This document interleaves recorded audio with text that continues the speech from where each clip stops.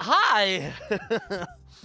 Ahoy, all first mates and landlubbers, and all ne'er-do-wells and scallywags. Hi, everybody. How's it going? Happy Sunday. It's Cinema Sunday. My favorite day of the week.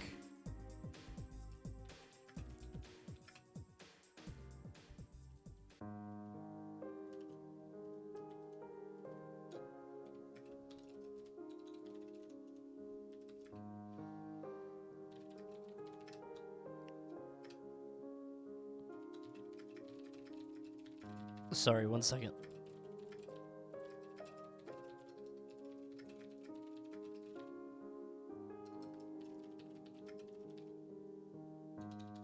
Okay. Hi, everybody. Happy Sunday. Thank you, V-Ball Girl. Thank you, Hollow. Thank you, Grand Paradise. Thank you, Phoenix. Thank you, Joy-Con, bro. Hi, everybody. Thanks for stopping by. Alftax, Jekko. All of my friends are here tonight on a Sunday. Dude, my friend invited me to go see Minecraft this weekend, but I was doing That's My Streamer instead. I'm so sad I missed it. I feel like it's not going to be fun next week. I'm actually really just, it's not going to be a good time. Like, all the people who wanted to see it to be funny and silly, they already saw it this past weekend, right? I'm going to go there and not have fun. Then I'm just a mid-30s man watching Jack Black pretend to be Steve. You know, it's like kind of sad then. And also, I don't know if I want my kid to go if it is silly and shit posty, right? She wants to actually watch the movie. Well, I guess she might think it's funny that everybody's like jumping up and screaming and yelling. They might like that, come to think of it. Coney kind of looks like Steve with that shirt. No, it's just blue. Just a blue shirt. You guys got to stop with this color stuff. Every time you see a color, you make an immediate judgment, and I don't think that works. I think that's silly. Don't wait that. Don't do that. Those gray hairs I see. No, actually, dude, okay, hold on. 1 second. Hold on. Let me show you something. So in case you guys missed it, yesterday I was on the stream of a friend, Jabroni Mike, friend of the stream. I was on with Frederick Knudsen. I don't know how to say his name. We never got to say it. They called him Fat Nuts Freddy was his name. I was on there with Frederick Knudsen of Down the Rabbit Hole fame, as well as Pumpkin Potion, the cartoon lady, the black and white V2. Is it a VTuber? I guess it's like a full model thing. Dude, Mike's production is crazy. I don't know how he does this. And I got called in on my day off, so I was, I didn't expect to be on. So this is like my normal attire when I'm not streaming. Dude, literally, you want to know what happened? Pumpkin's rig is crazy good. Yeah, dude, it's nuts. I don't know how she does it. For me, I was literally, like, the night before, I was like, you know what? I'm going to be Dracula. I don't know why I did that. I was like, if they're going to be cartoon characters and they're going to be VTubers, I'm going to be Dracula. That sounds like it'd be fun. But I was like, wait, how am I going to sell it? Otherwise, I'm just a guy in a suit, in a silly suit. So I got flour out of the cupboard, and I just caked that shit on. There's probably a better way to do it. When I looked online, they said to use cornstarch. But who the hell got cornstarch in their cupboard? Not me. I ain't got no cornstarch. I probably should have shaved, too. I probably should. That probably wasn't, I've got, like, the Cesar Romero thing, the Joker mustache or whatever. Yeah, I don't have cornstarch. So what happened was most of the flour went away except for everything around any of my hairs. It did not create a convincing effect, as you can see. So, but it was fun. It was a great time. Mike's awesome. Dude, I want to do some stuff with Mike. Him and I think riff very well. He's very funny. He's cool as shit. I'm a big Mike fan. I discovered Mike during Pizza Tower because I was just watching other people play, and I just tuned into his stream. I was like, wow, this guy's fucking funny. That's all it was. Well, I didn't say you were Subula, because that's not Subula. I'm Dracula. It's very different. It's not the same. Subula eats off Prime subs. And also, I'm not trying to get Mike Primes. You know what I mean? That wouldn't be right if I get him all of the Primes. And he's not paying me for this, right? Fredo's one of the best YouTube channels on the platform. Down the rabbit hole goes foolish. Yeah, him and I talked about that briefly after we stayed in a Discord call for a little bit, me and Pumpkin and him. It was cool. It's always fun to talk with people in other sort of avenues than Twitch or like other sort of verticals or whatever. I think that's neat. The YouTube nuts and he's a VTuber. Yeah, he's also done he's done some streaming too, he said. Thanks, Ryan. Done a little bit of that.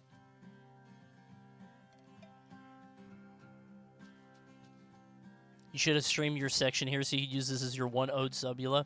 Oh, true. I did owe you one, didn't I? This counts. That was it.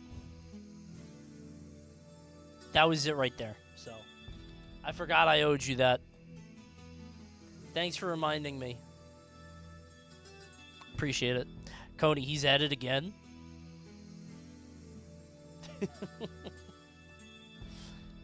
Thanks, Pitbull. Dude, this is on April 2nd. This was like a week ago, man. You're just dropping this to me now? I needed this 2 days ago. Come on. Can we get this one out of the way? Oh, this one. Yes? Hello?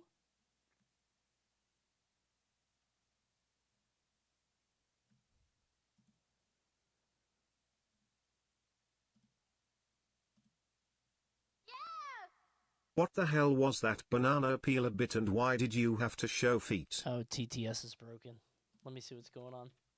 What? What do you mean? Coney, what? big fan of the stream. Oh, that Massive fan. Thanks. That is why I came up with the tariffs. Uh-huh. Yeah. Hard times call for desperate measures, Coney. Right. It's Coney. That's why I take the economy. Yeah, right. For the next Smash 100 games, which you should do tonight through chat. Truly. No. Why did you establish tariffs just to get a Hunger Games? You could have just donated. What the hell was that banana peeler bit? And why did you have to show feet? There we go. Okay, that's way better. No, you could have just done that without establishing tariffs, man. You could have just given all that money to me. Dude, I wish I could add a tariff on the Coney stream. I'm not joking. I wish I could make subs $6.50. Just 50 cents more for each of you. That would be amazing. I could do it for TTS. Wait. Right now, minimum TTS to speak is $5. I could make it 20. Interesting. Subs are $7.99 in Canada. Yeah, everything's more expensive in Canada. Your guys' money is fucked up. You guys have joke cartoon money. I really like that Canada is Toontown bit. I need to expand on that. At the Eddie Valiant thing. Smile, darn your smile. Yeah, I mean, this is only going in one direction, right? That's Pauline's kid. Pauline's kid gets turned into a rock. Then she's the rock, and he has to save her. And then Pauline and Cranky don't like each other because they're original Donkey Kong and Lady. And then that's all. What's the more likely scenario? Young Pauline. Nope, that's stupid. Pauline's kid. Unless they fuck up the timeline, which they did with Pikmin, so I don't know. I actually don't know what the Pikmin timeline is now. It makes no goddamn sense to me. Where did she come from? She wasn't there before. She's the Rock. And she got turned into a girl. Coney, I know Hey. the tariffs are hurting your chance of getting that Switch 2. Yeah. But I have a terrific idea. What's that? On eBay, they have these Switch to pre-orders available, completely legit. Okay. Maybe check those out. Hope this helps. Thank you. Thank you, helpful chatter. I will keep that in mind. I will certainly bear that in mind. I mean, if they're on eBay, right, they might have some. It's not a bad idea, right? Someone pointed out the grass blades in DK Bonanza are shaped like bananas. Wait, what? No.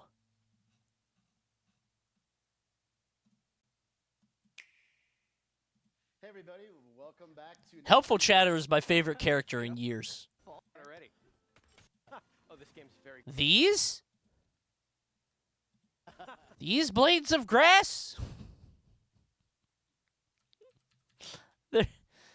Is that? I mean, they're yellow and they. Oh, thanks. Yeah, can't resist boom rock. Not Can at I all. climb with it? Yep. Okay, here we go. Oh.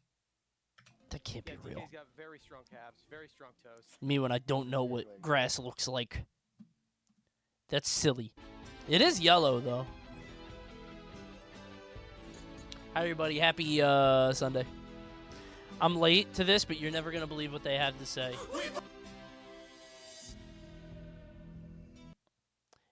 Okay, so if they sing about Donkey Kong Country Returns, you're going in the vat of acid, because we probably saw this on Wednesday or Thursday, and you're probably way late, and that caption kind of says it all, doesn't it? Behead that guy. Don't come to me with old shit, man. You know I've seen it before. Who, Kong? Yeah, wait a minute. Diddy's dead. I forgot Diddy Kong is gone. They put him in hiding. He's gonna come back with a completely different name. Here's the banana grass. Thanks, Rock. The grass is shaped like bananas. I guess.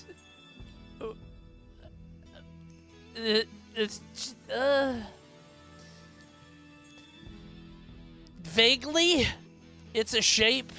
It's a crescent. That shit looks like a moon. We're actually playing as Diddy. They did another time skip. Oh boy, awesome. Love that.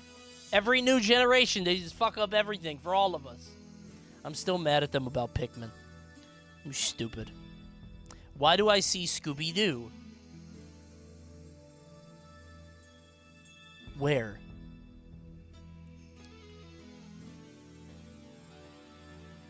I see it. No.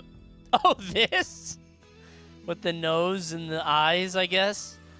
It's like a giraffe, I think. That is not Scooby-Doo. That is Skinwalker Scooby-Doo. You're gonna get your skin swapped.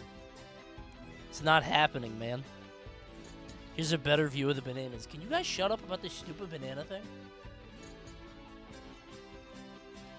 It's not banana. Okay, maybe it's bananas. I think they're just grass, man. They're just crescent shaped. It does look like a bunch when you look at it here. I guess. I don't... Whatever. I think it's just a piece of paper to make sure it doesn't kill the graphical limitations of the Switch 2. They don't want that shit to overheat. Thanks, Boogie Bear. Not trying to burn that up. Did you see Ronaldo talking about a character? Yep, I got it up right over here. I'm trying to see it, bro. Hold on. They did an interview with Ronaldo about his inclusion in City of the Wolves. Oh boy, this is more than LeBron ever did. Check it out. Interview with Ronaldo. I wonder how long it is. Oh, 52 seconds. All right. What's your favorite move? My special moves. I like the one where I kick the ball and knock the other guy around. They had to pay him way more for this. Because, like, LeBron was in Multiverses, and I don't even know. I don't know if he knew that he was in the game. He never tweeted about it. He never communicated it. He didn't voice himself. This had to have been in the in the contract. What is your take on the Fatal Fury collab? Again, the word "take" here. I don't think he. How much do you think he's a big Fatal Fury fan? You think he enjoys it? It's great. First time in a traditional fighting Hold on. game. It's great. First time in a traditional fighting game. It's a big game, so I'm happy to be part of it. Wait, a traditional fighting game? Has he played like Rivals of Aether Workshop? Oh, that's me.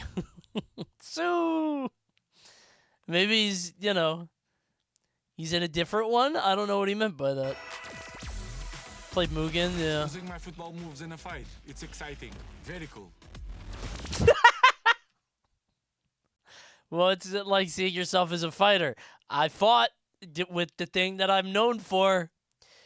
I fought with the thing that I like. Dude, I imagine being the editor that had to put this together. He got all dolled up, dressed up, had to put on makeup in the chair. They had to set up this production thing, and they sat him down for like a 20. He had nothing of value to say. He's just like, awesome. Great. This is great. Using my football moves in a fight. It's exciting. Very cool. Okay. Please don't crucify me for this, all right? I don't follow soccer. I don't know this guy. I don't know sports. This guy seems fucking weird to me. I don't know. I don't know why. I'm getting weird feelings about this guy. I don't know if it's just the level of obsession you need to be the best in the world at something that like gives people that kind of like monkey brain, like, ooh, something's right. Like when you see someone and your brain kind of instinctively is like, don't give this guy your bananas. Like, I would not trust this guy to guard the village like food. Using my right? football moves in a fight. It's exciting. I don't know. The special moves, of course. Which one, Ronaldo? Do you have a favorite move? My crouching light punch. Oh. He knows ball. Okay. Cool. I love to set up meaties in the corner. Some moves in a fight. It's exciting. Very cool. I don't know why that's funny to me. The special moves, of course. They are strong, like me.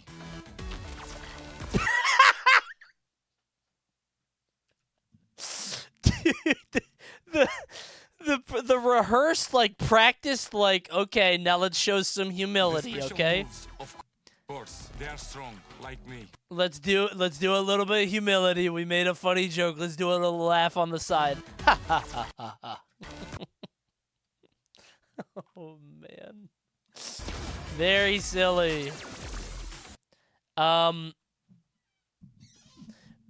Hey, it's me, Ronaldo, and be sure to check out my character in Fatal Fury, City of the Wolves, coming soon. I always want to give the fans something special. You will enjoy this. It's a new challenge, a new level. Okay, never mind. Not even close. Get ready, soft down. Gunshot. Yeah, are we gonna get one with the other guy, with Salvatore? You will enjoy this. No, what if he's... Dude, what if this is, like, the most fun fighting game character in human history? What if this character is ungodly fun to play? He actually rises Fatal Fury from whatever shitty spot it's in, and he becomes the coolest character ever made. He might be right. Maybe it's great. That's crazy. EVO Finals, Ronaldo versus Salvatore. Dude, one of them's got to be really good, right? One of them is probably crazy. Speaking of broken characters, I'm addicted. I'm addicted again. This character is so fucking fun, dude. I'm starting to get the hang of her now, and good lord. Like, oh, she is so goddamn fun. I can't stop. It's so fun. Tap Ninja. Got it up right here, brother. Ooh, increased 5 times. I need to buy some chemists. Did you guys see that? I got 2 animals now. I got a crow and a penguin. Puggies. It's going pretty good. I can't stop up throwing. Dude, me too. Somebody would be at like 80, like 180, and I still be up throwing. They might die off it. I love this shit. It's very fun. Honestly, I think I like it because this character's broken. So, like, all the dumb bullshit that I had to deal with as locks, I can now do it back. I fought a maple that was crouch canceling me earlier, and I'm just holding down and crouch cancel back. I'm like, no, I'm down tilting. We just down tilt for down tilt, and I'll win it. Sometimes I'm like, oh, thank God. It's awesome. Is Tap Ninja an upcoming banner? Are you just playing it? No, man. I like idle games. I don't know if you know this about me. Hold on. My second most played Steam game ever is... Hold on. Adventure Capitalist. Oh, it was. There was Multiverses, which is another stupid idle game. I love this shit. It's awesome. Dude, I love Multiverses. I loved that game before it was bad. Before they made it worse. Rivals getting up there, yeah. I have left Rivals on at night. Damn, I played that much Deadlock. Jeez. Crazy. All right. Everybody shut up. Let's ban all. Oh, I did it backwards. Usually I turn off the music, but I didn't the music on. Coney, would you survive this roller coaster?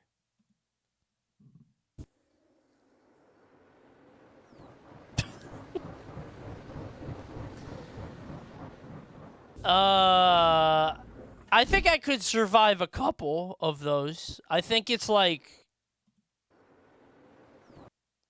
No, I'm probably just dead there, actually. That's probably enough to kill you. Your neck snaps, right? Surely. Ow, ow, ow, ow. That is... Dude, nobody's going to survive. It's not even on the track anymore. Nobody can survive this. Like, even the guy... Dude, the guy in the back is dead first, because that gets the most emotion. The guy in the middle probably lasts the longest, but he'll die, like, here. Whoever did this was very thorough. It's like they had 4 of those drops before, but people survived. They said, no, we can't have that. Hey, did you guys know... Is this true? Okay, but speaking of, like, capital punishment and killing people, if somebody survives the electric chair, do they get to walk? I've heard that before. Is that an urban legend? No. Really? I've heard if they pop the electric chair and you don't die, you get to leave. Which is like an extremely stupid thing to hear, but it's so crazy that it might be true. You know what I'm saying? Like, I don't know, man. Maybe. Why wouldn't they keep hitting you with it until you're dead?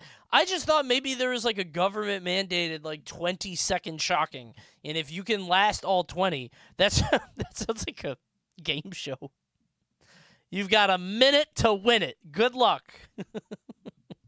Survive the electric chair for 30 seconds.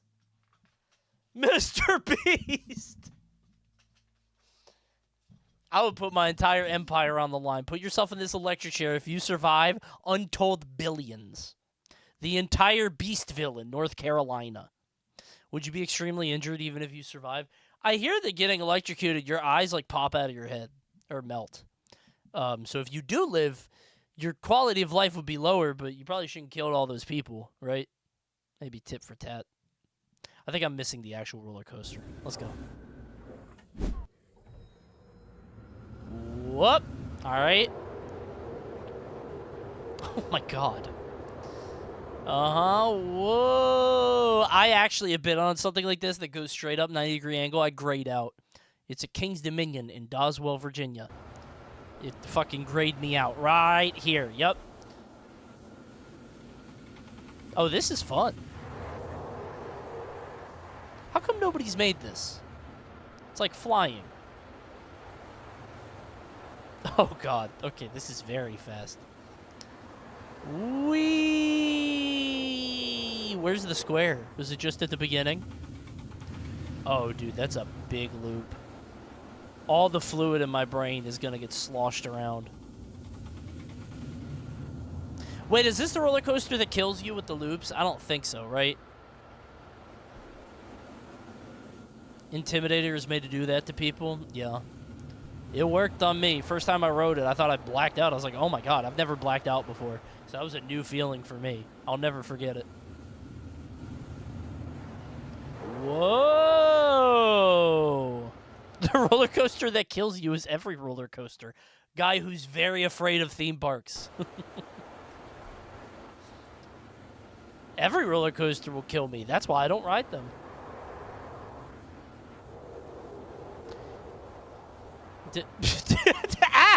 Ow!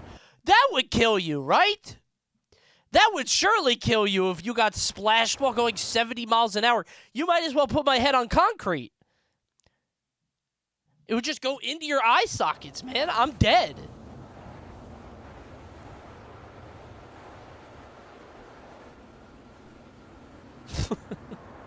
Everything that's coming back is going to be a wet corpse. Ugh.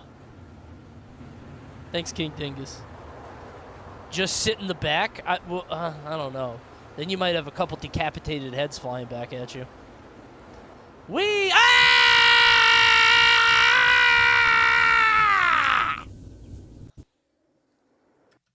That kills me. I was having such a good time, too. I was enjoying myself until that part. Maybe the water doesn't knock your head clean off. It's like a Pez dispenser, and you're like it's still hanging on by some skin tendrils. And then you go here, and your head just... That's where it pops. All those pesky tendons and muscles. Only 4? Wait. I'm going to guess it. 1978, 4, Part 2. Sound of Silence.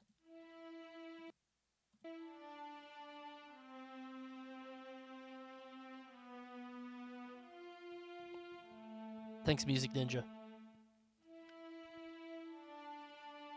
Sound of Silence is 60s? Oh.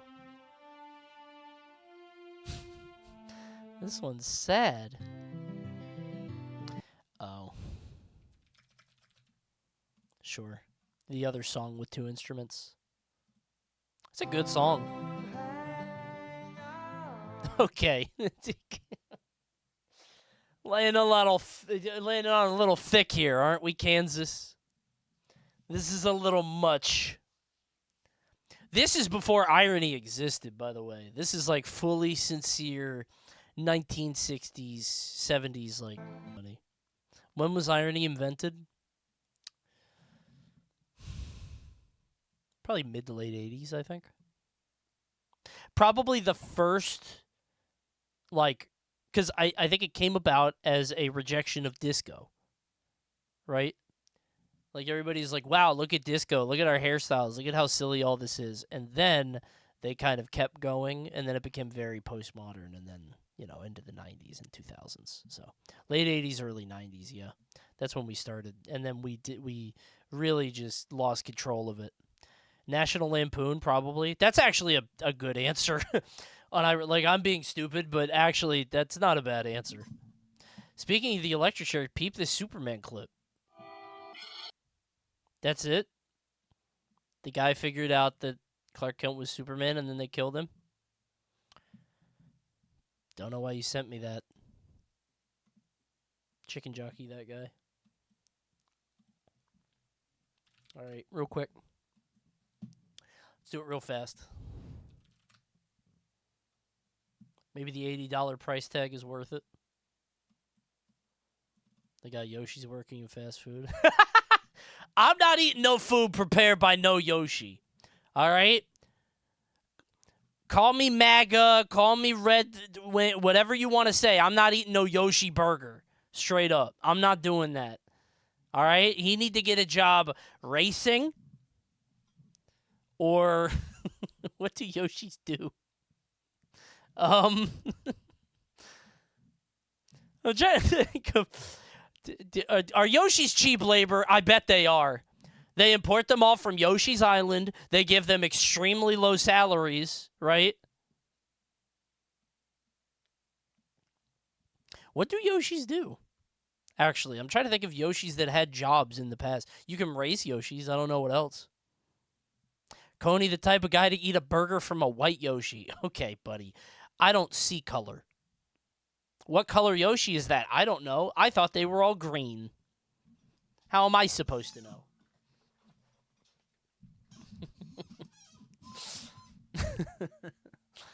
I thought all the Yoshis were green. Yoshis deliver babies? No, that's the stork, stupid. Oh, you mean like deliver babies, like bring them to a thing? I thought you meant like a midwife. Like they'd like take the baby out. I wouldn't eat a Yoshi burger, but I would eat a Yoshi burger. You know what I'm saying? You cook one on a grill.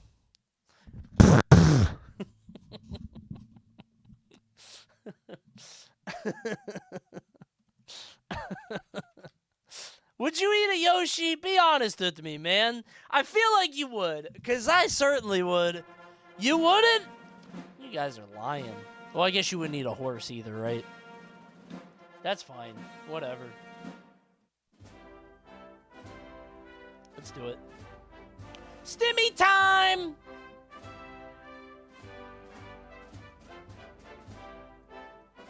Did Taco Bell actually have horse meat, or was that like a joke? I still don't know. Akira Kurosawa movies. He made that many?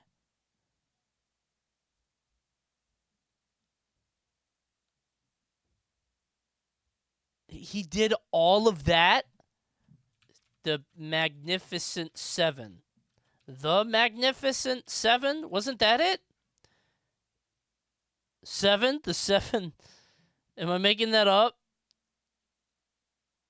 You know what I'm talking about. The Seven. Steel Samurai. I'm pretty sure that's from Phoenix Wright. I'm not getting enough. I'm not getting 40%. The Men Who Tread on the Tiger's Tail. Right. That one. Chad, it's you. He made a movie about you. Seven Samurai. That's the one. Yeah. I don't know. He made movies for 50 years. The Japanese Scorsese. He was really good. I'll be the judge of that. Let me watch his movie. Let me go again. That wasn't fair. Missing word doesn't count. Oceania per last letter. I just know New Zealand and Australia. And Papua New Guinea. I think that's the same spot. Coney, why did I see you pull a gun on someone? He was about to lick my ear, dude. Told him to give me some boundaries. I'm getting worse at these, man.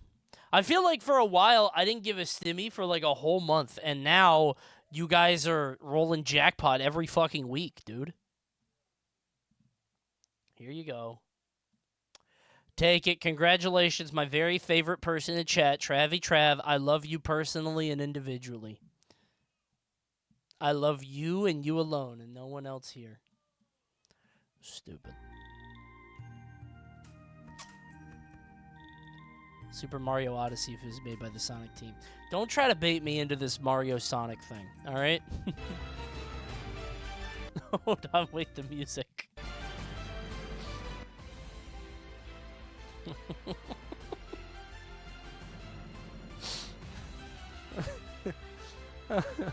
It's like a Crash Bandicoot. Can he go anywhere?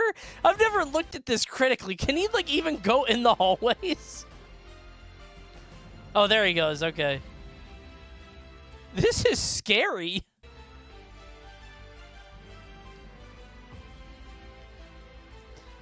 This is like a nightmare you can't wake from. Coney, would you take a bounty for this? In a fucking heartbeat. Faster than you could. I've played much worse for much less. Yes.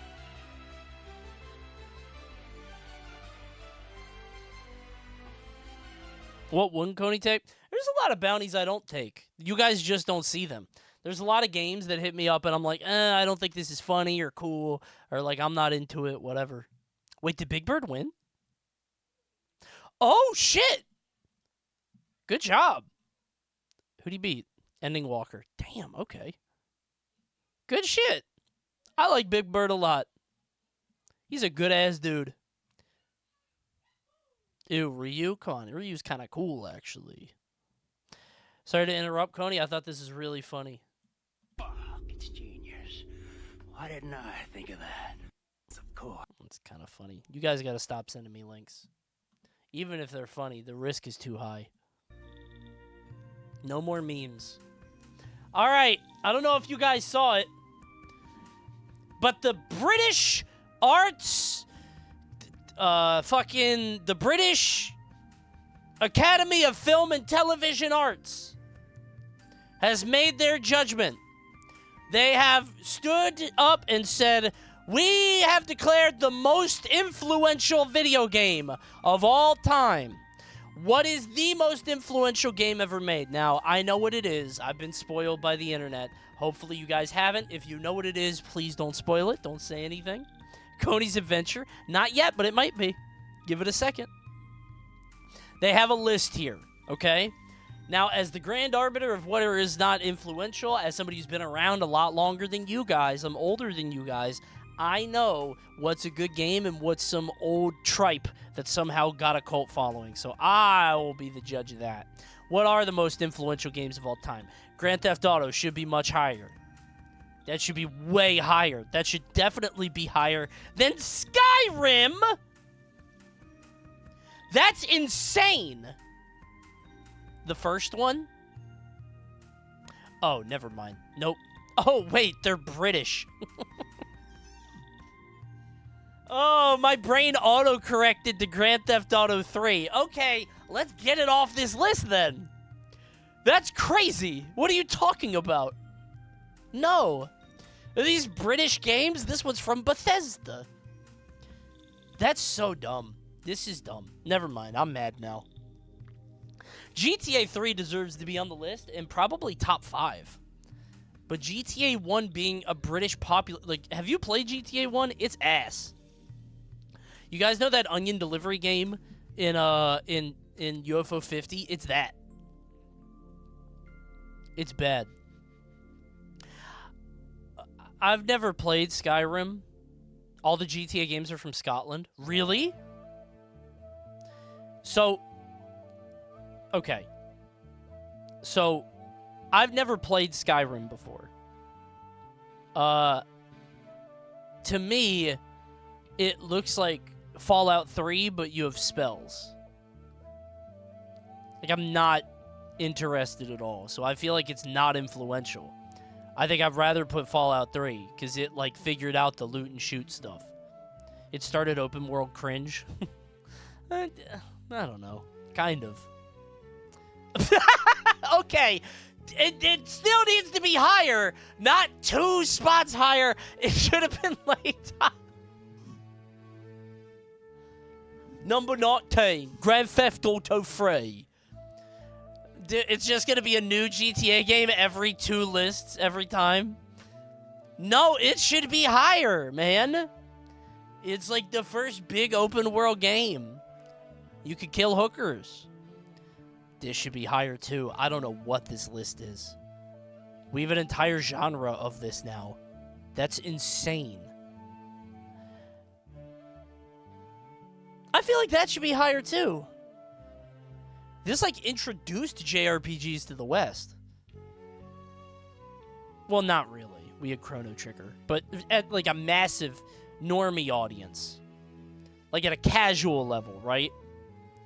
This kind of, like, this got the world talking about it and playing it. This was voted on by the general public. Oh, really? I probably should have read that. They spelled programs wrong. Baldur's Gate 3. You've got to be joking. Dude. Is this even here without this? I don't know. I can't believe I'm going to bat for Final Fantasy. I can't believe it. I never thought I'd be a JRPG guy. That's unbelievable, man. This is just Dungeons and Dragons, right? Isn't that what this is? You're rolling dice? She got the dice right there.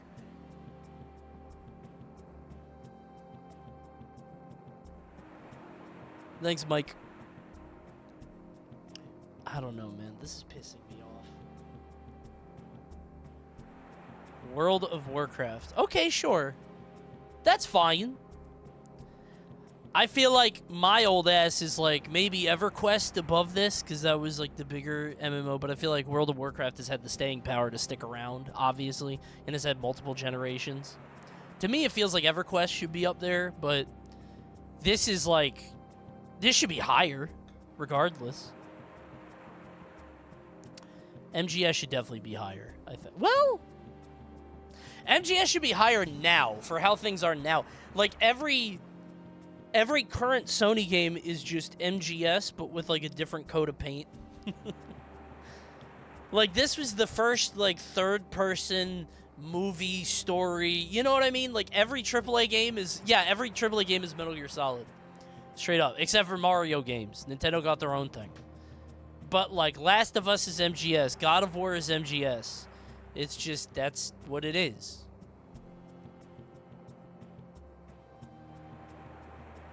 Astro is Mario, obviously. RE4 is MGS? Yeah, a little bit. Well, not every Resident Evil, but shut the fuck up with Pong. Bro, have you tried playing Pong lately? Have you played this game? It's ass. They ain't got no cutscenes.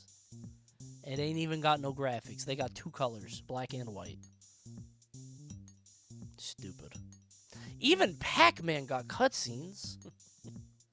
They meet. Did you know that? You know, I've realized I've never seen all of Pac-Man's cutscenes. I can't believe it. I was half joking, but there's really a video here.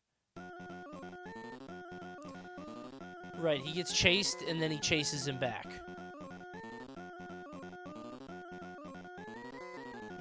Uh-huh. He's getting chased. Is that real? I've never gotten this far. Does this really happen? Seriously? Wait, there are people under there? He's a guy in a jacket? In a blanket? I'm not even joking. I've never seen this before.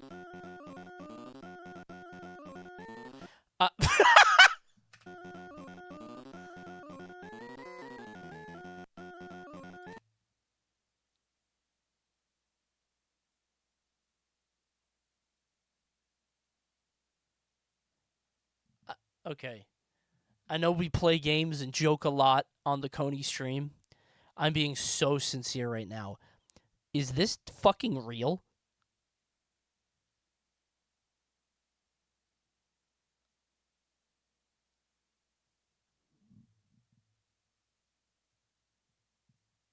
Play Pac-Man right now. I'll play it later.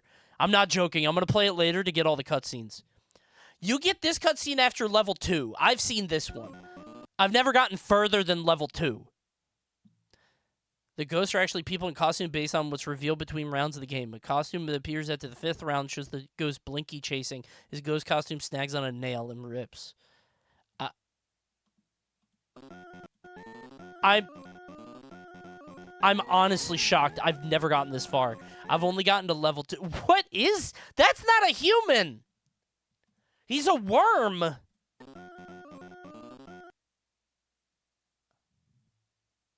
It's real. Google Pac-Man feet. All right.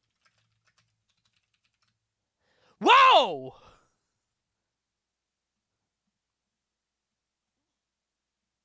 That wasn't what I wanted at all.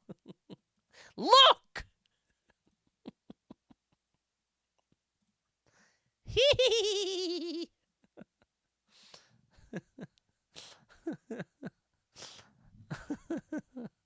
I gotta find all the cutscenes. I'm curious. Okay. I was just joking about Pac-Man cutscenes. I did not know that I would learn something tonight.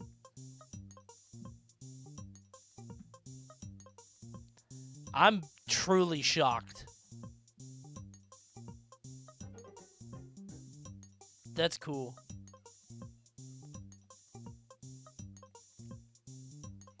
Pong his ass. Tomb Raider. Dude, okay. Don't be mad at me. Don't be mad at me.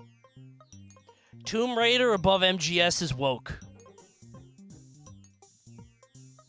That's woke nonsense. That's actually what. Oh wait, they're British. I forgot. They're British. It's the British Arts and Film and Television Awards. Dude, it's actually British. That's insane. It's a British lady, so that's unbelievable.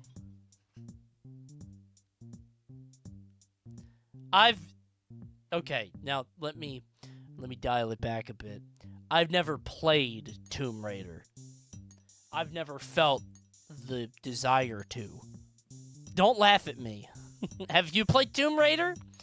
Have any of you guys played Dude, as a kid, I saw that shit, and everybody is like, it felt like an industry play. It was the Avatar of video games. Everybody's like, it's the greatest game ever made. You gotta try it. It changes the medium. I'm like, I'm not playing that. That game's not good. I could tell with my 9-year-old eyes. You're trying to put one over on me. I could be playing Tekken and Super Mario 64, but instead you want me to play this bullshit? Ugh. I played the reboot one, the 3D one, the first one, when they rebooted it, and it was pretty good, but it's just like it's Uncharted. It's like third-person shooter, you know. I'm so mean just comparing games to other games. That's not a nice thing to do, but that's what it is.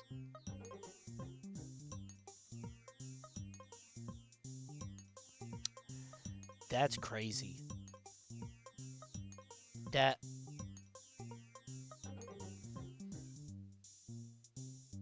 Is Tetris influential?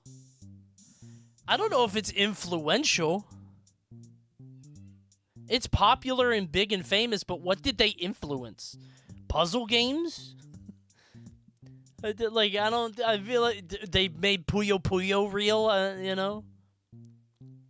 My mom knows what Tetris is. That doesn't mean that it's influential. That just means, well...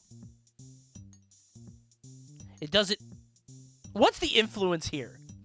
Did it influence your mom into playing more Tetris? Right? If we're talking about, like, cultural influence on the series or whatever, every phone game is influenced by Tetris. That's bullshit. I agree with you. I would have agreed with you before the year 2008. Snake is Tetris. Snake is Tetris, and whatever other phone game, I can't think of anymore. Any other, but like, Dr. Mario is Tetris. Angry Birds is not Tetris. Flappy Bird is not Tetris.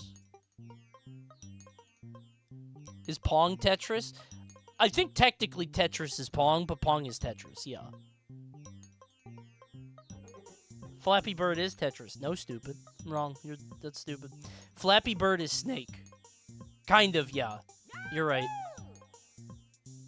Tetris influences Coney to be late to stream. True. True, actually. It got my ass. I'm glad that I'm on... Dude, for some reason, I don't know what it is. This isn't a joke. I just cycle game addictions. Like, I was on League of Legends for many years, and then I got onto Tekken, and then I got onto Deadlock, and then I got onto Tetris, and then I got onto Marvel Rivals, and then I got onto Rivals of Aether. Like, I can't...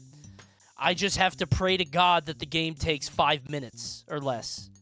Like, that's why I can do fighting games. I can't help myself. Deadlock was a dark time, because those games were 45 minutes. I love Tetris Effect, yeah. Never ever play Factorio. Yeah. Well, I mean, all those games are, like, competitive. I'm fighting somebody. If I play Factorio, I feel like I'd be okay, but maybe not. I know I'm an addict. I have the gene, dude. That's why I don't drink or don't smoke. I'm scared to death. I've told this story before, dude. I went on a cruise one time, and on cruises, they have 24-hour casinos, and I felt the physical pull in my brain. I could feel my brain was, like, bubbling in its juices, trying to pull me to the machine. And I'm like, oh, that's weird. And I stopped myself, but I could feel it, you know what I mean? It's like when you leave a pot of water on the stove, like my brain was like bubbling up, and I'm like, oh shit. I could feel it, right? But I'm safe. Didn't happen to me. The Sims. Yeah. I feel like this list doesn't make sense because they just threw them all up there, right? I feel like they don't really have an order to them or anything, so every Sims game? No, just one. The Sims 1 is good. And is it influential though? Like I keep thinking of like the genre, right? Like Metal Gear Solid affected video games forever. The Sims affected like sim games. Right?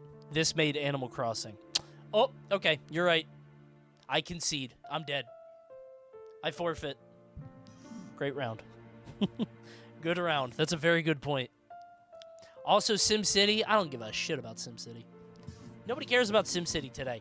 But you might be able to make an argument. Well, hold on.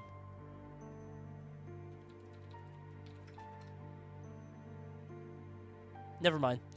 I was going to go down the Civilization route. But no, this is way older. I was thinking of like sim games, you know what I mean? I wonder who came up with the idea of The Sims, right? Because, like, I just imagine being in the boardroom when somebody thought, like, wait, we could just make a digital dollhouse. Like, it seems like such an obvious concept. But holy shit, man. Like, these ideas are out there. You could just do shit like this and be a billionaire.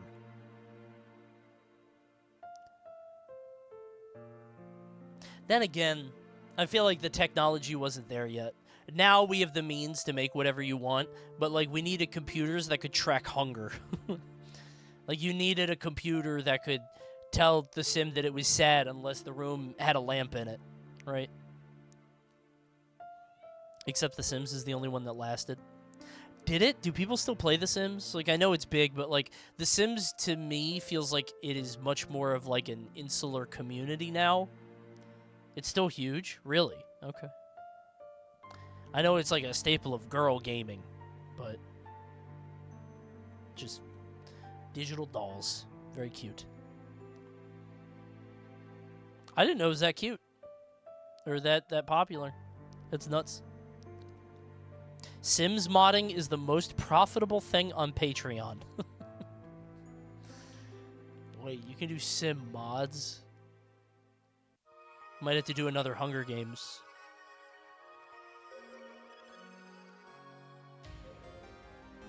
Put in all the Smash characters in a room and make them go hungry and see what happens. But Mario, Bowser, Kirby, Sonic, Snake. How can I make this about Smash? Bro, it's really about YouTube. If I make a Smash video, YouTube perks its ears up and goes, oh shit, let's send this to everybody. They love that. Those aren't the mods making all the money. What do you mean? What else would they mod into The Sims? What makes most of the money on Patreon? What could it be?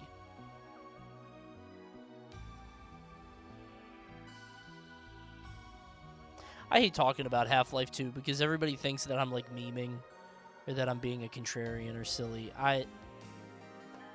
Here comes the Coney Half-Life 2 rant. I'm not going to do it. I'm not going to do it. You know how I feel about this game. I'm not starting it. It's fine. I'm not being a contrarian, man. It's not a great game. It's not bad. And it's certainly great for the time. But now? Now? Is it even influential? Extremely. Yes. Yes. Very influential. But I do think that, like, people overstate the story or the significance of the narrative or whatever. Because it's a bunch of science fiction, just make it up as they go along bullshit. That's why they haven't done anything with it in 50 years. They don't really have a story to tell. They just kind of, like, make it up as they go. Literally every single player FPS is Half-Life 2. Yeah. Except Doom. Doom is Doom.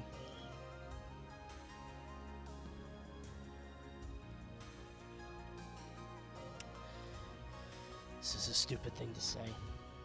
Oh, the PAL version. Never mind. Yeah, I don't know what they changed in the PAL. Did they balance it? Does Bowser take 4 swings now? PAL version, right. We need 10 red coins. The euro's worthless. The PAL version is 2D.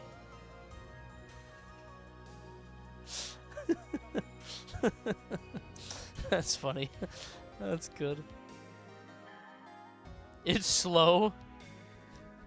I'm imagining like a really low frame rate Mario 64, like 20 FPS, and Mario, he does the third jump.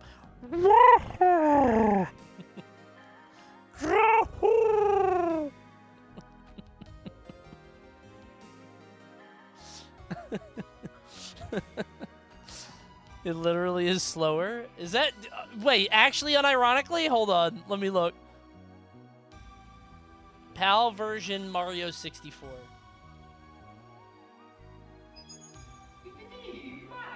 I know they have the frame rate thing.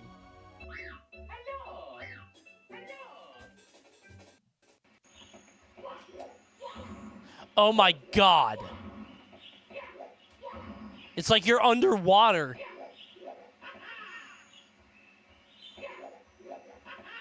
Why did Miyamoto do that? What's his problem? Is this what Armada plays on? Dude, he crawls so slow. That's insane.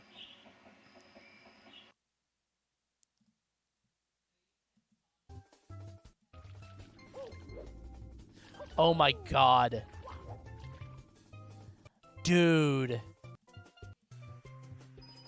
Oh, you can't really tell with this. I know British TVs like output less or whatever, but I want to see like a... Wait.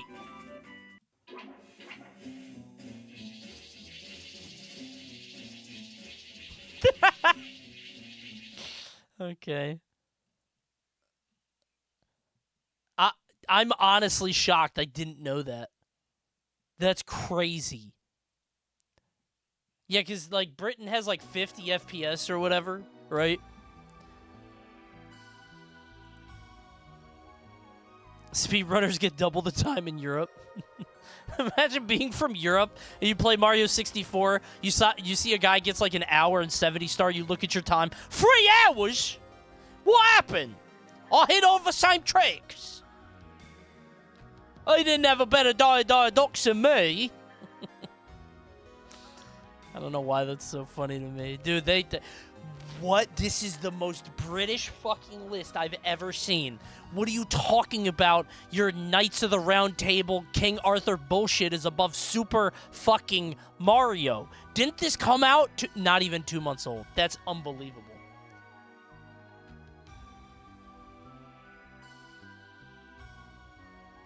Deliverance 2's commitment to authenticity found favor among voters. What do you mean by that? What do you mean by that? Thanks, Zeno. Thank you, Parthello. Thank you, Slip and Sour. Thank you, Droog. Everybody primed at once. I guess we got ads. Thank you, Pickles. Did you guys get ad? Be honest. Did you guys get ads? All the primes popped at the same time. Thank you, guys. I gotta beg more. What even is that game? Dude, I don't know. I think it's like a third-person... Is it first Our person? 7th spot is brought to you by Kingdom Come Deliverance. Go buy today. Hey, if they paid me for it, I would give it a shot. Thanks, JT. Thank you, no. It's a Skyrim-like? Okay. You know, I would try it if I got paid to try it. I'd be down, right? I'd give it a shot. It's a first-person RPG with historical accuracy. Do I care about historical accuracy? I don't know. Oh. No. It's Britain's Red Dead Redemption 2. I get it. I love Red Dead Redemption 2. You guys love Kingdom Come Deliverance. I understand. And Russia loves Atomic Heart. Atomic Fart. Thanks, Top Tier Harley. Did you guys see the British Fallout game come out? I wanted to try it, but now I feel like, you know, does it matter? Yeah, there's British Fallout called Atomfall, and apparently it's pretty good. Got 7s and 8s from everybody. So, Atomfall is cool. Atomfall is going to be at the top of the BAFTA list. It's only a month old, but it tells the British story better than anyone. What is the most British game ever made? It's probably that new game. Dude, what was that? Thank goodness you're here. Hold on. I own this game because I got gifted. Dude, this game, everybody talked about it. They said it's a Northern English game. And if you're from North England, it's very funny. And I'm like, I can't imagine, like imagine a video game coming out here and they're like, this game is going to be very funny if you live in New England. If you live anywhere from Maine all the way down to Massachusetts, this is going to be the funniest game you've ever played. It's like, I'm not going to buy it then. I did hear this is a good game, though. Maybe I'll try it one day.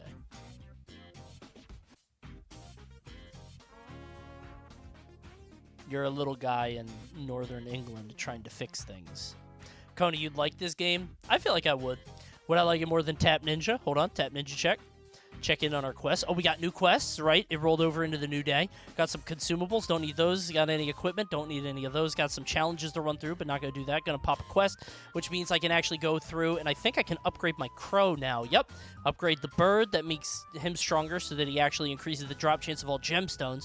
So we're going to do that. Raven takes 71 hours, and I need to get these numbers up. So instead of the Raven, we're going to tag in the chicken for the time being. So now I have the chicken and the penguin following because I need the numbers up. Let's go ahead and use our Shuriken Vortex. Gives us a little bit more money. I'm summoning an egg. Looks like I got a crab. Pretty good. Let's go over to the Conquest mode. On the Conquest mode, what I can do is I can actually recruit new heroes. I got that person, and I got this here. Not going to spend any money. I'm not spending a dime in this stupid game. Collect all of our resources. Looks good. We'll go back around. Not going to spend your money. Not going to spend the money. Nope. Not going to be a VIP. And I think we're done. Collect that amber. Get another quest. Lock that in. 10 more amber. Pretty good. I have some challenges, but I can do those later. That's Tap Ninja. Fun game. This feels like an ad. It's not. I just enjoy Tap Ninja. Y'all have never played a clicker game? They're fun. Minecraft.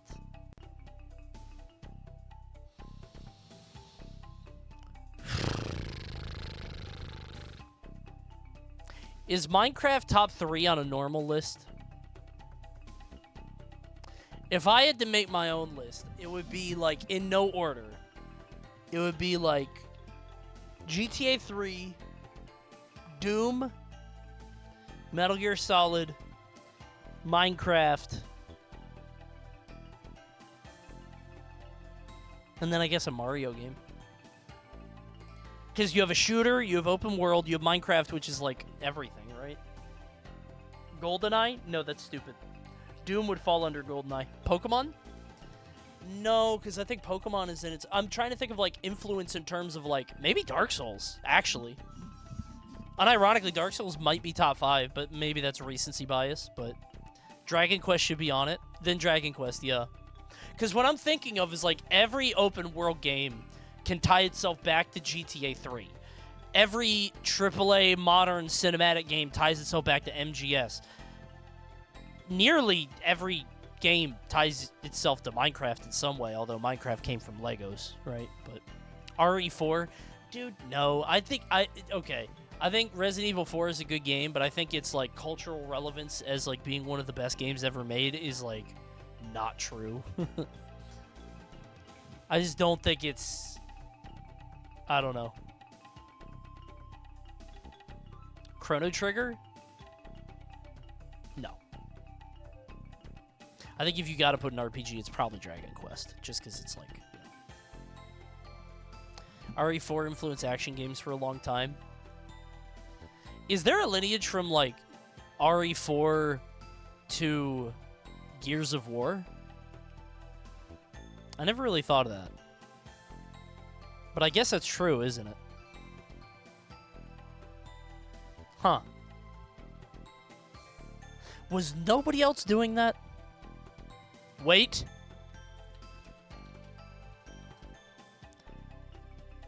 Counterpoint. Siphon filter.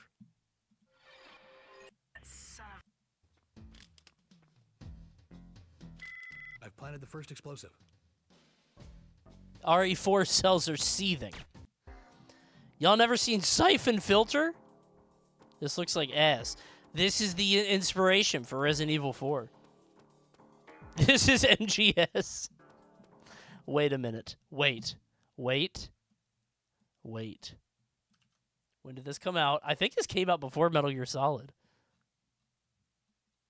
Oh, not even close. Well, January 1999.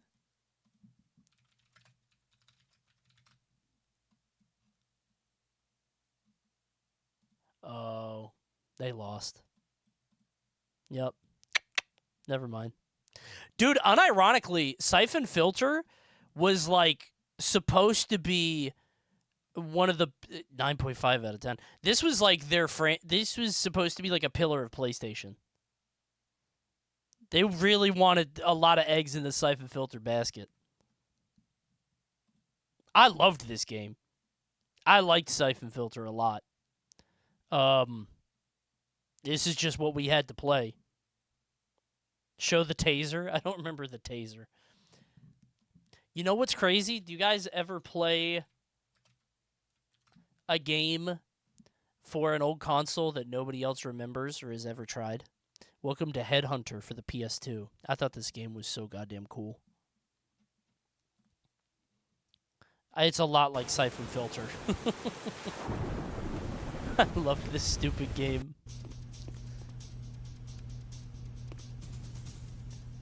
It's MGS! They even got the music. Did you fuck with Tokyo Jungle on PS3? Like you wouldn't believe. Yes! That game was hard, though. That game was so difficult.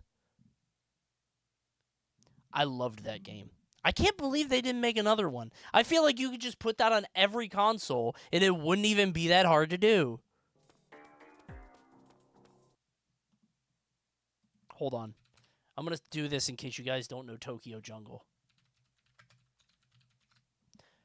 So Tokyo Jungle is a game. Lion vs. Mammoth? It's a game where you basically you wake up as an animal in like New York City and all the humans are gone and dead. But you can pick any animal. So like you have to just go around and like I don't even know what you do in the game if I'm honest. Oh, it's in Tokyo City. Yeah, sorry. I just tried to pick a city and New York was the closest to me because I'm an American. You wake up in Tokyo and all humans are gone. I think you start the game as a Pomeranian?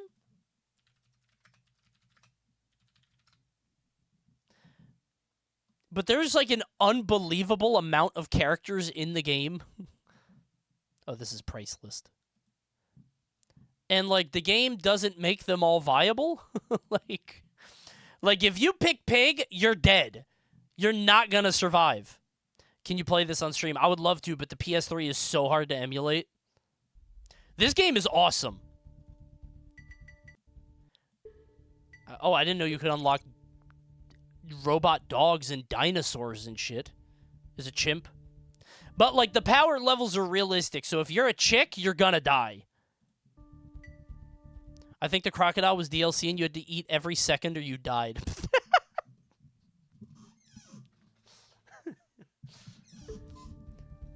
Yeah, 4 rabbits.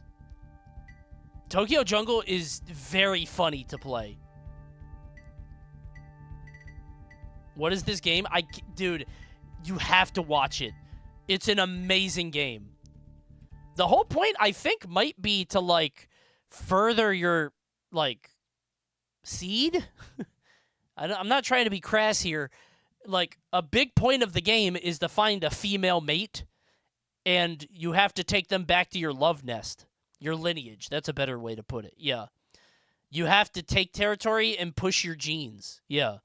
So you basically wander around Tokyo, and you find something of the opposite sex, and then you go back to the nest, and you have kids, and the kids, I think, are a 1-up. So if you die, you play as the kids. But if you die without having kids, then you die, and it's over. But there's, like, a crazy amount of animals in the game. Pig, warthog, porcupine, cow, bull. This is like at daycare when there's that big, like, plastic bin of every animal figure. It's what you're playing here. A sheep. How did all these animals get to Japan? I think they got one of all of them, but only one, maybe. Didn't you have to protect your kids? Maybe. I don't remember all that much, because I died a lot. This game's hard, too. It's actually very difficult.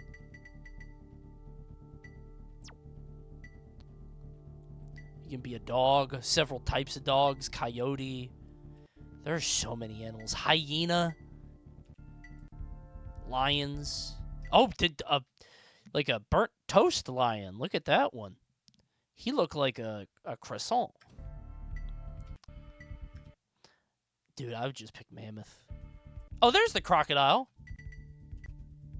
Yeah, if you don't eat things, then you die out. So you have to find things to eat, which is especially difficult if you are playing as an herbivore, because everything's trying to eat you, and plants are hard to find. This is DLC? A human?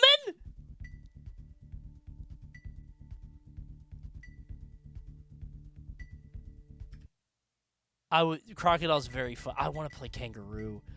You have to unlock all of them, though. You don't get to start with it. Damn, human is so much worse than whatever that thing is. The missing link. Show gameplay? Hold on.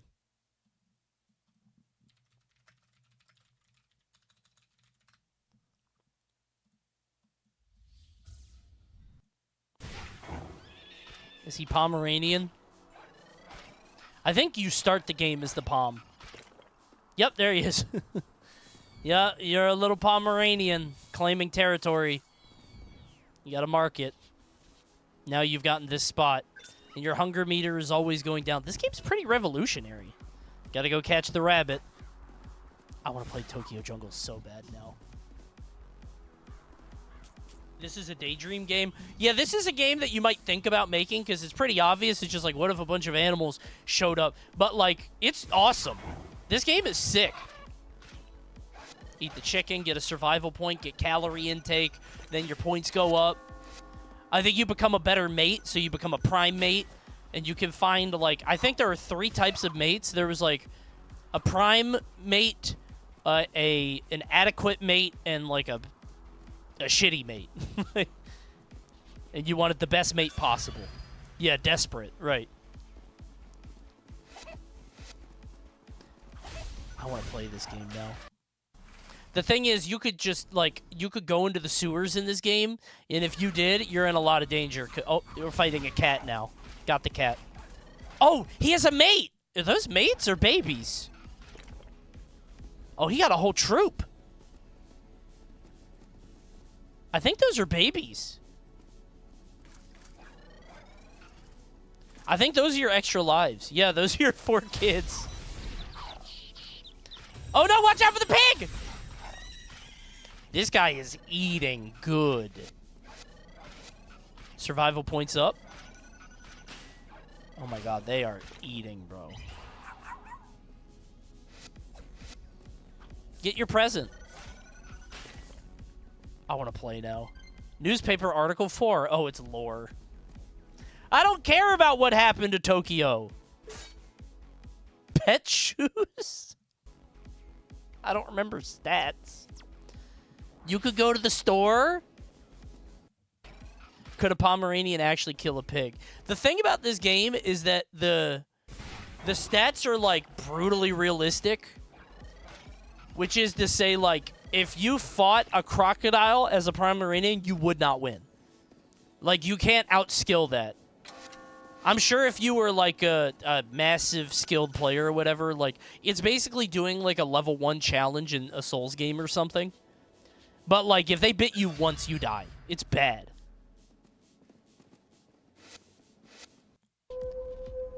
Oh, yeah, babies. Generation change complete. Happy birthday, Pomeranian 7. Inherited defense stamina from sire. Oh, he got a lot of babies. This game is awesome. Highly recommend Tokyo Jungle. Pick up Tokyo Jungle now on PlayStation 3. I killed a hippo and it was not easy. I think I have this memory of finding the hippo and I'm like, oh, he's just a big tub of lard. He's probably like a big balloon guy. I'm probably going to bite him once and he'll die. And he actually, like, murdered me. I'm pretty sure a hippo, like, just killed me. He one-shot me in that game. Yeah. I did not... Dude, that was before we knew hippos were dangerous. You gotta understand. Hippos in cartoons were, like, joke, fat, dumb characters, right? Like, Madagascar just came out. It's not a normal thing. Dude. I guess. It's influential to pretty much any 3D game. I played Ocarina at a time, and I was like, damn, I see it. I didn't really love it, but I saw it, you know? I understood it. That's insane. That is crazy. You got 2 and 1, and you put... I mean, 1 influenced 2, which is kind of cheating, right?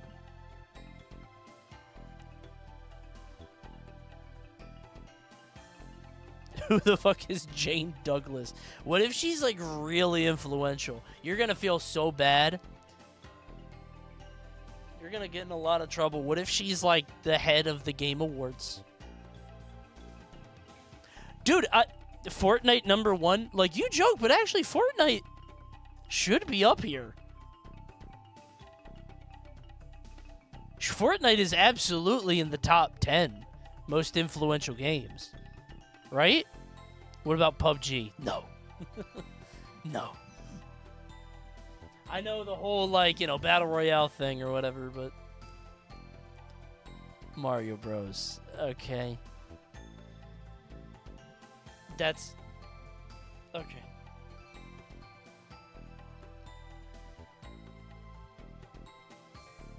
This list doesn't make sense. This is silly.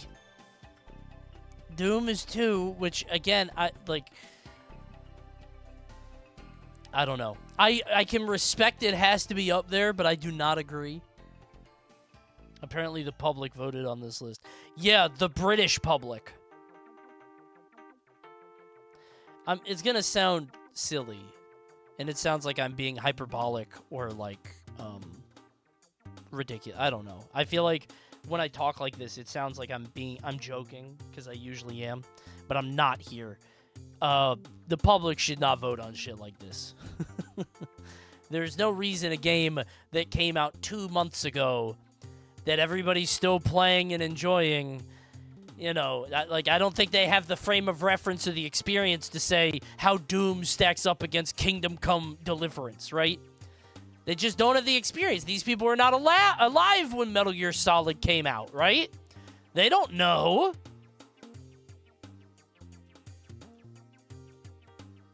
Yeah, stick to unimportant things like choosing your leaders, your national figureheads, your presidents, and prime ministers. Yeah, the games are fine. The order just doesn't make sense. Well, I know what #1 is, and I hope it wasn't spoiled for you guys. It's Shenmue. Which, like, I kind of fuck with it. No, the people are gonna okay, listen. The game is ass. The game is ass. It's bad. You've never heard of Shenmue? Someone in chat said I've never heard of Shenmue in my life. That's crazy. Shenmue's top 10. Wait a minute. Yeah, wait. This is voted by the public? Do they love Shenmue over there? What the fuck is going on in the UK? The public said this? Wait, what? If a game is ass, then how could it be influential? If the game's ambition is so obscenely high, it counts. The game is not good, but it is extremely ambitious. It's crazy, man. Like, it was trying to be a life simulator.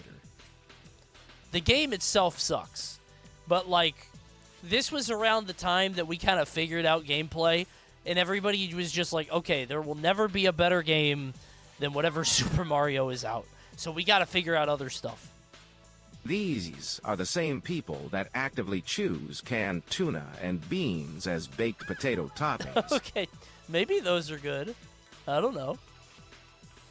The Discord made an unordered list link. Let me see. Thank you, helpful chatter.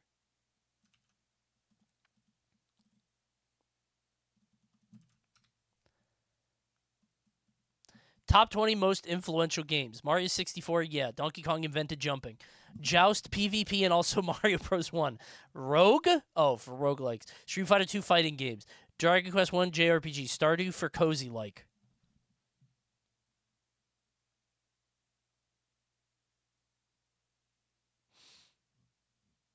No. You go Animal Crossing there. No. Harvest Moon? No, you go Animal Crossing. Harvest Moon, I think there's, how do I put this? There is a sliding scale between, like, being first to market and being, like, massively successful. And I think Harvest Moon is first to market. That's on that end of the scale. And I think Stardew Valley is at the other end of the scale, which is, like, massively successful. Obviously, Animal Crossing is successful now, but I think Animal Crossing, the first one, is dead in the center of, like, it took Harvest Moon and it, like, changed everything and made it more appealing. And Stardew Valley just feels like it's just that, but with humans. But I haven't played Stardew Valley, so maybe I'm wrong. Maybe that's not what it's like. You should. No, I'm not getting addicted to that shit. I know I would get addicted. I'll stick to my Tap Ninja, thank you. Sims over Animal Crossing? Yeah, probably. Sims is a cozy like. Minecraft, yes. PUBG, yes. If I would be more inclined to put Fortnite over PUBG, and I understand PUBG inspired Fortnite, but Fortnite as a, like, media platform and, like, the Battle Pass game, right? I would put Fortnite over that, but I get it. Wizardry or Ultima for turn-based. That's stupid. Neverwinter Nights, you go World of Warcraft here. No. Doom, fine. System Shock, no. Come on. We don't need a whole genre for immersive Sims. We don't need System Shock into BioShock into Prey. Like, you don't need all that. Deus Ex, I don't think you need a whole... That's such a niche genre. You know? I don't think that goes there. Halo, sure. GTA 3, yes. MGS, yeah, but not for stealth. I would say for, like, the for the movie aspect. Bejeweled or Farmville? Bejeweled?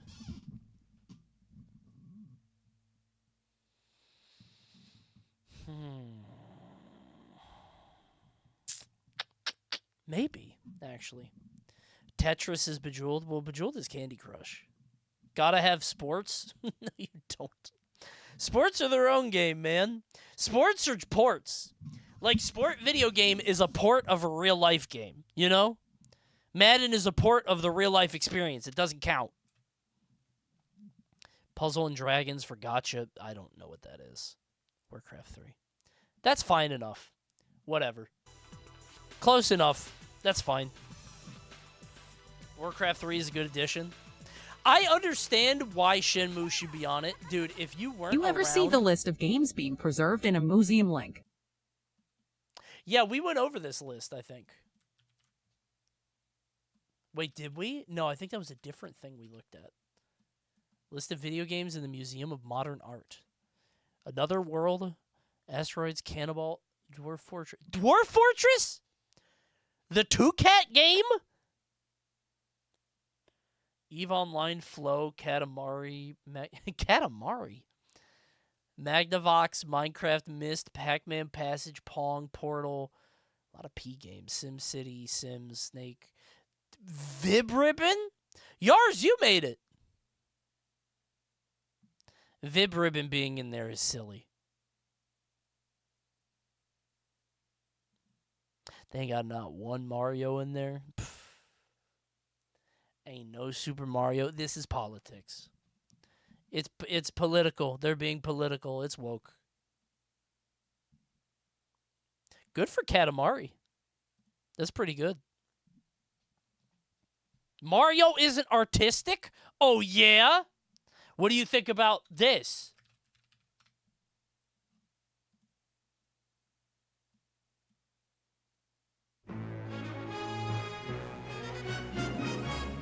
Who's not artistic now? I forgot which song it was. I had to search Gusty Garden. I remember when that shit popped the first time, I was like, oh, good heavens. Oh. Coney, is RuneScape, World of Warcraft, or something else the most influential Morg? Most influential MMO?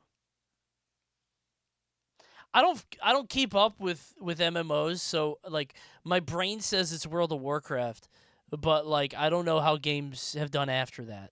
Like WoW like pierced the normie audience, right? EverQuest when I was growing up was like a weird thing that your dad did. Like EverQuest was full of like 40-year-old dads who like, you know, wanted to be in a wizarding world or whatever, and there weren't that many. But like World of Warcraft got big, right? Which is different. Does it? I don't know if that means it was the most influential or whatever, but Shenmue, like, I don't know how to explain this. If you weren't alive for Shenmue coming out, it really felt like a cultural event in the gaming space that very few things feel like now. Like it felt like this was the avatar of games, and I don't mean that in a derogatory, you know, nobody cares about this game way. I mean it in like this is a $500 billion project. It felt like it was crazy. And then we played it. Yeah, that's true. Yeah, because this is in 1999. So think about Shenmue versus Metal Gear Solid, which was the year before. I owned a Dreamcast and never played this fucking game. I remember distinctly playing Shenmue and feeling like I was wrong for not liking it and being bored. Because it was so fucking bad. But I was a stupid kid, right? I was 10 years old when this came out. And I was like, oh, interesting. I wonder where the sailors are. But you walk around town and you just ask questions. That's all the game is. It's just puzzles. It's crazy. It's not even like funny, but how long is it actually? Yakuza is Shenmue if it was good. Yeah, basically. From what I understand of Yakuza, it's the same thing. It's a detective game. Yeah. Hold on. I've heard that this game like completely shifts halfway through. Like you go to a different island or something. I can't believe it's 19 hours. I feel like I spent 19 hours on the first 3 missions. Maybe if you know where to go. I can't believe it's that short. Coney didn't get to the other discs. Other discs?! Did this game really have 2 discs? Oh my god, you're right. It had 4. Oh my god. Yeah, man. Yeah. Oh my god, dude. I don't think I ever got the disc 2. I really don't think so. Yeah, that's the bonus disc. Probably like, I don't know, theme music or whatever. But Coney finished disc 1 and was like, this game sucks. Dude, I don't even think I got that far, unironically. And I tried. I played this game for a long time, and I just I thought I was supposed to like it. I gave it so many tries, but it's so ass. Did you really not know about the forklift sections? No, I never made it there. Dude, the forklift sections are pretty deep into the game, I think. I don't know.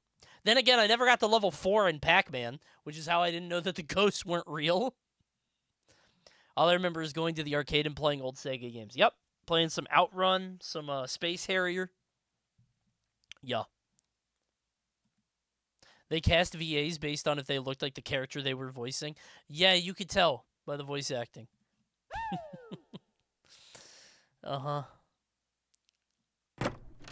Hello. Coney, Yeah? I don't get your hatred of Shenmue. Really, revisit it and play the Italian Duolingo side quests. They are very rewarding. I sincerely hope this helps, Link. Why does this guy love Shenmue? I don't think Helpful Chatter would be a Shenmue player, but hold on, let's see. Maybe he's right. Mario, would you teach me some Italian? Oh, of course. Buono means good. Okay, thanks. Mario, would you teach me some Italian? Oh, of course. Okay. Amore means love. Thanks, Mario. Again, I know it seems silly now, but in 1999, this was the coolest shit you had ever seen. I'm not joking. Like, there's an Italian NPC that would teach you new words. It felt so cool that you could talk to people. Mario, and they would talk back. Teach me some Italian? Oh, of course. Buono means good. Okay, you already said that one, Mario. Okay, thanks. Mario, you already said that one. one. Teach me some Italian? Oh, of course. Amico means friend. Thank you. Okay, thanks. Thanks, Mario. Mario, would you teach me some Italian? Dude, Mario is trying so hard to be polite here. Shenmue is asking him, so I don't think that's his name. Ryo. Who's Shenmue? Wait a minute. I never thought. Wait, who is Shenmue? Is his name Ryo Shenmue? I don't think it is. No, Ryo Hazuki. Who's Shenmue? The whale. Who is Shenmue? I don't think that's the guy you're chasing. No. Why is it called Shenmue? It's a Japanese word meaning spirit tree. Okay. Got it. I thought his name was Shenmue. My bad. Italian? Oh, of course. But this guy's just trying to make this pizza or pasta or whatever he's doing. Amore And this guy keeps asking for the same words over and over. Okay. Yeah, I don't think there's a spirit tree in the game. I never got the disc 2. Would you teach me some Italian? Oh, of course. Of course. Ryo is signor, and Nozomi is signora. That's a long one. I'm not going to remember that one. Thanks, Mario. Okay. It feels like the original blueprint for the dynamic, detailed settings that have become the expected norm. Settings like GTA and Assassin's Creed, Animal Crossing, or Stardew Valley, because of like the NPCs. Well, Last of Us, you know, I kind of get it. No, that's true. I wouldn't put it at number 1, but I do think it covered so many different bases that it's easy to like draw parallels, right? Very in-depth for its time. Yeah. Every fucking shelf can be opened in the home. I don't know why they did that. Dude, it felt so cool to do back then. You gotta understand. everything being interactable was the coolest thing we had ever seen. You could pick up... Okay. I distinctly remember walking down the path that goes into the city from your home, and they have the little gacha machines with the tablets, and getting Sonic the Hedgehog out of a capsule machine. And it's like... that is unfathomable. You could pick it up and turn it, and you'd be like, wow, I got a good one. It was unbelievable, man. I'm telling you. I feel like we're so... is anything going to be surprising anymore? Is anything going to be this jaw-dropping or fun? Man. I don't know. We've seen everything now, right? Coney, is this going too far? The next step has to be VR, but it's clearly a gimmick. Grimace Birdie and Hamburglar are on Twitch for a Minecraft movie meal stream. Like now? Oh. 4/6. What's today?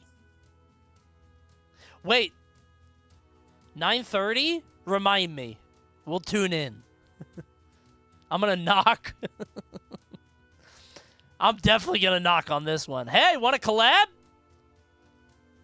No question. Are they just gonna watch the movie? What if they just watched the movie? I hope it's people dressed up in very poor cosplays. Just terrible cosplays.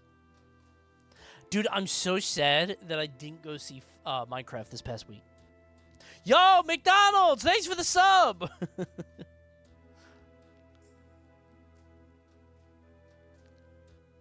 Who's Birdie? Watch your tongue. You don't know Birdie? I think Birdie was like the cookie girl. Like, all of the McDonald's pals had, like, food associated with them. So the Hamburglers, like, hamburgers. And the fry guys liked fries. I don't know what Grimace did. I guess milkshakes. But I thought she did cookies. Oh, she's McNuggets? Oh, really? Okay. McDonald's used to sell cookies. This is Birdie. She's a bird. I guess she's the nugget girl. Oh my god. Wait! Ronald McDonald did have a show! Ronald McDonald had a show and it looked like the Wild Thornberries. I forgot!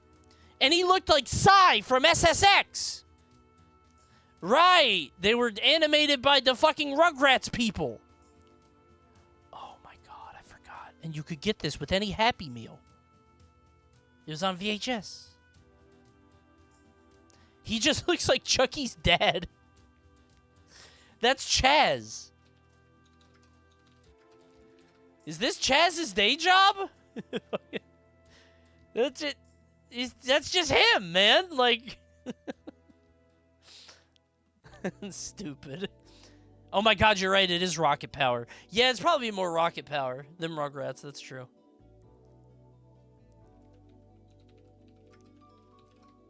I was thinking of these cookies. I didn't realize they don't sell these anymore. They used to sell shortbread cookies that looked like that. Can't get them anymore. Tough. They were damn good? I don't know about that. They're just shortbread. Yeah, I know the McNuggets had their own... Yeah, these are the McNuggets, and they had a very fun toy that you could get. I remember that. I always feel weird about food that have, like, that is a character that you can eat, right? Like, it's one thing if it's, like, the Pop-Tarts. Like, they have Pop-Tarts commercials now, and, like, they desperately want to be eaten. They, like, try to trick you into it. But, like, the M&Ms or, like, these guys are, like, I don't know, making the food a character. Like, I don't want to eat them, right? Because, like, imagine being the last nugget, and then you're eating all the other nuggets before the last one, and you just watch it happen. You can't stop it. You don't have anything to defend yourself. You don't have arms or legs or even teeth. You don't have teeth to bite back.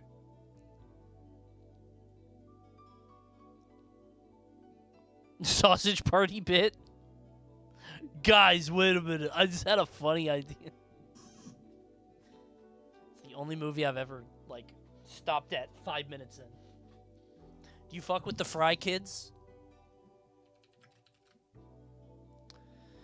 They're not fries, man. I don't, like, this was always weird to me. Do they like fries? Oh, well, are they made out of fries?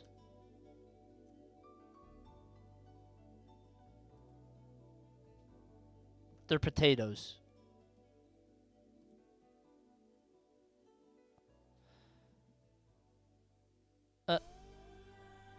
I don't know what they are.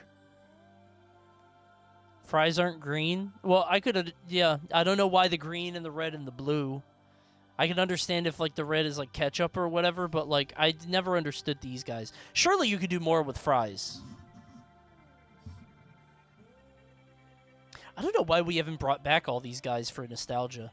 I guess we're kind of doing it right now with this whole Minecraft stream they're about to do, but this... Dude, this thing would stink. After, like, a month... Imagine all your gamer sweat. Imagine how this would smell after, like, a month in there. Oh, my God, dude. This has been a thing since the Grimace Shake. Oh, really? I didn't realize they made the chair. I wouldn't buy that for any amount of money. It's disgusting. Shag Rug Gamer Chair, yeah. Kids show Grimace... Kids know Grimace and Birdie and the burglar, but they don't know these guys. Do they know Birdie? Why would kids know Birdie? I feel like she hasn't been out in a while. Anyway, Shenmue's number 1.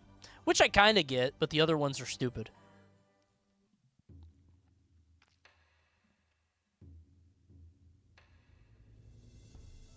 They also had the rock and roll McDonald's to the Moonface Man playing piano and shit. Yeah, he became, like, a racist symbol at some point. I don't know when that happened. It was so... He was, like, the original Pepe. Why? I don't know. It was just, like, 4chan was like, hey, anybody remember this?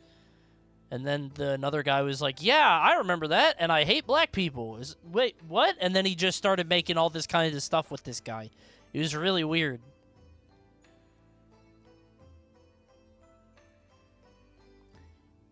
But he came out, he was like the original Pepe, and then I think now he's like a Vaporwave guy because of St. Pepsi or whatever, because this video was huge. Right? This is like the Vaporwave thing that everybody loved. He is a FNAF knockoff? Wait, really? Wait, do you mean the one from Security, whatever? No, that's not it, stupid. That's not Moon Man. That's not the same. Unless there's someone else. It's a FNAF fan game of him. Oh, that's stupid. Hey, Coney, look at this. McDonald's and you. McDonald's and you. Fresh scrambled eggs, sausage, hot cakes, juice and coffee too. Just like sunshine every morning. McDonald's and you. Now I'm hungry. This stream's about to get real sponsored real fast. I'm about to order something. I can't get no hotcakes now. Not at 9 p.m. Dude, my whole current watch did it again. The band broke again. It's like legitimately the 8th time. I love these watches, but good fucking lord, man. They're great watches, but the band keeps doing that. It's just something that, like, chains the links together. Don't sound great. They look great. They last a few months. Reverse sponsorship. I love their stuff. It just, good lord. All right.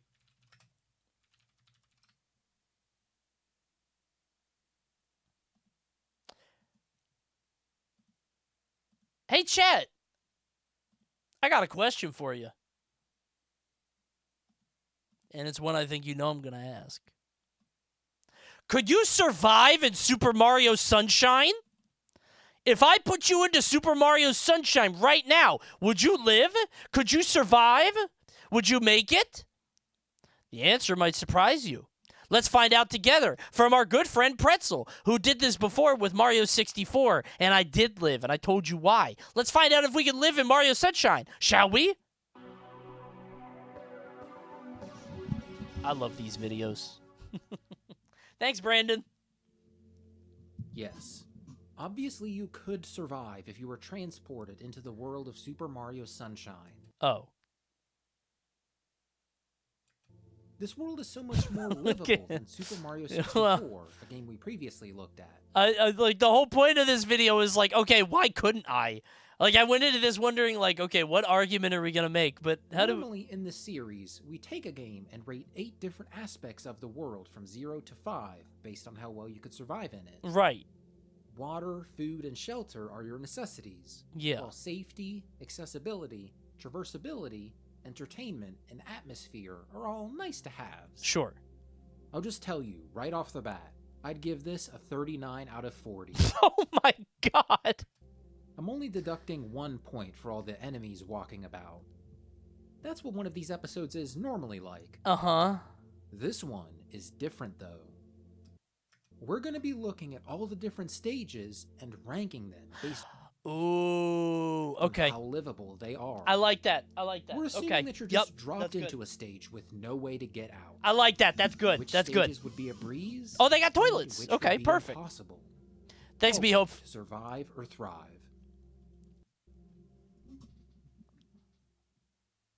I like that. That makes it a little bit better There's 10 because stages obviously to you get live no matter what. We're going to start with the most difficult and work our way to the nicest. Okay. I feel that's in the spirit with the series. Is it the We want to haunted find hotel? The absolute most chillest place to live. I can tell you what's not chill.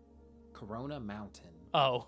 No surprise. That's right. coming in last Yeah. place. The fucking volcano. You would be Right. positively, perchancably boned if you were thrown into Corona Mountain and expected to survive. Right. I couldn't live there. When entering the stage, Not even. you're I'd dropped on a die platform. going in, I think. You're already stuck if you don't have float. I'm not making that jump. There's no way I survive this jump here. I can't. I'm assuming you don't, because you aren't Mario. Right. That's not to say there is no hope, though. I would not operate the flood accurately either. I would try to do a long jump. I wouldn't make it. I would try to use the flood and careen into the lava. There are fish swimming around in the lava. If you could somehow catch some, then you'd have food. Well. And partway through the stage are some sprinklers that spray water. There's that taken care of, too. Well, but you're is not it? reaching that part of the stage. No, I wouldn't get I there. said there's not necessarily no hope, but does a 0.0001% chance count for anything? You basically round down at that point. Right, you die. Oh, of course. How could I forget? You're inside a volcano. Right. You'd probably be cooked from the inside out being in here. Yeah. You wouldn't even have a chance to die of dehydration. Yeah, because Mario's in here for a pretty short amount of time. It's not like you're sitting in here for a long time. If you were in here for like 6 hours, that's probably enough to die. Surely. I shouldn't spend any more time on this stage. No, this Knowing kills me, us. I'd slip and fall into the lava within a moment of being put in here. Too bad! This game is fucked up. The too bad and the clown honking is crazy. You'd probably do the same. I would melt. Corona Mountain Yeah. is really the only stage I could see you not surviving in long term. Past this point, you'd be able to eventually die of old age. Okay. It's just about how comfortable your life would be up until that point. Sure. Number 9 is Noki Bay. You could survive here. I don't want to live with no Nokis. But I don't think it'd really be enjoyable. No, you have to swim the majority everywhere. of Noki society is underwater. While they can go on the surface and survive just fine up there, it seems they primarily live down here. You'll find the majority of the NPCs on this stage in this little underwater city. The infrastructure above the surface I would get the is bends, practically for sure. non-existent. There are no homes for you to live in. No enclosed buildings at all. Coney, you said that with some anger in your heart. I don't like Nokis. I've never liked Nokis. I love Piantas. Nokis are weird to me. There's something weird about them. I love that guy. Oh no, my video! Now I have to watch this again. McDonald's and you. McDonald's and you. Fresh scrambled eggs, sausage, hot cakes, juice and coffee too. Just like sunshine every morning. McDonald's and you. Okay. Now I'm hungry again. practically non-existent. Hut, but it's not much. There are also all these floating platforms that are seemingly houses, but they're underwater. Can't live in those. Oh yeah, that Food would isn't suck. the best either. There's no shortage of fish, but that's it. You could maybe get fruit brought in from other parts of the island by boat? I don't know. Mm-hmm. According to the map, you're way I would on eat the other side of Gnocchis. the island. No, I the don't even know if Gnocchis they would ship kill me. stuff There's out too many here. of them. So much of the play Coney space is enemy number 1 with Chucksters. The Chucksters and I have a good relationship. I stage love is Chucksters. vertical. You need We're to great. wall jump to reach the ledge up there. No, and this is way access too everything dangerous. I would beyond fall it. for sure. But you aren't doing that. No, I'm not wall jumping. Not There's one barely any time. land down here at sea level. No trees to cut down to build a shelter with. I don't have much else to You say. could take that guy's You can house. Just see that this You'd have to go to would be war a very for it. fun stage to live in if you were a human with normal human skills. Yeah. No water hovering device. No, it's bad. I don't Number like that. 8. I think you could wall jump once. You might be able to. I probably could have done it when I was a younger man, when I was a bit more sprightly, perhaps. Is Pinna Park. Fun Yeah, fact, no, this would be I fun, completely but finished the script and voiceover for this video, and when I went to record footage, I realized I genuinely forgot about this stage. Guess that shows how much I'd want to live here. uh-huh. It might seem nice at first glance. No. Unlike Noki Bay, this is a place built for normal, oxygen-breathing beings such as yourself. You could exist in this place and make use of the same facilities as everyone else. But would you want to? No. I think It would I be would pretty genuinely miserable. go insane if I had to live here for the rest of my life. Dude, also, I never realized how empty Pinna Park is. That is kind of weird, Even right? being here for 2 Nobody's minutes, in there, just although nobody's in there probably because of all the pollution or things happening. listening to the music that's If they ever playing, remake I this would believe game, they're going to add more immediately. people. Your brain would melt if you had to hear this every day for 50 plus years. Plus, there's no buildings for you to call home. Unless you could enter the swinging pirate ships when they're stationary. That's something, I guess. No, I would not live in the pirate ship because I might oversleep one day and then I would be upside down and I might die. I would get a brain contusion. If I wanted to ever sleep in and I forgot to set an alarm, I would get You have to hope that they wouldn't start up while you're inside. I don't even want to consider the food situation here. I would love a Mario Sunshine remake. And I don't mean like a remaster or whatever with graphics. I would love a remake, like reimagined for today's gamers. This game is so distinct and cool to me. I don't know why. I think it's just because everything is thematic around like one idea, right? Because like even Galaxy, which is, you know, space themed or whatever, it's not really, because you go to the planets and they all have their own thing going on and they all have their own.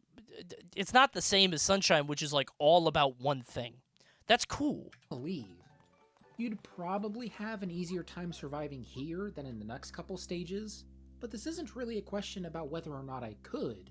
It's about whether or not I would. No, you wouldn't want to live there. Number 7, the Delfino Airstrip. Here we go. Some Dude, peace and what do you quiet. do? No, you don't want to live on the airstrip. That's not a level. This is the tutorial. You're super close to the mainland over there. Food would not be a problem. Do you get a boat? And it's relatively safe too, excluding all the strolling stews. But even a normal human could kill these guys, I bet. Okay, I gotta be honest. I did not know there were strolling stews in this area. Straight up, I don't think I've ever come back here. I think I've only been here at the beginning of the game. I don't remember coming back. That's a lot. This place is, like, infested. You guys think they're cute, but imagine if all those things were, like, in your house. A bunch of strolling stews, and the tallest one is, like, I don't know, 8 inches tall. And they're just walking around. It'd be disgusting. I could do it. If I could do it, you could too. I never realized they wanted to kill you. I feel like I don't see strolling stews enough. Like, he charged at Mario there. Only problem is, it would get really boring around here. Yeah, there's nothing to do. Look, here's the whole stage. That's it. And you're practically by yourself. The only other living sentient being is the boat captain. Which, I guess he could be a nice person, but I don't really want him to be the last person I ever meet in my whole life. Yeah, you got a friend now. Though this is the airstrip, would other people fly in here for their vacation? I guess so. You'd probably meet a ton of interesting people here. Sure. So could you survive into old age on the Delfino airstrip? Sure. You'd probably go But it'd crazy. be boring as hell. The only excitement you'd have is meeting the people that fly in to visit Look the at all island. the students. And at that point, it's just like your job. You'd be living at your office for the rest of your life. Some people might dig that. Not me. No, I don't. I think that's a pretty bad space to go. There's just Number nothing to 6, do. It's empty. Pianta Village. Listen. I hate Nokis. I love Piantas. I would not want to live in the Pianta village. That might seem like a weird inclusion I wouldn't want to be so here high either. on the list. It's a This village. place is Why scary. wouldn't you want to live there? There's a couple of things about this settlement that you might not have ever thought about. They're all First of dancing. all, there's no homes. This is called a village, yet there are no homes for the villagers to live in. Hell, no buildings, period. I tried to pre-order a Switch 2, but Nintendo rejected me. So Why? I found the country. They moved manufacturing to an up their tariff by 30% just to fuck them over. Oh wow, smart. I can't have a Switch 2. No one can. Okay. Well, that I feel like you and I are cool though, right? Like you always donate to me, and that's very nice of you to do. So I could get one, right? I make the right wing pivot just so I get a Switch 2. Come on, Donnie T, right? Baron is gonna be mad. Baron probably asked for it. He wants a Switch 2 for sure. There is not a single structure you could enter to shelter yourself from the rain. Not a single bed in sight. Yeah, do they not live in there? I never really thought about it. They don't have houses? And the second big negative, this village is completely isolated. Not like Noki Bay, where it's kinda out of the way, but you could still get there by boat if you really wanted to. Uh-huh. You are up on the northern side of Isle Delfino, like before. Oh, But dude. we're also perched above a bottom side of Isle I never Delfino, realized this like- game had, like, this much continuity, I guess? This is like Dark Souls shit. I didn't realize you could see, like, the rest of the island from there. That's really cool. Dude, Sunshine is nice. I hate it when people meme on this game to make fun of it. Because, like, even if you don't like Sunshine, like, dude, the ambition is crazy, right? The idea here is phenomenal. Before, but we're also I love perched Mario above a Sunshine. bottomless Even if it's not, like, my favorite 3D Mario or whatever, I love, like, the concept. pit. It's almost like this is a prison. There's all these people trapped in this little enclosed area with no way to escape. Maybe it is a prison. Maybe all these People dunk on Sunshine. Kind of. It's like the middle child of all these games. Because everybody has nostalgia for Mario 64, and everybody online probably grew up with Galaxy, and then Odyssey is the new one. It's like, it's kind of got this weird, it's in this weird spot, you know? Hey, Coney, you mentioned you couldn't survive the tutorial area in Sunshine. Right. So what video game tutorial area would you most like to live on?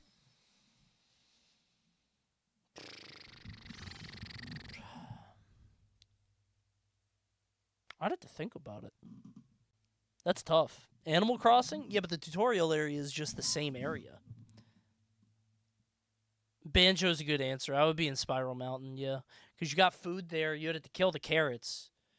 Right? You'd have to, like, fight them. But there's a lot of food there. You don't have to go into the witch's mouth. I feel like you get bored in Spiral Mountain, though. You have to do puzzles with them a lot, you know? You just have to do puzzles with Banjo and Kazooie until you die. Just sitting at their house looking at the picture of bottles. The Twilight Princess tutorial area is just a farming town. That's just most Zelda games, right? Like Ocarina of Time is Kokiri Village or whatever. Banjo has a 360, though. On the 360 version, maybe. On the new shit. Not on the 64. He ain't got none of that. Piantas are criminals, and this is where the island as a whole sends them. Wait. Maybe all these Piantas are criminals, Oh. and this is where the island as a whole sends them. I thought there was lore that I missed. I thought all Piantas were like Australians. And like this was like a penal colony or something. Mario could have been sent here if he wasn't assigned to clean up the place. They're all just I don't know why this is so... Like they have one dancing animation and they're all doing Mario it. I don't know could have why been sent that's here so... if he wasn't assigned to clean up the place. This could have legitimately so been silly. his I don't home for know. the rest of his life. I'm assuming there's some kind of infrastructure in place to get these people food and other things they need. There's one tree that grows one of every fruit in the game, but that can't sustain a whole village. I don't know. These people survive somehow. I'm sure they'd share their secrets with you. I think they're trees. Right? They don't need food. They don't need shelter. They're tree people. Right? They are mountains. No, they got a tree on top of their head. Wait, are they mountains? Are they rocks? I think they're pears. You could no doubt survive alongside Oh them. my god, they're at it I just again. hate to be in prison with all these Da, da, guys. da, Who da, knows what kind da, of crimes they committed? I don't know why this is so funny to me. Just 30 NPCs doing the same animation all the way through. I don't know why that's so funny. Number 5 is Bianco Hills. Finally, we have shelter. Oh, there are sure. multiple buildings in this section of the It's stage. small, though. It's nice to finally have an enclosed structure. Sure. I don't really know what the purpose of these buildings are, or even if there's a bed in any of them, but I'm sure you could put something together. Right. Surely these people wouldn't mind, considering your situation. Mm-hmm. Plus, the vibes are nice. Depending on which episode you call home, it could be a relatively peaceful life. Yeah, but then Petey Episode shows 8 up is and always ruins nice in everything. these Petey be flying around my... Dude, if Petey was flying over my house, and I was, like, looking out my window, and I just heard, like... I would freak out. I would not... exception. There are only 4 houses. He might kill me. Here, no Petey Piranha to terrorize you. I'm not, like, in a Unfortunately, big there city is where he one could kill problem. anybody. It's, like, a There 1 are in no 4 trees chance. that bear fruits in the stage. In episode 8, Petey barfing on the side of my house. Yeah, and the barf kills you. It's not just unpleasant and gross. It will hurt you. It's like acid. there are some fruits on the ground for you to give to Yoshi, but they aren't growing from anything. They're just sitting there. Oh, they're for you to eat. Though they do respawn when you throw them in the water. Yeah. Would that work? Yes. Does fruit respawn if you eat them? Yes. Of course. I don't like it. I don't think they would respawn. I think they would. At least in how I interpret the world. Maybe you. Well, yeah. Because the reason they respawn is because they lost their structural integrity. If you put it in the water, it's going to respawn because it's bloating and is getting sort of welled up with all the water. If it goes in your stomach, it's all chewed up and ripped apart. You've masticated it. It might grow back on first bite. Like just you cutting it, right? You have a different perception. I'm willing to assume a lot when it comes to these They videos. respawn but when that Yoshi's feels like eat too them. much. See, yeah, there you go. Maybe in a different mood, I'd This'd be be on fine. the other side, though. Who can say? Bees! Oh, no. There are these pokey guys around the stage, but I'm not sure they'd be that filling. Nah, you don't. Can you eat a cactus? I know you eat cactus water, but I think camels eat cactuses, right? Though I guess they are cacti. Cactologists. Let me know if it'd be worth it to try and eat these guys. I wouldn't do it. On top of all that, this stage is completely isolated, like Pianta Village. There are no You could try one of the connections bugs. To the outs completely isolated, One of these guys right here might be good, like a shrimp or something. like Pianta Village. He's got like no meat in his legs, but his brain, right? There are no connections to the outside world. Well, there's this blocked off path near one of the rivers, but this looks like a semi-permanent structure, not like a gate that opens up to let people through. No, so it's a nothing's coming dam. in that way. Yeah. And I guess there's the river at the top of the stage, but I don't think you're getting any food deliveries that way either. No, that's scary. I really do love the feel of this stage. I imagine it would be a super chill place to call home, but unfortunately the practicality just isn't there. Wait, birds! You can eat the birds. There are seagulls. Have people eaten seagulls? Surely. It's so weird to me that people eat rabbit and duck, and like duck is a delicacy, but seagull isn't. Like ducks are ducks are more common than seagulls, man. Here. It's crazy. How's he gonna get the bird? Fashion a stick, maybe a spear, like throw it, right? Probably. Seagulls taste like ass? Why? Why are ducks good but seagulls bad? It's like I can't believe that duck is a delicacy. They're everywhere. And I guess cows and chickens are everywhere too, but like okay. It would take me like a 10-minute drive to see a cow. and even longer to see a pig right now. I could probably walk 5 minutes and find a duck somewhere. I feel like it wouldn't be that hard, right? I don't know. How long to see a horse? I mean, the same. The cows and the horse live on the same thing. Just find a farm near here. Maybe 20 minutes. Number 4, Gelato Beach. Oh, this one's dangerous. The vibes of this stage Oh, are nice, no. but unfortunately, it carries They're some of the so same big. problems as the previous two. Most notably being, there's no enclosed buildings for you to call the home. cataquacks. There are a couple of cabanas that you could use as a shelter, thankfully. Wait, they're ducks. They're quacks. Wait. That might be pretty good. Wait a minute.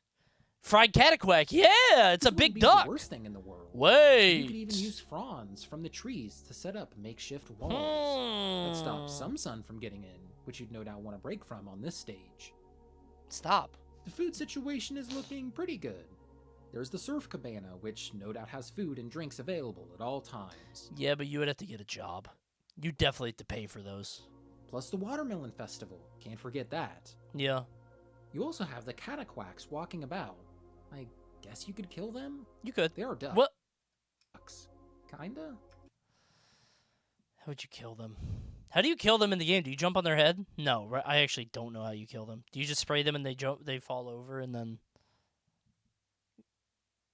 You can't? You can't kill a cataquack?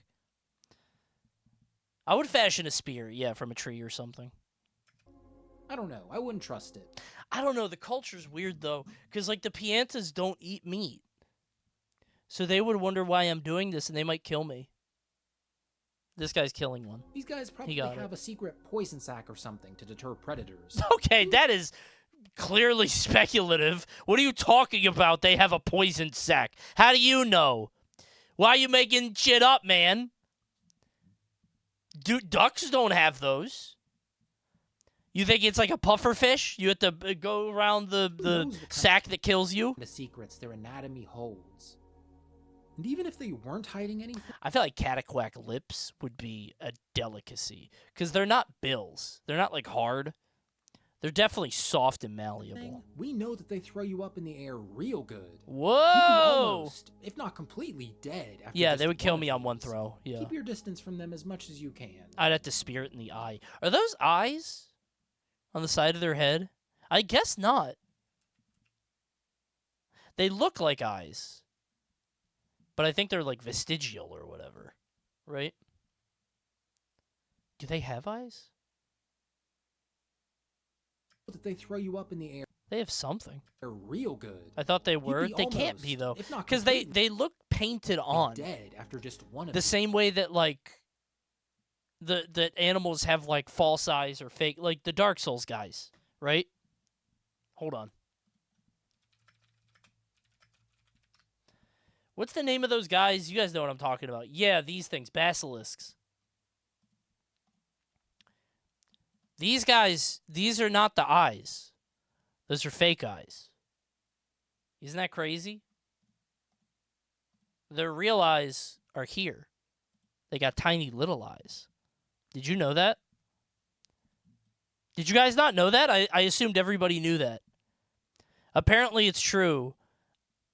You never noticed? Yeah. I mean, you're not supposed to. I think chat told me. So these are big fake eyes that may keep all the curse or the blight or whatever. But they got little tiny eyes. It's in the lore somewhere. I don't know. Something like that.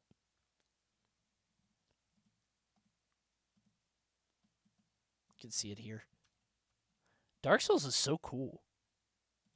What a cool game. Weren't these guys in Elden Ring? And it was like, wait, what the fuck are they doing here? I think I remember that. I love Souls games. They're cool. Keep your distance from them as much as you can. I was debating if I should rank Gelato Beach above or below Bianco Hills, because I really would appreciate having a building to enter and shelter myself from the elements.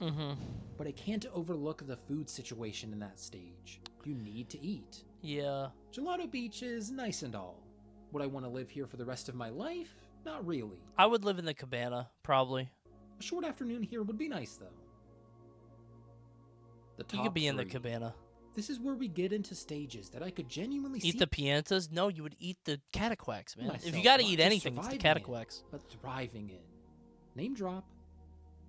Rico Harbor would be pretty nice. Right. It has buildings you could live in, fruits you could eat, probably all kinds of food that could be imported, considering this is a port. Yeah, this place is And industrious. it's relatively safe.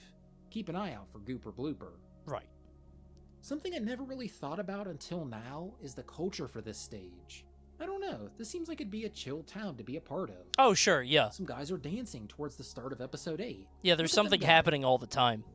There's a couple of piantas swimming around in some pool floats. Oh, that's cute. That's cute. I like that. Dude sisters are performing. They even have a little crowd gathered to watch them. 3 people? There were way more people in Pianta Village. They only got 3 people? Why are fans so dirty and unfashionable? Oh, I get it. I get why they got no fans either. I get it. That's so rude of you to say. Of course, Jeez. there's the fish market. You don't even have to go fishing yourself. Oh my god, they got Just buy fish! stuff here. Yeah. There is one small problem, though. There's no easy way to reach the town up there. Mario can kinda get up there, but you aren't as nimble as him. I'm not. The Piantas aren't either. I'm not sure what they do. Is there not a ladder?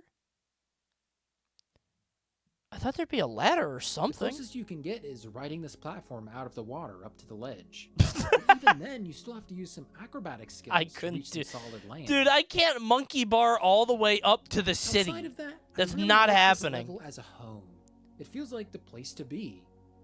I've spent a lot of time in this video talking about what you'd need to simply survive in a stage. You would But have your can entire really life to enjoy learn. life Yeah, I here. guess so. Find yourself a job and truly integrate. If I could with the survive for long enough to like get physically fit, I might be able to get up there. Even though the stage is number 3 in the list, I do think it offers something special that the 2 upcoming stages don't. Sure. Talking to this guy at the start of episode 8, he says, Rico's the kind of place songs are written about. It is beautiful. And I think that sums up my And maybe one of the like, is this construction or like I don't know what this is. Is it just for the boats? I thought it was construction. Like this is still under renovation. They're adding new stuff. my opinions of But I this guess stage it's like beautiful. seaport stuff. Yeah, It's magical. it's nice. Is it the hotel Number second? 2 is Serena Beach. Right. This I actually don't know what number 1 is. I don't know the levels. Don't spoil it. is kind of my selfish pick. I realize that Rico Harbor might be the objectively better stage to live in permanently, but the vibes to Serena Beach are just so immaculate. Right, I couldn't but it- help but rank it higher. Right, but it's First of very all, haunted. Nearly the whole stage is a building. There's so your ghosts shelter. though. And it's not just any old shelter. We're in a nice hotel. Wait, is it actually haunted or is it fake haunted? Play Sunshine to find out. I can't remember. Considering this is a lone hotel on can't a beach remember. with nothing else, they presumably have plans in place for guests to stay for prolonged periods of time. Food is definitely taken care of here. Mm-hmm. The rooms are nice. They're appropriately tropical. Every day would feel like a vacation in here. This And it's level got a is ton of weirdly dark. amenities. Hot tub to relax in. This pool room to do whatever you do in here. Swim? And the casino. Can't forget about the casino. The casino. You definitely right. get addicted Bet to all your gambling coins. if you Yeah. lived in this stage for the rest of your life. For sure. This would practically be the only excitement you'd get. You would have to Maybe you could get a become job millionaire there. if you kept at it long enough. That's the casino mindset. Of course, I can't talk about the stage without talking about the beach. Uh-huh. This is Beautiful why it's number 2 beach. to me. This view is beautiful. Yeah. The sunset creates such a unique look for this stage, and that's what draws me to it. God, this place is so Though I guess pretty. other stages would probably have sunsets if this was a real world. Whatever, they probably wouldn't be as cozy as this. I can imagine myself lounging on one of these chairs, enjoying my new life in this polygonal world. Damn. This is comfy as hell. Number 1. Do you know what stage is left? Well, Have you I been don't. able to keep track in your mind? No, I actually I'm sure it's don't no remember at surprise all. that my number 1 stage to live in for the rest of my life would be Delfino Plaza. While Serena Beach is That doesn't count. That's the hub world. That you can't live in the hub world. That doesn't count, the man. most chill stage in the whole game, it would Stupid. get kinda annoying to live there for decades of your life. No way. That's all it is. A hotel and a beach.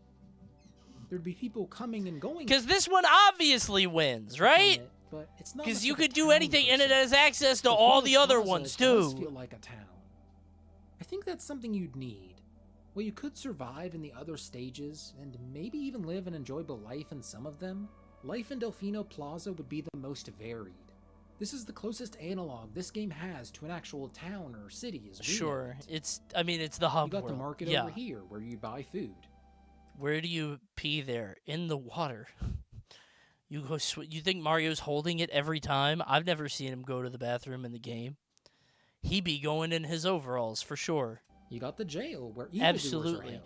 Guys, why are you uhing and ewing? It's the ocean. You're allowed to pee in the ocean. There's worse stuff in there. And then there's... Also, you could pee in the flood if it's empty. Or if it's not, I don't know, just go into fucking send it over the enemies. Whatever. All these buildings. Imagine Mario doing filling his flood full of pee, and then he does the spinning move where it sprays over. Yahoo! They're all nondescript, so we don't really know what they hold inside. Ew. I'm sure you could find some apartment building in this place. And there's probably businesses that you wouldn't be able to find on a stage like Rico Harbor or Bianco Hills, considering this is the main hub for the island. If you picked this as your home... Just catheter that shit to the flood. Putting a big-ass tube in my urethra to fill up the flood on my back so I can jump higher. You'd have more things to do. I would have to drink a lot of water. Than in any Fill that other shit up. stage. And that's really what you'd want. You'd want to I'd have have to be the most mad things available hydrated. to you to do for however Flood is sentient. Mario, stop. many years you Mario. have left in your natural life. You could find purpose. At least drink more water. Because think about it. You could most likely live in Serena Beach until This you die odor is untenable. of old age. But would you really want to? Is your 70-year-old self going to have the same hobbies as your 30-year-old self? Though the elderly do love to gamble. They do. This And who is can the blame safe them? pick. In another mood, I might have picked Serena Beach as my #1 stage. No, I But mean, if this there's place has the most stuff in it, so there's the most people and the most, there's the most opportunity here, Decision right? to pick the safe choice with, it'd be the one that has ramifications for the rest of your life. Maybe you're different, though. Let me know if you'd pick any of the other stages instead. Maybe you're more adventurous than me and would actually pick something like Pianta Village. I'm just a boring guy. Sorry. No, I think he's right. That's it for this one. I think I would go Serena Beach. If Serena Beach is not haunted, by the way, he didn't even bring up the ghosts. He didn't even talk about that at all. By executive order, you have been challenged to name all Mario Sunshine enemies. Good luck, soldier, and God bless our troops, Link. Oh, shit. Oh, that's really hard. I don't remember most of them. All Mario Sunshine enemies? Oh my god, there's so many. Dude, Strollin' Stew, Noki, Cataquack. I can't believe there's that many. Oh, there are 2 different Cataquacks. That's insane. What are the flowers called? Ghost? Boo. King Boo. Big Boo. Boo 2.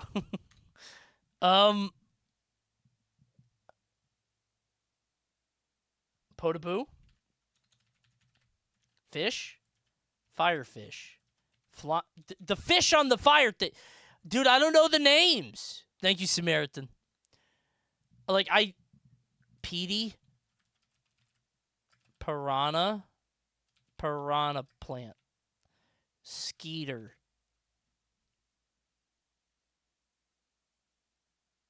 Dude, Goomba?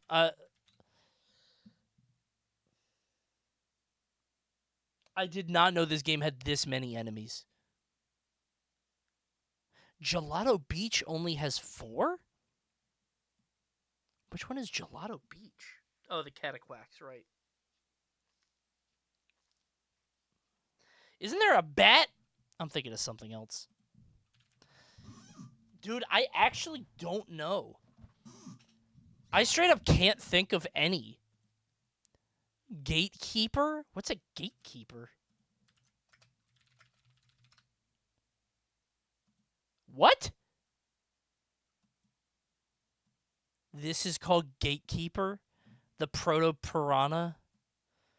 Pink Cheap Cheap Winged Strollin' Stew. Swoopin' Stew. Shadow Mario be a cuckoo.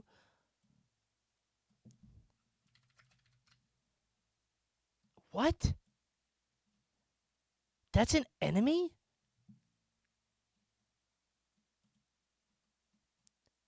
Ew! Does it do that? Piranhabon. Okay, this is stupid, dude. It's just a bunch of PD piranhas. It's just a ball. Pokey Poink, Sandbow Head, Seedy Pod, Wind Spirit, Blooper. I could have got Blooper or Cheap Cheap. Clamber. Clamber? Isn't he a Koopa? What is that?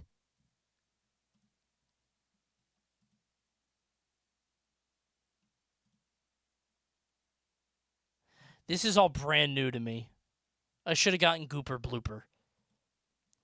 Pink Boo, Sleepy Boo, Manta. I don't remember any of these enemies. There are even more stews. There are so many more stews than I thought there were. That's crazy. The giant goop manta. Oh, the one that's like... Isn't he a ghost? The one that's like in the ground or whatever? I don't know. Whatever. That was a stupid list. I would live in Serena Beach, but I would make sure it wasn't haunted. I would definitely... I would unhaunt it for sure. I would ghostbust it. I got 100? Oh, awesome. I don't believe that most people get that. Play next quiz. Mario Crash or Ratchet? Which of these games are from Mario Crash or Ratchet and Clank? That's stupid. That's too easy.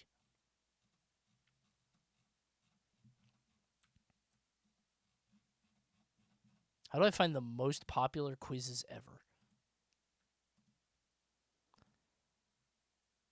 I think it's the same. Yeah, it's the U.S. states.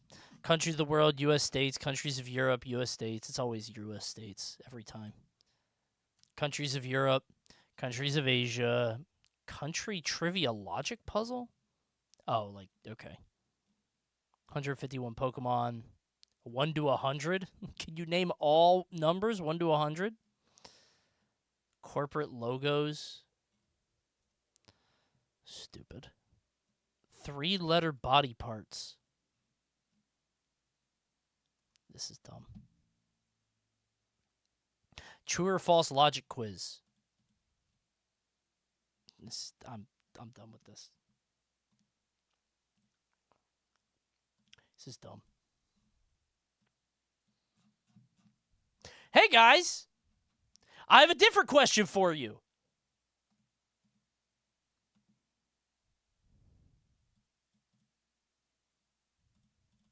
Wait, did I mute it? Oh, I did. McDonald's is starting soon? What time? Oh, it's 9:30. Wait, hold on. Let's take a look.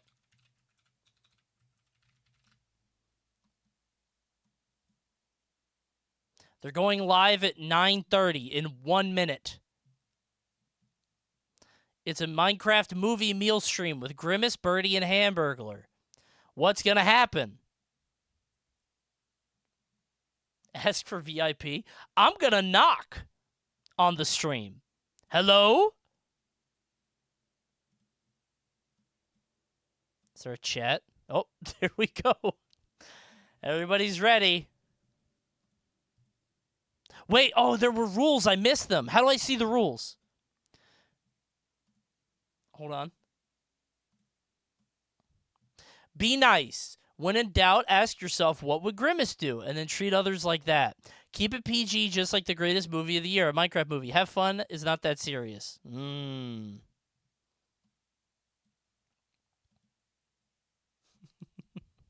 Very wise.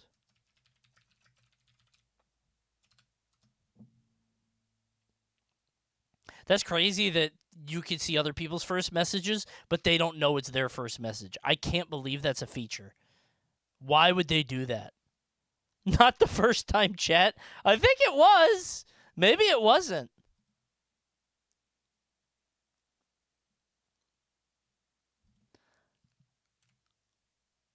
Where are they? Okay, this is against the rules. This is clearly against the rules. Grimace is gonna ban you for that. That's not allowed to. You can't say that. Also, it's just allegedly. We don't know what really happened. Turn it on! I have another YouTube video I want to watch, but I want to see what happens. I'm actually curious. I want to see it live. I want to see what it looks like.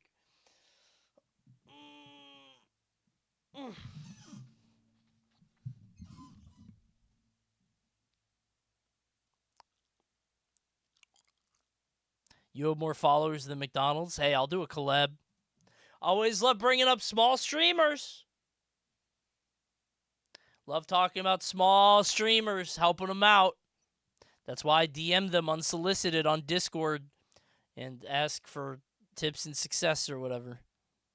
Knock the stream? I can't. They're not live.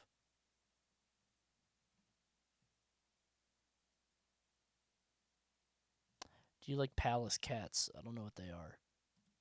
No. God, no. Ew. No. No. That's gross. It's too big. What chair would you want? We talked about this. I'd probably take Birdie's. Grimace would smell like shit, dude. It would smell so bad. I'd probably go Birdie's. Ronald's is okay, but I think the tie would be annoying. Right? Like the tie would like push up on your back or whatever. Plus you get some goggles with it. That's Hamburglar?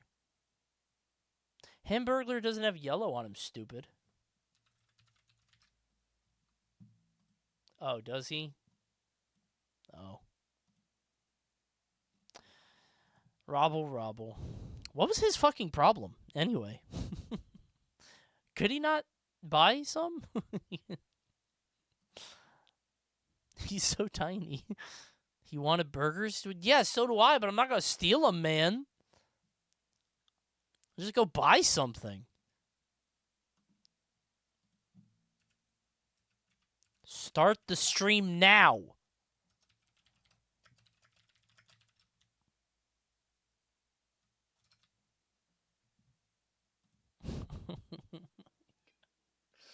I wanted to watch it. I wanted to see what happened. Oh, it's probably in Minecraft, isn't it? The Sage.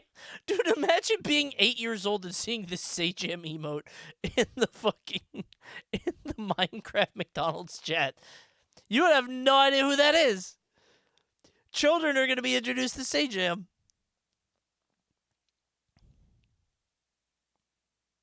Where are the gamers? I'm actually kind of curious.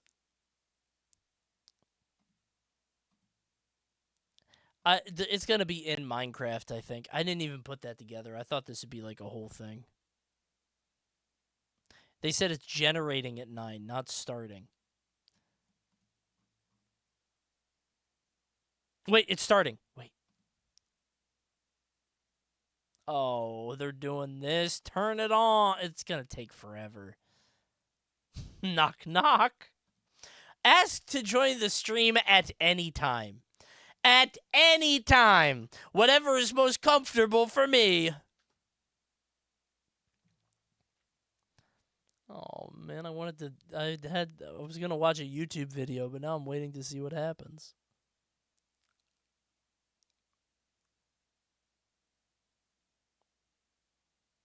How many gifties to do it? I'm going to do it. I'm going to do it on my own. I'm just waiting for them to start. Thanks, Pyron.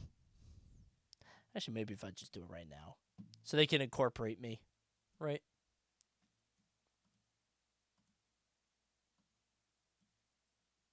Somebody's going to answer it not knowing.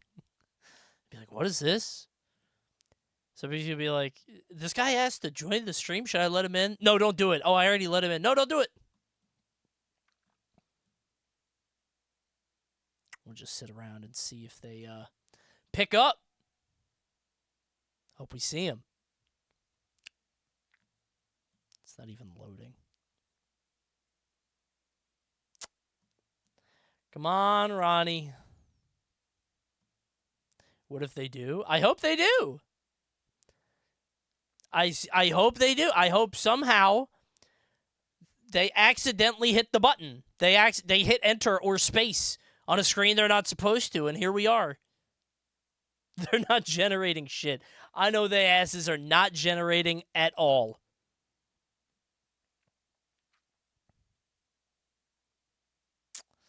We're going to be here for another, 30 minutes, dude. It's not happening.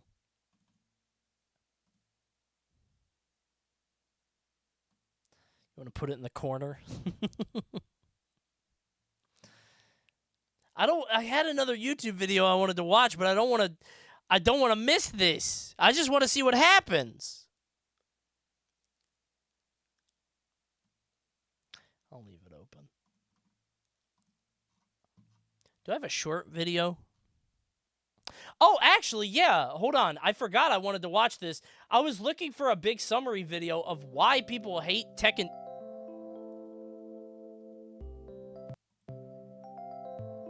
Wait.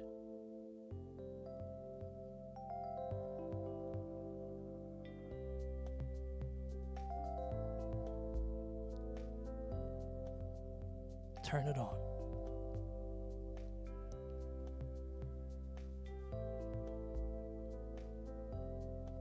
You can knock again. I'm still knocked. I'm still here, man. Chatter said they start in 12 minutes. How would Chatter know? This is going to be on for mad long. Nobody knows how long it's going to be, man. Thank you, Genus. All right, we'll come back later, I guess. Fee's good as video is good, really long. Here's a video of why everybody hates Tekken 8 Season 2. I found a 9-minute video, which hopefully will be concise enough, because I don't know enough about Tekken to get it, so now I'm curious. Why they hate it? I wanted to watch a video about Sonic Spinball, but right now we're stuck. Actually, there's that or Penn and Teller. The Penn and Teller conundrum, because everybody hates Penn and Teller because they showed all the magic secrets. I want to watch that too. I'll watch the Tekken one first. Tekken 8 Season 2 has failed in almost every way imaginable. When we saw the Tekken talk last week, we were worried, but we still had hope.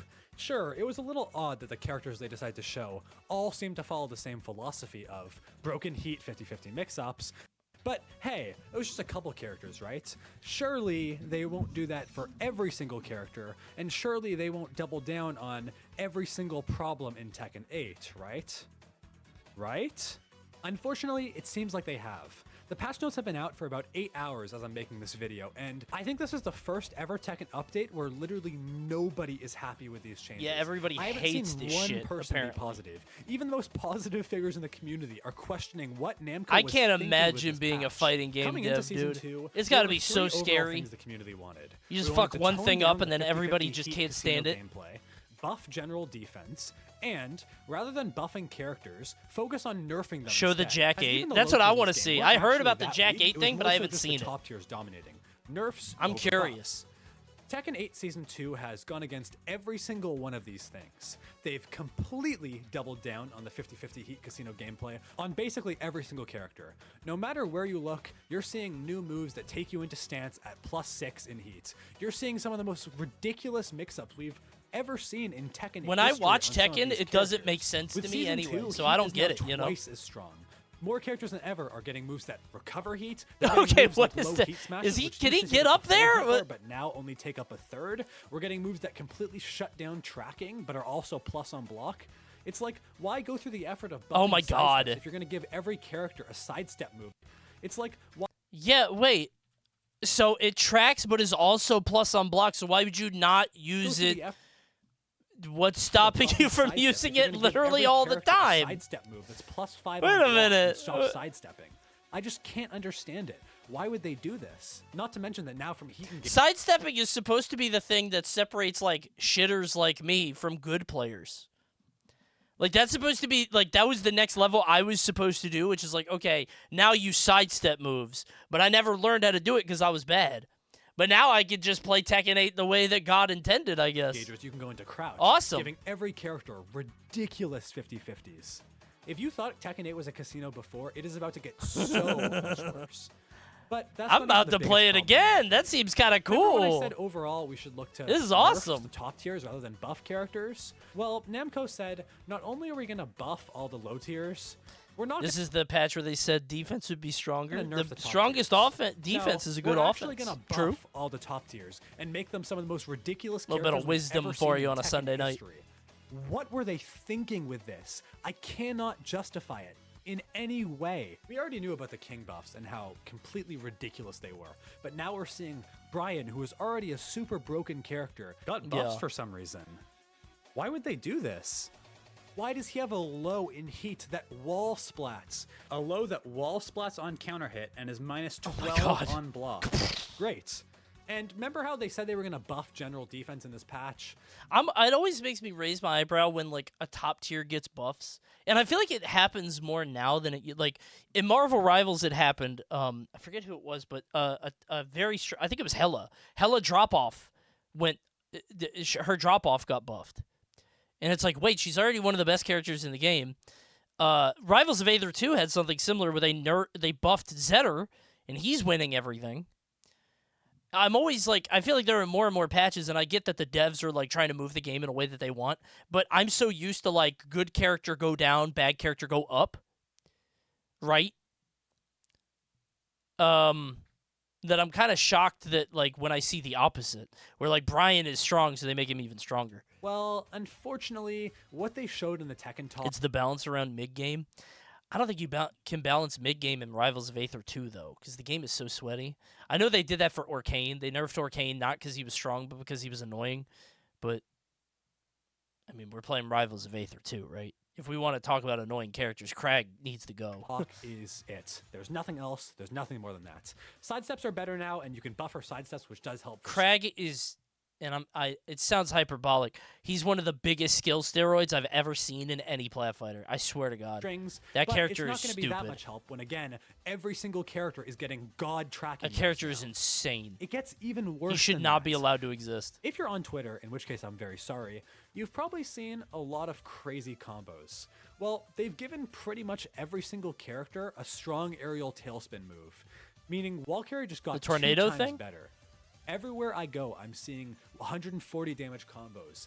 Lydia has a new heat wall ender, which gives her ridiculous damage. Devil Jin is getting over 100 damage from a hell sweep. 100 damage from an unseeable hell sweep. Jin has been given like 3 new strong tailspin moves and is getting crazy combos. That shit feel good to hit, though. The game is too aggressive, and we need to that buff shit feel good to defense. hit, I bet. And Namco responded by giving every character unbelievably strong combos. We're actually getting into Tekken Tag 2 territory with how damaging some of these combos are going to be. And it's very, very worrying for the longevity of this game. Get ready to take 100. Maybe it's the offense game. Get hit by a Paul Death Fist. Hey, if everybody does a lot of damage, then everybody dies equally fast. That's the vision. So many things are just wrong with this. Is it fun? I don't think so. Look at a character like Brian and think his heat isn't good enough. Let's give him a patch. How would they look at a character like Brian and think, okay, what the fuck is that move? This patch. How would they? Dude, what the fuck is that? They look at a Death Fist like on what? Oh my God. Brian and. Oh, his key charge? Do they have that still? His heat isn't good I thought that went Let's away. give him more heat moves. Let's take a character like Reyna, who was Or does already the strong, counter hit. but had a weakness. She had pretty weak lows. So Namco decides, let's give her multiple heat smashes. She can use 3 heat smashes now before she loses her heat bar. And also a pretty safe neutral low that gives a guaranteed heat. It does engager 150 on scaling counter now? hits. Jeez. Okay. Oh, and speaking of her heat, let's give her a God plus on block option to get her into stance as well, because she really needed that. Who approved this? I seriously want to know how Namco even got this stuff off the drawing. I couldn't stand. I can't remember the numbers because everybody made fun of me because I got the numbers wrong. But I remember Reyna was just a 1-1-2 bot. I was just blocking the whole time anyway. So board. Kazuya is a legacy character whose weakness has always been sidewalking to the left. So what happens when Namco gives him 1-1-2, a plus yeah. 5 on block sidestep move that completely What eliminates is stepping, that and a move? safe on block tracking mid 5 What on the block fuck? side Wait, you do that and it's plus 5? step move that completely eliminates stepping. And a He gets back in right after. Dude, when I played briefly for the Slam, I saw that King chest bump move, and I was like, this is broken. It's plus on block, and it's a check. That's a crazy fucking move. And, Safe on like, block I track- thought King was stupid for having mid it. does 40 damage. But in now he heat. got it too. What? They looked at Kazuya, a character who has some of the best heat in the game, and said, you know what? Let's make it better. Let's give him new heat moves. Let's make it so his enhanced hell sweep and his normal wall combo now give you heat back. And, oh yeah, we gave him a strong aerial tailspin, because why not? Although I can't lie, Kazuya looks really cool. I'll probably be mating him. Everybody I loves just can't Kazuya. get behind most of the buffs in this patch. I can't go over all of them today, but pretty much every single annoying broken top tier received buffs, at least in some way. And it's all really weird stuff. Why does Dragunov now have a 12-frame while standing launcher in heat that does 90 damage? I hate that they want Dragunov to be good. I don't know why that's so egregious to me. Something about Dragunov and wanting him to be a good character pisses me off. So if he blocks a generic down I back can't stand that fucking character. you were going to take 90 damage if you're in heat. Who thought that was a good idea? Why does Clive get a new +4 on block neutral move that does 60 damage on counter hits? Why does what? Clive get a new +4 on block neutral move that does 60 That move? damage on counter hit? That move looks stupid. Why does Nina down forward 1-2 still jail? They even buffed it. Why are we giving Alyssa, one of the most oppressive characters in the game, a new infinite range mid that's plus on block? There's a lot of stuff I didn't mention too. Like, a lot of characters have seemingly lost a lot of their identity in this patch. I'm not gonna lie, I feel really bad for Steve players. Yeah, he got some awesome buffs, but it feels like so much of the character's identity is being robbed away from him now. And I might be wrong here, He's so but looking at skinny. Steve and some other characters, it seems like they've simplified a lot of execution in the game as well. Clive in action.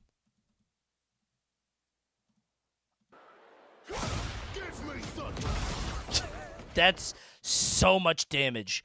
Oh my god. So that's on counter hit, right?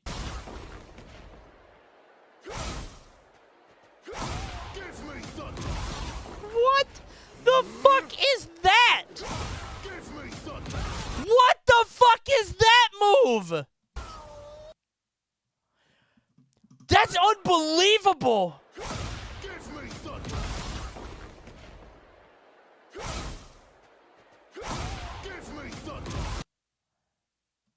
That's unbelievable, dude. Jesus Christ.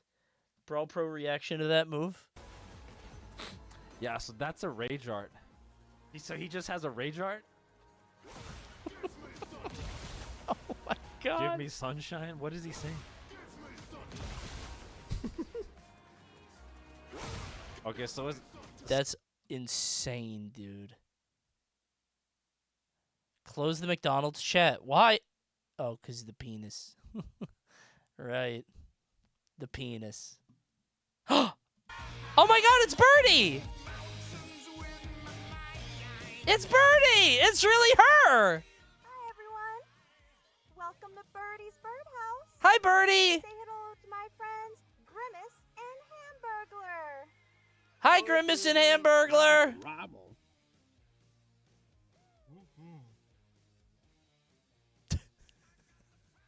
Hi!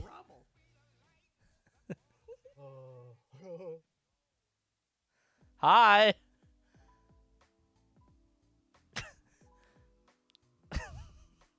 Hamburglar.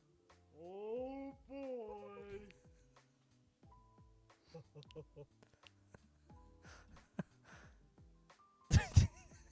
Hi! Robble.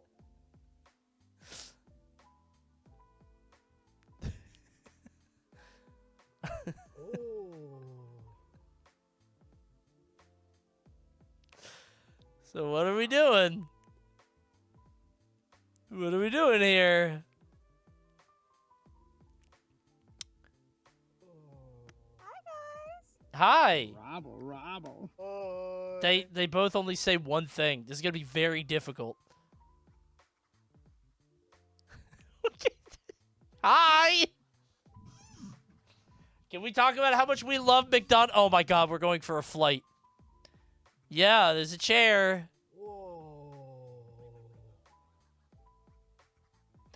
Can we talk about how much we love McDonald's brand products?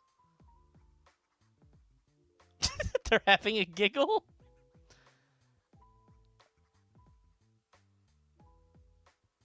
Yeah.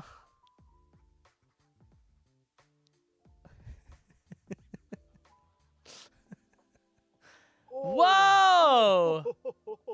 A Happy Meal! What's in there, Birdie? Can I see?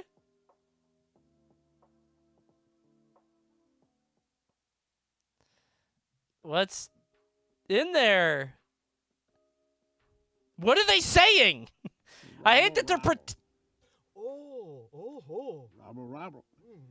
they're like pretending to talk, but they're not talking. Just talk.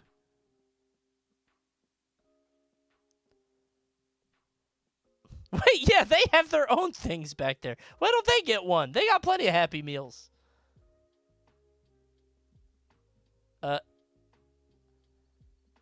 Why aren't they talking?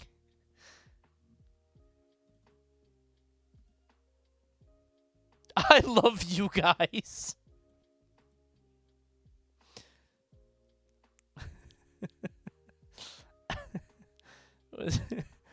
They went live without a plan, huh? Just they had nothing. Hi, Birdie. Ooh, it looks like fun in there. Uh-huh.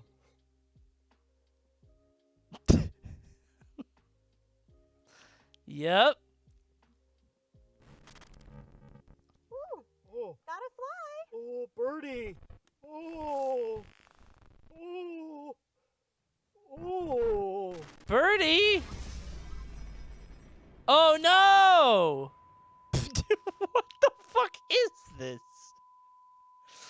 Gotta fly.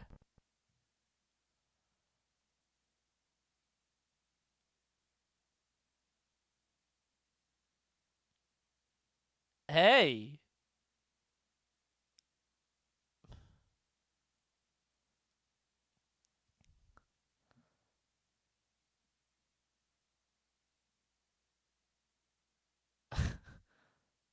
Are they trying to do like a horror thing here? Like, why? It's like not Minecrafty. This isn't Minecraft. This.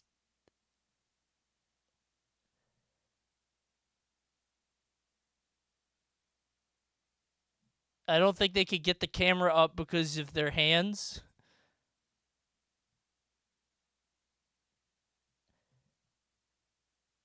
I can't tell if this is supposed to happen or not. I thought it was part of the thing. Claim. I claim my QPC. Everybody's claiming their QPCs. Remember to claim. You got gifted a free Happy Meal. Type claim to activate. A free Happy Meal? Mmm. I can't wait to get that Happy Meal. That sounds delicious. Oh, now she's there.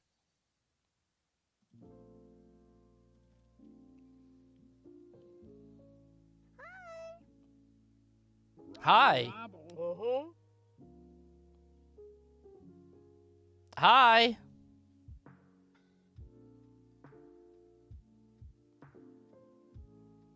Oh, she's typing. No way she's typing in the chat, right? No.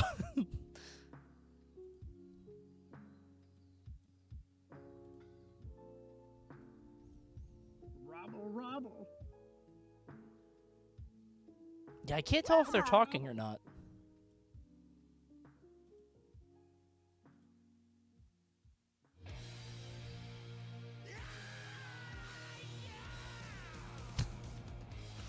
Oh, it's time to craft.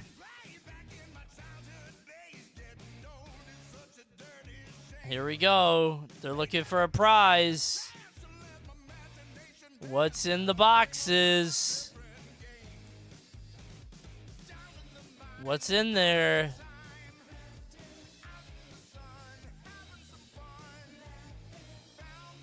Is there something in one of them? Dude, Grimace has a weird body shape. He's shaped like a Hershey Kiss with legs.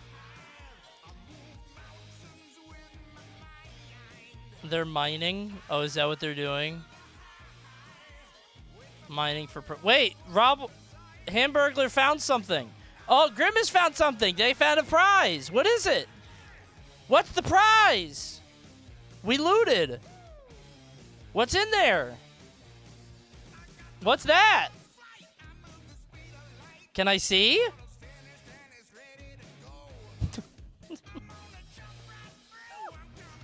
Can I see? Robble, robble.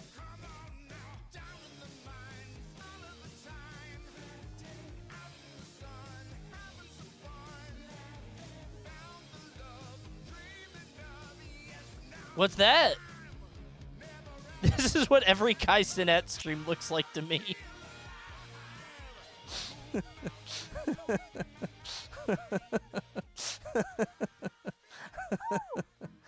Oh, they got prizes! Wow. I think Grimace would probably like the Grimace prize. Oh, did she dropped her prize. Oh, there it is. Oh, a birdie prize and a Hamburglar prize. Oh my god, it's Hamburger Hero Brian. Oh, they're gonna trade. Everybody gets their own toy. There you go. Hooray!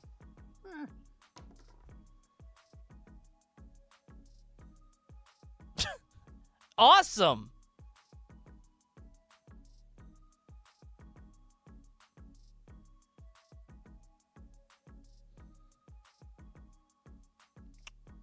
Is that it?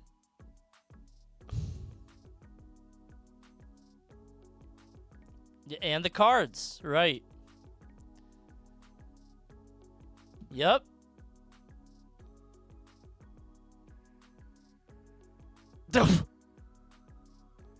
You can redeem a code. Wait. They're going to redeem a code. And by redeeming the code, you get...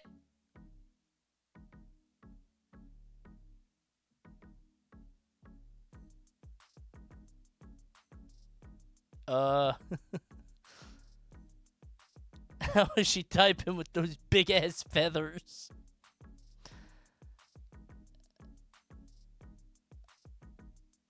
Did you get a prize? Oh, here she goes. She's gonna game. Yep, it's gaming time. That's me! I'm Grimace! I know. Yeah, sure is.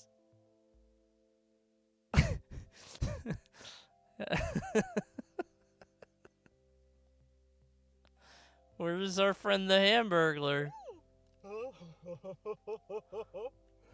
Where's Grimace? Where's the Hamburglar? He's still looting back here. He's still looking for something. He's up to something. Guys, he's gonna take all the hamburgers and toys.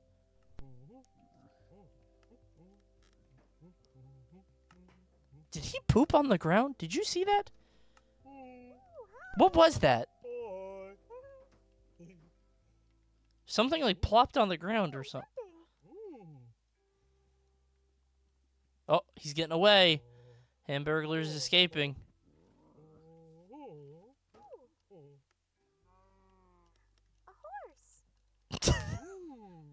Yep. Birdie painting. Ooh, birdie painting.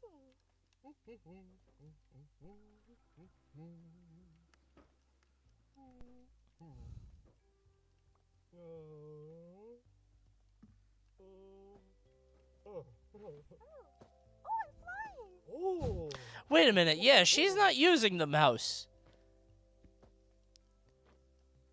They got different people playing. I didn't even think of that.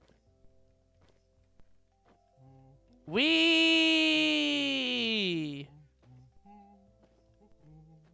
This is fun. Sure is. Whoa. Ooh, shiny. Hi, Birdie. Hi, Grimace. Whoa.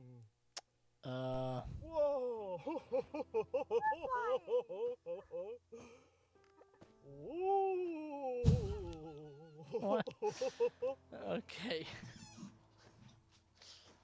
Okay.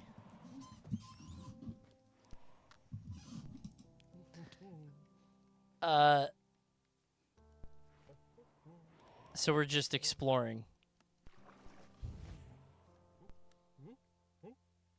Hamburglar is back here up to something. This is baby sensory content. It is. Oh, he got some. What has he got? Did you see that? He had something different. Was that a helmet? He had like a fry helmet. Bro, he's up to something. I'll have to catch back later. It's an emote-only mode. Oh, that's smart. That's smart. Yeah, that was the right thing to do from the beginning, I think. Oh, God, what? Oh! Wow. They found Grimace's secret chamber! And he found a Grimace head. Wait, is that where they are right now? How do they get out? Did she die?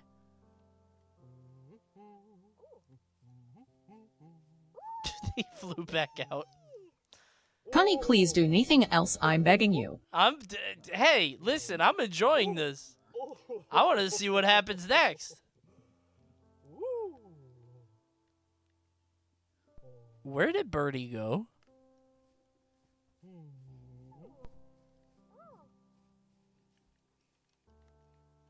Oh, he is the helmet. Right.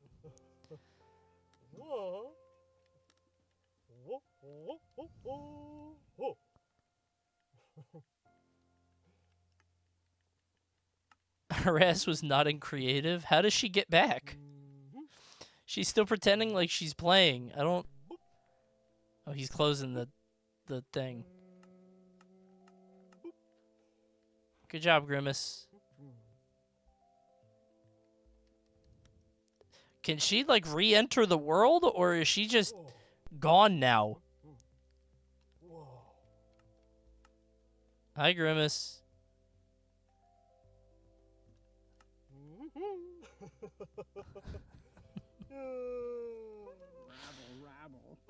Rabble, rabble.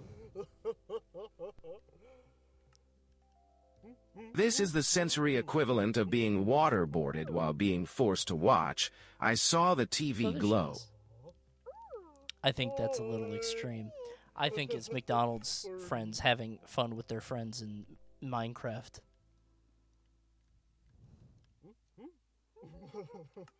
I think Birdie and Grimace are having a great time with their friends in an enchanted world. I'll check back later. So it's gotta be like unsafe. I'm kind of hungry now, low-key. Dude, I'm actually hungry. That shit work on me. I love advertising. That's a funny move. Put this up on the other monitor. Wait, what's this? McDonald's and you. McDonald's and you. And me? Sausage, hot cakes, juice and coffee too. Just like sunshine every morning. McDonald's and you. And me? I don't even know who that is. He's so rushed on it. Oh, which is just disappointing to see. Oh, and don't get me started on the Lee chain. Away from him now. What? Found you because of your Moist AF video on Twitter. Oh, Noticed thanks. widdly twoddly in the back of your webcam and found out you have a Lissa tattoo. Insta follow. Thank you. Yeah, it's a good game. I like it. Thanks for the $5. And I might be wrong here, but looking Coney, do you know about the Northern Line McDonald's stream? Yeah, that it's a very funny controversy. I think that's very funny. I love that. I love the lore of that. What happened? Northern Line took a McDonald's sponsorship, and his chat, like, how do I put this? Controversy is a strong word. Not his chat, but like 10 people on the Reddit were like furious that he did a sponsored stream, and were like, I just don't feel comfy with the streamer advertising to me. That's not what Northern Lion does or has ever been about. And like, it's like this whole conversation about what streaming should be. And like, and by the way, the stuff he was doing was his normal stream stuff, but he had a McDonald's overlay on. I think it was like a normal stream, but he had a McDonald's overlay or something. Oh, it was Fortnite? Okay, it was Fortnite with an overlay. Yeah, who gives a shit? Doesn't he stream like every fucking day? Just show up tomorrow. Like, you don't need, like, just miss 5 hours of his stream. You could come back tomorrow. It's fine. His overlay was literally just a burger. Yeah, I don't know. I followed it vaguely, and it was very funny. Steve and some other characters. It was literally two people. It's not worth addressing. They've simplified a lot of execution in the game as well, which is just disappointing to see. Oh, and don't. Oh, it was a hideous overlay. Don't get me wrong.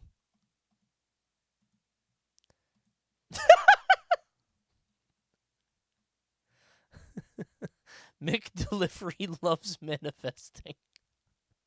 He has the burger in the bottom right. That's very funny. I did a Wendy's stream once. I forget what it was, but I got, like, it was about Wendy's new fries, and it had a bunch of fries for bits. Like, a bunch of fries came down or something. I don't remember. I've done a McDonald's stream, and I've done a Wendy's stream. I think those are the only two I've done so far.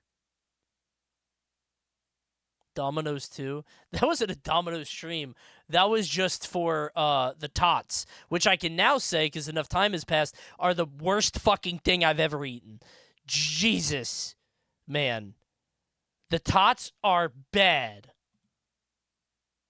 Hold on. Loaded tots. Is Domino's loaded tots?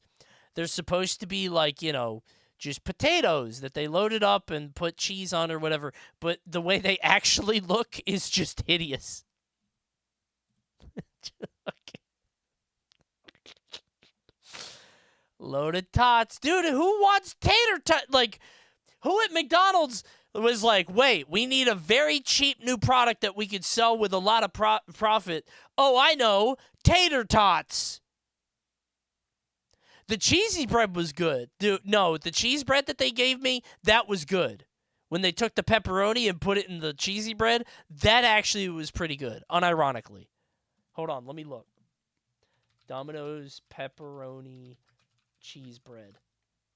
They took the pepperoni. Yum, yum, yum, yum, yum. This wasn't bad, actually. This was pretty good, but I mean, it's just pizza. It's just a calzone, really. This was fine. That's all it was. It was just bread and pepperoni inside. The tots were fucking awful. I think you guys can tell when I'm enjoying something and when I'm shilling. The best bounty I've taken for food was at Dave's Hot Chicken. Dude, that was awesome. That was awesome. I love Ad Coney. I like the little meta game of chat realizing whether I like a game or not. Or, you know, I think it's pretty easy to tell, right? You guys have the sense for it. You know. Poker World Hold'em Frenzy. Dude, it was a poker game. I like poker. I was like, you know what? Fine, sure. And they gave me a lot of money. Whenever it's poker, it's a lot of money. So I'm like, okay. The lead changes. And we didn't even mention... What's the best and worst game you ever played for a bounty? Best might be Lies of P. Worst? Gotta be one of the games that I played on Lurk It. That I'm like, how did they get this money? There's a site called Lurk It, which is the site that I find the sponsorships on. Dustborn? Yeah, maybe Dustborn. Yeah. My Pet Hooligan. I forgot about that one.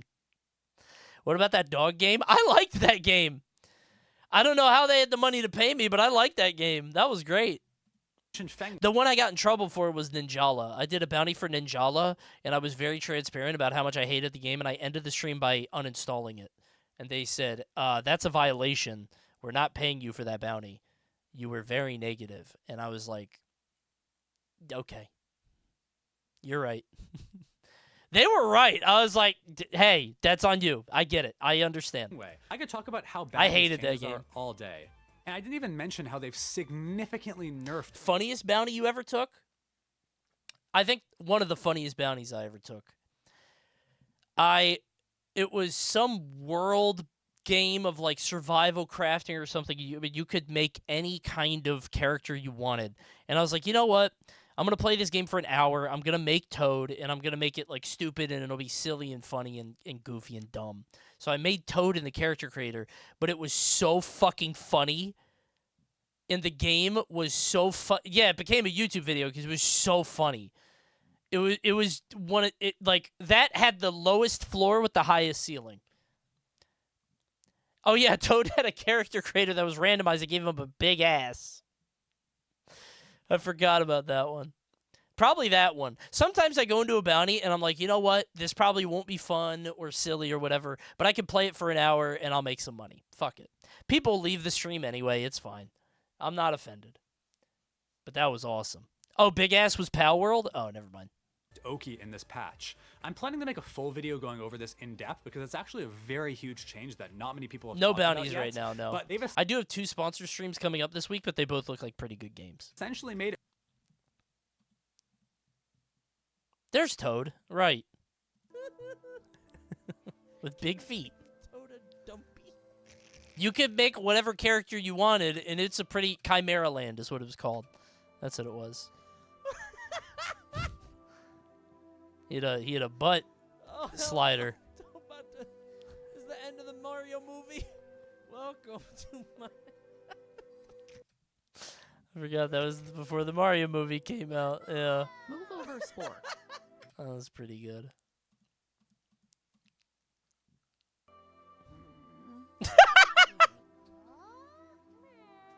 I forgot. They had animals like on a spectrum, and you could pick an animal like that.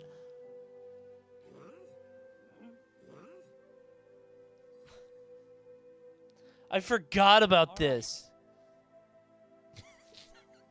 Okay. Oh, this game was awesome. Make a Wiggler. Oh, yeah, I had to make a Wiggler. I forgot.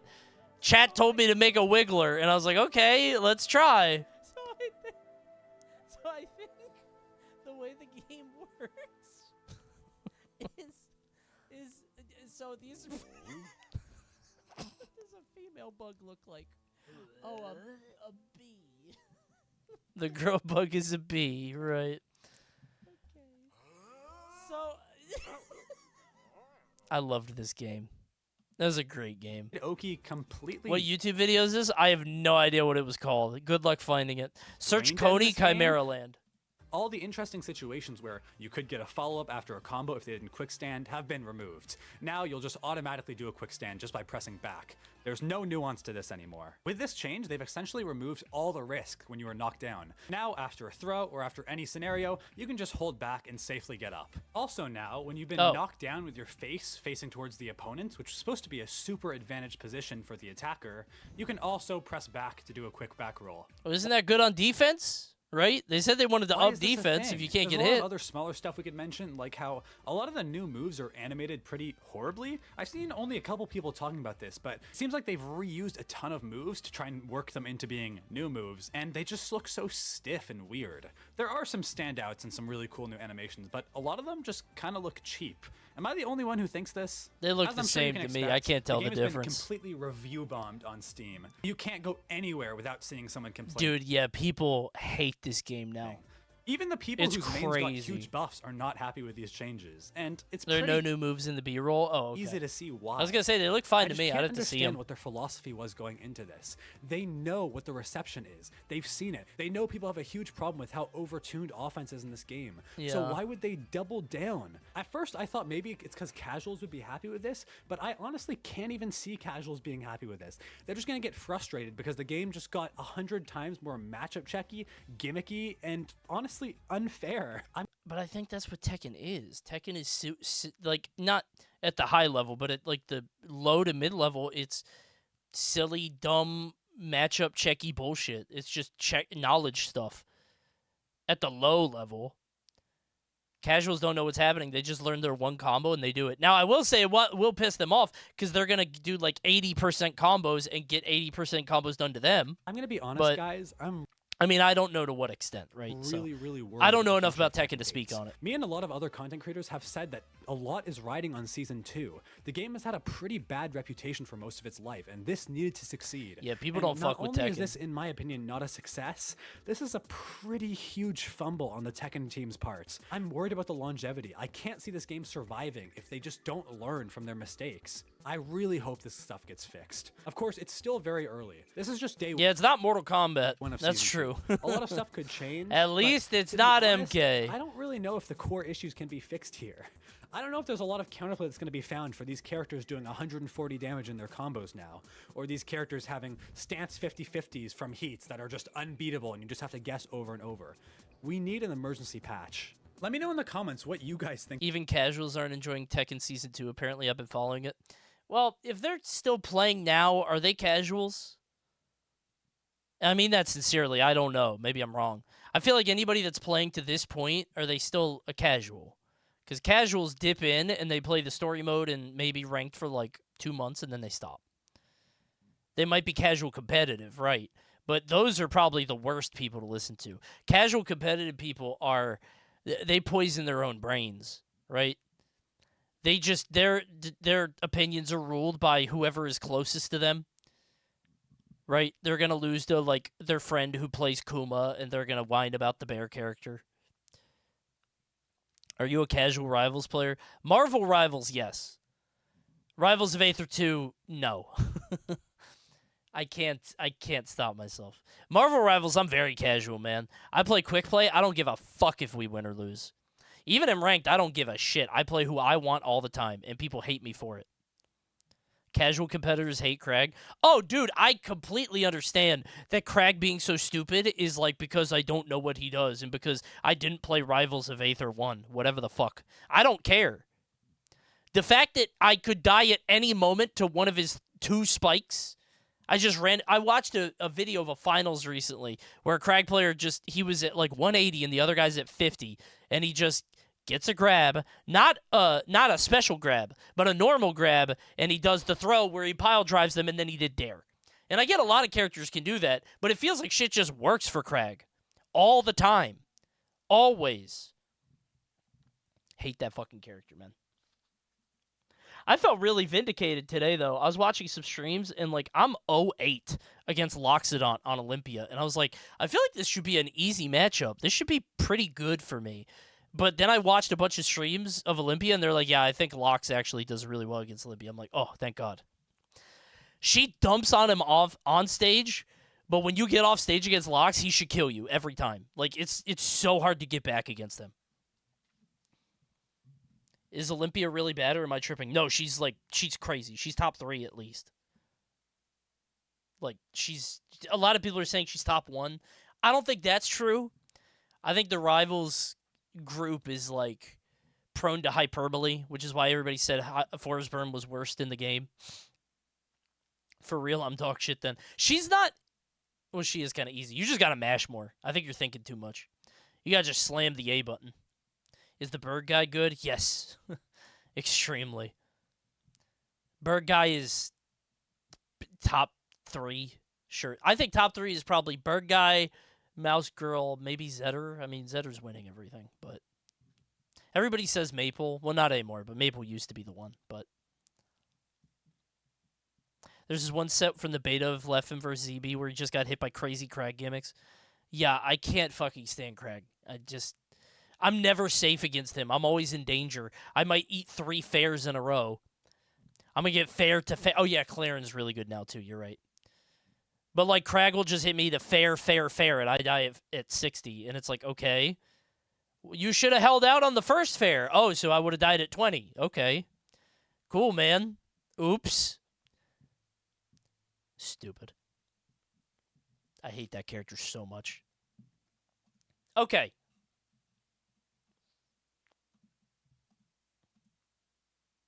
Hey, guys, I got a question for you. Did you know Sonic had a pinball game? The first ever Sonic spin-off ever? Sonic had his own pinball game back in the old days of 1826. It was called Sonic Spinball. It's from our good friend, Cybershow, who makes a lot of good movies about Sonic. I actually really wanted to watch this because I had Sega Channel as a kid, and I played the shit out of this game, and I never got past level 2. I think I only got to level 2, maybe 3 once, and then I died right away. But I would like to know more about it, because I never saw anything past level 2 or 3. And I would like to know what the game's all about, so let's find out. Shall we? Well, today we're going to be taking a look at Sonic Spinball, the My first favorite Sonic spin-off ever, depending on how you classify. Level 3 is a faint memory. I remember 1 is the place with the shark. 2 is the red-yellow area with all the tubes. Level 3 I can't even visualize in my mind, but I'll see it. By the 8-bit This game is versions of Sonic strange, 1 and yeah. 2, I guess. Oh, and I guess But I loved technically it. Sega Sonic the Hedgehog came out first, but that's an arcade cabinet and it only came out in Japan. Also, of course, if we're counting that, then we have to mention Waku Waku Sonic Patrol Car and Sega... Wait, what is Waku Waku Sonic Patrol Car? You're a policeman? Sonic Cosmo Fighter, but again, those were Japan-exclusive children's rides. Oh, okay, if they're right... Okay, those aren't games. I thought these were, like, real games I'd never heard of. I was like, oh, I'm going to do a Sonic Silly Game stream, but I'm not going to go to a fucking Japanese mall and hope they have the cop game. Oh, and I guess Sonic Eraser, but that was download only, once again, only in Japan. Uh-huh. So from the perspective of an American child in the 90s, this was the first Sonic spin-off game. And it was well, I awesome. guess Sonic Chaos technically came out first on the Master System in Europe and 4 days prior in And Japan. nobody owned that. But in the US, it actually launched on the exact same day as Sonic Spinball. Whatever. Sonic Spinball was the first Sonic spin-off to me, damn it. And that's what we're going to be talking about today. I'm going to do something a little odd. I'm going to play you a 30-second... Hit the Sonic Eraser theme. Dong! clip of the game. I want you to just really focus on the Sonic experience, that is, the auditory experience, so you can really appreciate the game's sound design. Dude, the bass is so good. So good, dude. That track is great. Wait, he's going to hit the shark? Hit it? That shit was scary when I was a kid. When the shark got... Ah!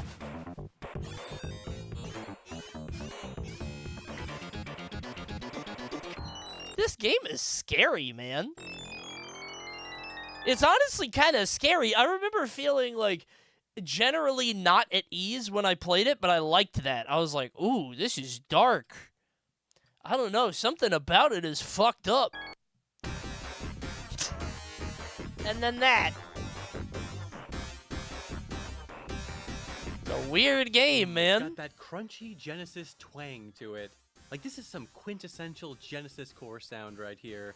I'm gonna be honest, everyone always shit-talks this options music from the game, but I actually kind of love it. I kind of There's like it too. 808 called Sonic Spinball Options, if the audio was mixed properly. And it tones down the deafening Tesla coil sound to let you actually hear the melody underneath.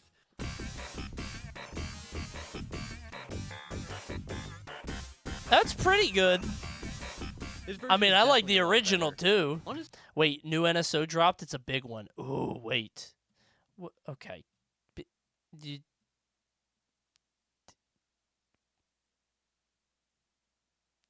I meant to say video. What do you mean video? What do you mean video? This video is... I don't even know what that means, the one.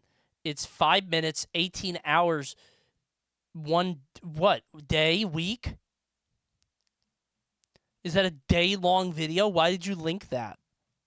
This isn't NSO. I meant to say video? New video just dropped? Is that what you meant to... Take a break. It is a massive video. I'm not watching that. What do you mean press play? Shut up. How did you do that? Me reacting to this for a day and 18 hours? Was this your NSO update? Retry the benefits of a Nintendo Switch Online individual membership with another 7-day free trial, even if you tried it before. Yo, big update! Big update! Wait!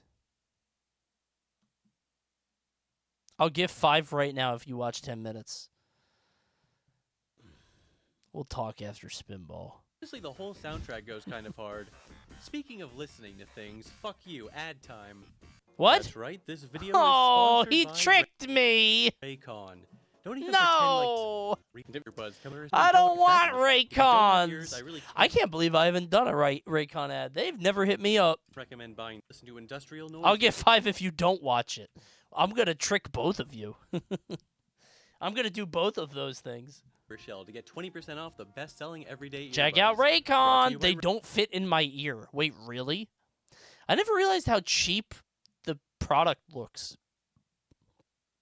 I have green Sony earbuds that are like these, but they're like nice. These look very cheap. But I've never had Raycons. Raycon. Honestly, this game is just weird. I'm sorry, I know I'm a professional YouTubersman, it's my job to be more descriptive than that, but it's just kind of hard to explain.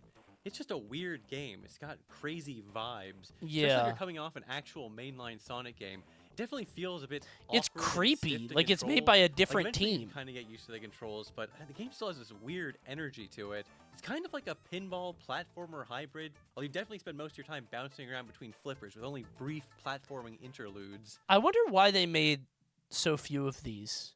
Like, Metroid had one, and Mario had one, and this, and Kirby, I guess. And Pokemon. I guess that's more than you would think. The premise for every level... Pac-Man had one? Do you mean Baby Pac-Man? You know, they have this at an arcade near me. It's a game called Baby Pac-Man. It's at Crabtown in Glen Burnie, Maryland. The left flipper doesn't work. So you can't actually play it. Baby Pac-Man sucks. It's ass. But apparently, I think it's rare. Isn't it pretty rare? The McDonald's stream ended with Grimace throwing it back. Oh, it's over? Did he really?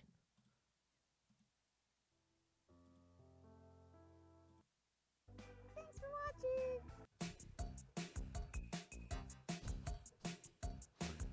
watching. Wait, so it was really like half an hour.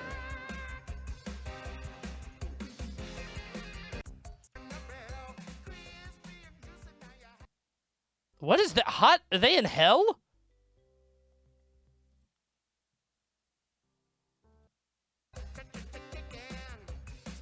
The Nether Flame Sauce! Wait! A new product dropped! Oh, we got it on Uber Eats. Thanks, Hamburglar. Whoa!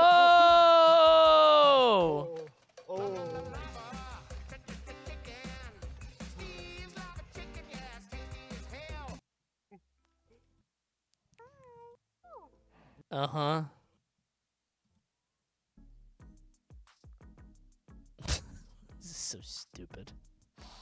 How much do you think the actors were paid? Like $100? Actors don't get paid shit, man. Even less if they're in a costume. You don't get paid nothing for that. Who do you think was inside the costume? I don't know, Zendaya. Fucking Zendaya and Timothy Chalamet inside the costumes. What do you think? Find a certain amount of Chaos Emeralds before you can fight the boss and finish the stage. All the emeralds look like blue rupees, and you collect way more than 7 of them over the course of the there's game. like There's a ton of 16, those. But whatever, that's fine. My main complaint is, why are they all blue? Like, if you're gonna make them all one color, it should be green, because they're fucking emeralds. The screen at the top is always giving you these weird-ass messages, like, worm bag. Worm bagged. Yeah, I don't know if this is like Robotnik sending you messages, but like the top of the screen always has something. Like, what is that up there for? Say shit like bust teeth. As a kid, like 95% of my time playing this game was in the first stage, Toxic Caves. Honestly, not sure I ever. Uh-oh, cuck 95% of alert. my time playing this game was in the first stage, Toxic Caves. Oh, it says cluck. I was like, is the enemy called a cuck? The chicken? Uh-oh. Honestly, not sure I ever even made it past level 2 without cheats. Right, the frog head guy. What is that? This is level 2, by the way. This is the one that it has a gun in it. You shoot out of that. He looks like a frog. I guess it's Robotnik. I see a frog. This is a hard game. You only start with 3 lives. But thankfully, this game does have a level select code, allowing you to access any of the game's 4 levels. Yeah, I also thought it was kind of odd. It only had 4 levels. But Yeah, I've gotten to 3 one time. I remember now, purple board. I don't remember anything else about it. It is. I think that was fine. It also makes sense when you consider how rushed the game's development was. Sonic Sprite is very goofy looking in this game, especially when you directly compare it with the other Genesis titles. Yeah, he looks kind of skinwalkery, I think, here. He's a little scary, right? And little guy. I feel he has to be, though. He's got to be tiny. If you make it big, he's not going to fit in ball form. Wait, so what's the Sonic 1? 2? Spinball? What's that? What are the Chaotix or whatever? CD? Oh, right. I'm a 2 guy. I go Sonic 2 here. Although his eye bleeds into his cheek for some reason. Never noticed that. 3 free? No. 3 3 looks like he's got on a Christ cross necklace. Right? That white thing? Like he's got like a chain on him. I never noticed that. Sonic's been reformed in Sonic 3. But it's kind of cute in its own way. I like when he's paddling in Man the of the barrels. cloth. His death sprite, along with the sound it makes and the way It's awful when he dies. he shakes, cracks. No! Yep, every time. During the intro, we see Tails piloting a plane that's clearly not the Tornado. It's blue and has a propeller. He's in the back. miserable. It's kind of cool looking. Too bad we never see it again. He also has a unique but different plane in the intro for the Game Gear version. Another kind of weird feature is you can change the game speed in the options menu between normal and fast. I didn't know that. Not that many Sonic games have the option to just make everything faster. The bosses are interesting. Oh, God, the fucked up Spite. I forgot about the fucked up Scorpion Robotnik. It's so scary. Those are interesting. He poops acid. Look at that. Blah. I hated that guy. The machine, you destroy a roboticizer, which I thought was pretty cool. And who could forget the weird Robotnik faces? Oh, the teeth! Honestly, I think the weakest boss is the final one. There's a lot of really great information about the development of the game on the Sonic game's Retro scary, page for man. Spinball. The game was developed by Sega Technical Institute, or STI. What is that? Oh my god, did they actually call it STI? Yes, shut up! Back then, STIs were called VDs anyways, you fucking idiot. Oh, yeah. What happened to venereal diseases? I didn't realize that's the new thing they call them. That we used to call them venereal disease. What does venereal mean?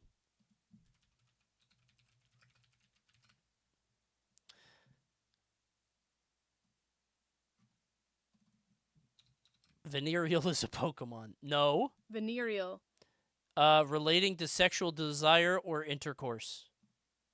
Venereal. Got it.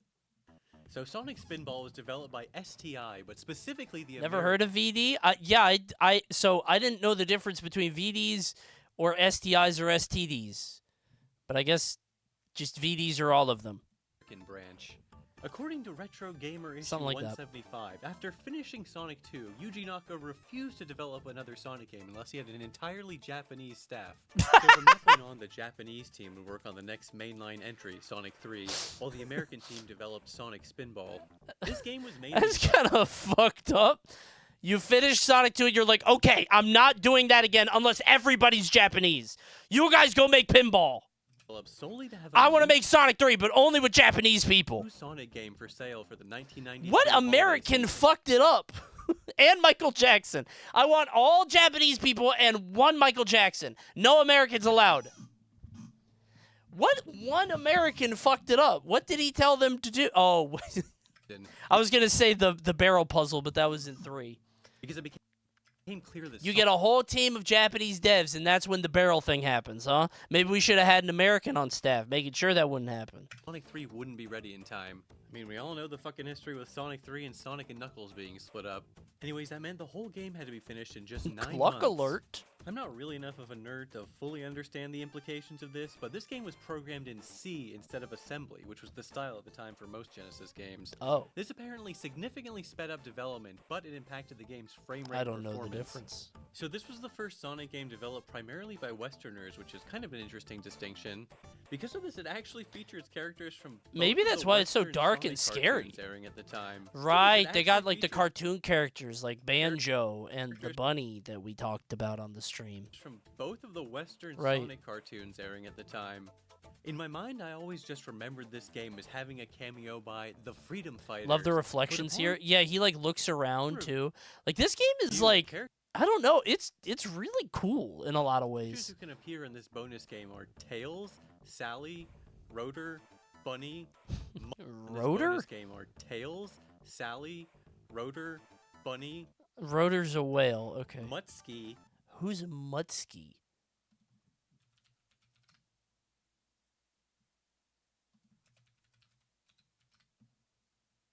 Who the fuck is this? Ben Mutsky. His name is Ben.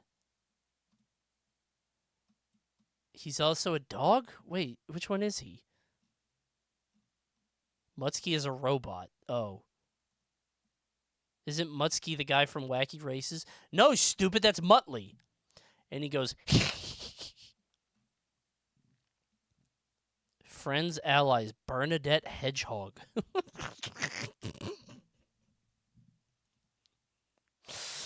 Dr. Quack. There's a whole universe. There's a whole universe I have not explored. Jeffrey St. John, Hershey St. John, the St. John brothers. They're skunks. Oh, nope, twins. Right. Oh my god. Jules Hedgehog, who is a robot. Uh-huh. I know Antoine. Wait, Antoine and her got married? What? They're together?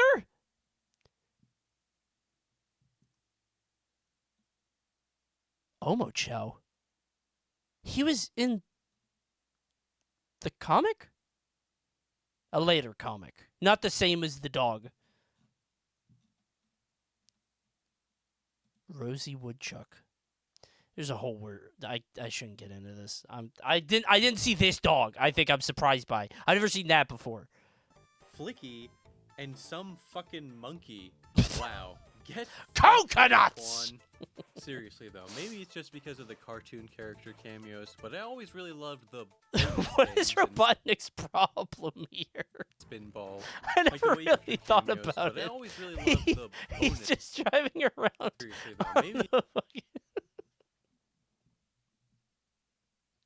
I don't know why this is so funny to me. He's driving around on the stupid pinball board, getting hit on purpose. cameos, but I always Like really he's loved okay with it getting knocked up. Spinball. Just get out of Like, there, the way you can man. see Like Sonic's this reflection can't is be so worth cute. it.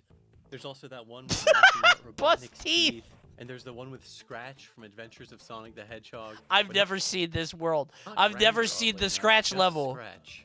What I always thought was weird was there's actually another bonus game that features Cluckers from Sonic 2, along with a crawl from Casino Night Zone. What? Like, I just thought it was funny that Scratch and Clucker were in the same game. Because Yeah, I feel like they'd be the Scratch is same. supposed to be based on Clucker. the Right. way Grounder and Coconuts are clearly based on Badniks from Sonic 2. Coconuts! Oh, yeah. So whenever I see him, the Robotnik scream pops into my head. Every time I see him, I don't even know what episode it was from. I just know he yelled coconuts really loud. He hated coconuts. Oh, yeah, there was a Game Gear version, huh? Honestly, I don't, I really don't have too care much about to say this. about Turn it. this off. It's kind of neat that it has a map screen between levels showing Sonic ascending through the island. This game is fucking scary, man. The only thing weird enough about the Game Gear version worth mentioning is instead of the cool bonus stages with the cartoon character cameos, they're like Egyptian themed for some weird reason. Oh. Also, I'm pretty sure I mentioned you this play like a before, but level. For posterity's sake, I found it interesting how the Game Gear version has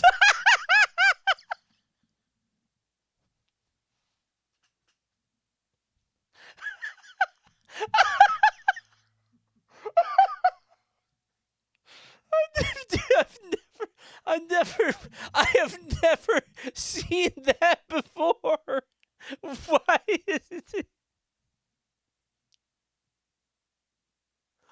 What the fuck? Why did they do that?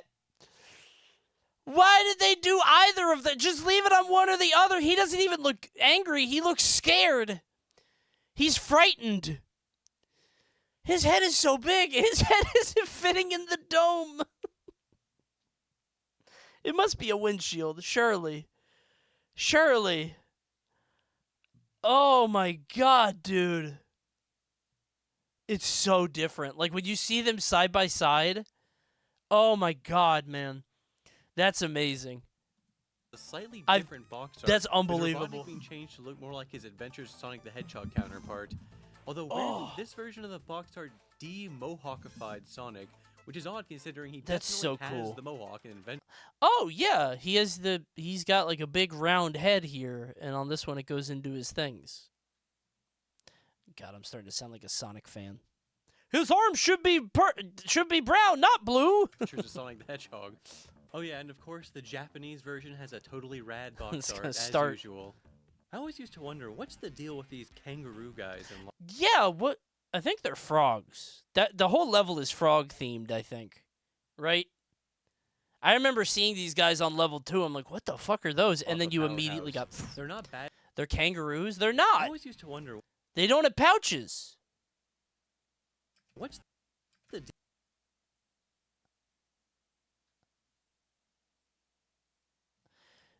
Where's the kangaroo? They have tails, but they're wearing blue suits.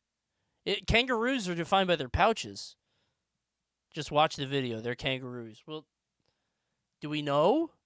Deal Does with he these say that? Kangaroo guys in Lava Powerhouse. I don't see where you see a kangaroo They're from. not I bad don't mix, see are it. they Blue is their fur. Oh, they have a nose. I didn't see the nose. I really thought they were frogs.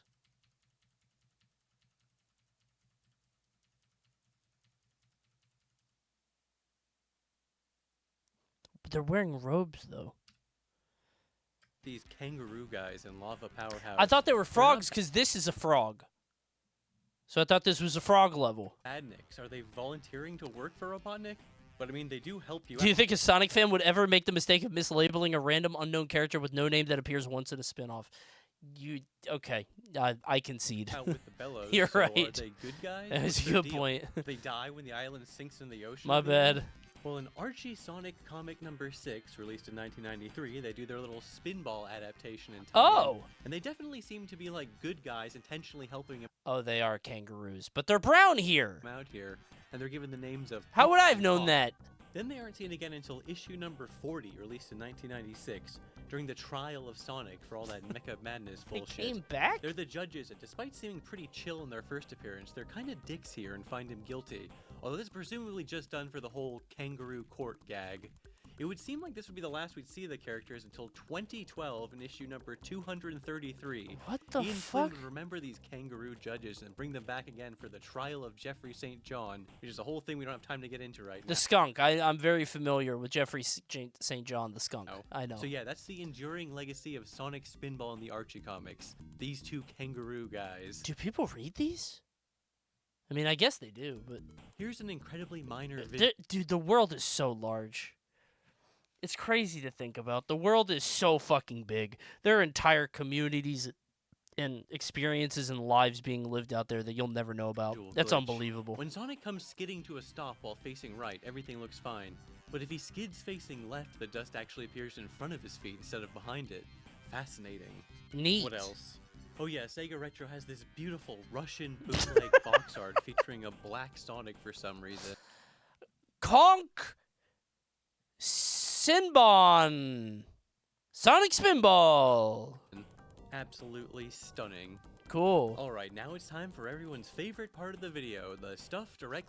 That guy's hungry. What? Why Mario? Hey man, Mario's not here. Take it easy. That guy was watching the McDonald's stream and he couldn't hold it anymore. That guy's starving. All right, man, let's take a break. Okay. Okay. Good luck on your quest. Hope you find him somewhere. He'll be somewhere. From the cutting room floor. For regional differences, there are some minor tweaks to some of the music tracks in the European version, but nothing too noteworthy. In the Japanese version, they changed the jump sound. And for whatever reason, they got rid of that insane death sound and replaced it with a more traditional jingle. That shit is scary. It's so scary, man. It's like a robot just inflicted you with a mortal wound. And you killed him, but he knows you're going to die in a second, too. So this is his final laugh before you bleed to death. More traditional It's jingle. scary. I hate that. That shit sounds like the Page Master for Genesis. Sad because that stupid sound effect is one of my favorites. In terms of prototypes, there are a few leaked builds over the years, but honestly nothing too exciting. There are a couple builds that are virtually identical to the final version. The earliest one we have is from August 1993, a few months before release. The game is mostly complete, however there are a lot of bugs in this version. One of the more notable differences is the animals that pop out of the badniks are different. Instead of being all birds, there's also a bat, a butterfly, and a bee. This game uses the same sound driver that Spider-Man uses, so does the Page Master. It had a very Page Master sound, but I thought that was all Genesis games, but maybe not. There is one prototype that is... Was 1993 a good year? I don't remember. I was 4. It's a somewhat interesting story. The first year I can remember being like, damn, things are cool, was 1996. Which is, I think, the year that that Tekken came out in PS1. Before that was great and all, but... Story behind it. There's a prototype that's almost identical to the final build, except the main menu and game over tracks are remixes of the versions found in Sonic 1. Coney loved Bush Sr. You know what makes me even older? Technically, I think I was alive before Bush Sr. Because I was born in September 88. I think I was born... Is that Reagan? Who came before him? Hold on, let me look. I actually think I was technically alive for Ronald Reagan's presidency. Yep, 1989. Yep. Technically, I was. Isn't that crazy? For like a month or two. Jesus. Yeah, till 1989. Because I was born in September 88. Isn't that nuts? That's unbelievable to me. I realized that at one point, and I was like, that, I can't, like, my whole life was like, okay, George Bush was my first president, but it was actually this fucking guy. I was on the earth when he was president for 4 years, or 4 months. Why didn't you do something? I tried! I got no help, man. You think they're going to listen to a baby? Huh? Where were you on 9/11? Middle school gym. I had a friend that a friend with a lisp. He's like, Cody, did you hear? A plane hit the Twin Towers. And I was like, what are the Twin Towers? He's like, the Twin Towers in New York, the World Trade Center. And I was like, I don't know what that is, Mike. That's stupid. His name was Mike W. I don't want to give you his name because people are weird on the internet. So so we went to our next class. I didn't know what the World Trade Center or Twin Towers were. And then it was science class, and they were like, yeah, you're all going home. There's been a terrorist attack. And we were like, oh, shit. We get to go home. And we were super happy. No school, yeah. That's how it went. And then every TV was on CNN for the next week. Like, I went home, every TV in the house was on CNN, and I watched all of it. And I was like, wow, we're going to die. Looks like we're all going to war. I was looking up drafts. Like, what is the draft like? I was 12. I was 12 at this point. 13. I just turned 13. It was weird. I didn't know what the Twin Towers were, man. That wasn't something they educated you on. They didn't teach, like, you know what the Statue of Liberty is. You don't know about the Twin Towers. Crazy. You were 13 and didn't know the Twin Towers. Okay, he's back. Restricted suspicious user. I think he's up to something. I think he's up to something. Hey, man, good luck. Go do it. Go do it. So he's going to run out of companies. He's going to be Ubisoft. I want to eat Rayman. Just, hey, dude, like, how many do you have here? You got to make a whole Gmail account for that. You got Crash, Spyro, Solid Snake. But no, seriously, guys, you don't understand. Like, you know what the Twin Towers are because of 9/11. If you were 13 and nothing got hit, you wouldn't know what it was. There are so many buildings and pieces of infrastructure that you don't know about at 13 because it's not part of your curriculum. And you might not even know it even though you're an adult. I was 8. I had no idea what that shit was. Yeah, man. People don't be talking about it. I remember my cousin had just signed the selective service thing for college money months before 9/11. He was scared as shit. Dude, yeah. There are a few times, like, in my life where I'm like, oh, this is it. Like, I've kind of been passively waiting for shit to happen, right? Because, like, you know, the World War in the 40s and then Vietnam and all this other stuff, but nothing has felt big enough to, like, be worthy of, like, a life-changing event, right? Something's going to happen in my lifetime. It has to. And it's not just going to be like 8 recessions.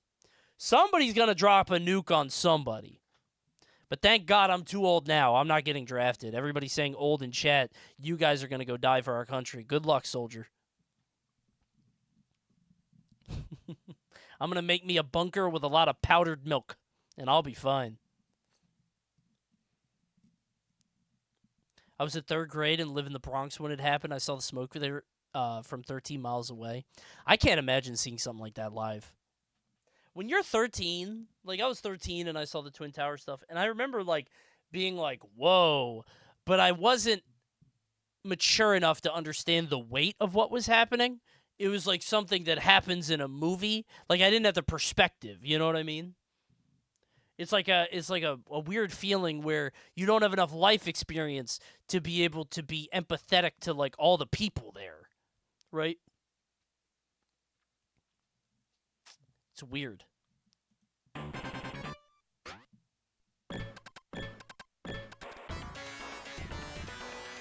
Put it back. Put it back. Oh my God. Put the other one back. That was gross. Coney, you look like you would go foolish on a pinball machine. Sorry, didn't clock me. I'm not good at pinball. It pisses me off. I refuse to shake the machine, though. I think that is such pussy shit. I get so annoyed when I see, like, don't shake the machine, man. You're going to break it for everybody. Stop slamming it. You ever in an arcade with somebody that's, like, really way too into pinball? I have not, but I've always wanted to be there. I've never seen it before, but I've always been curious. Like, a guy actually shakes the machine, picks it up, gets tilt. You know?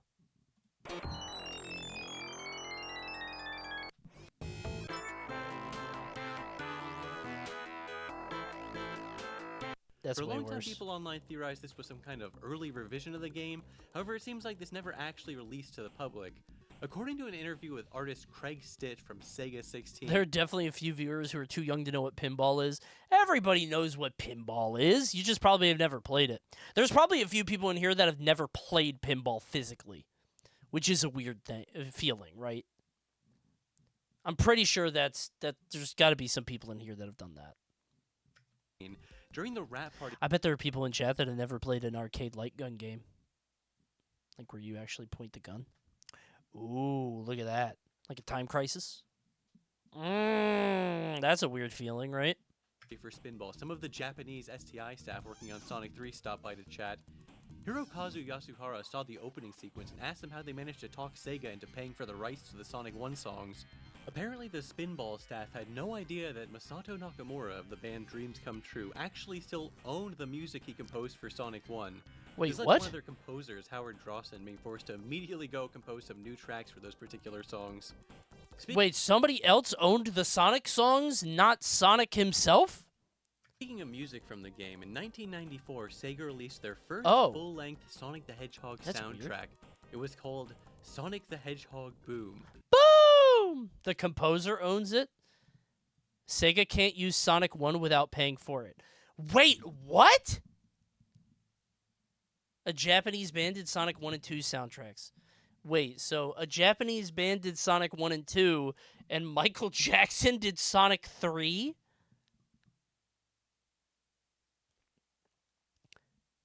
What? That's so weird.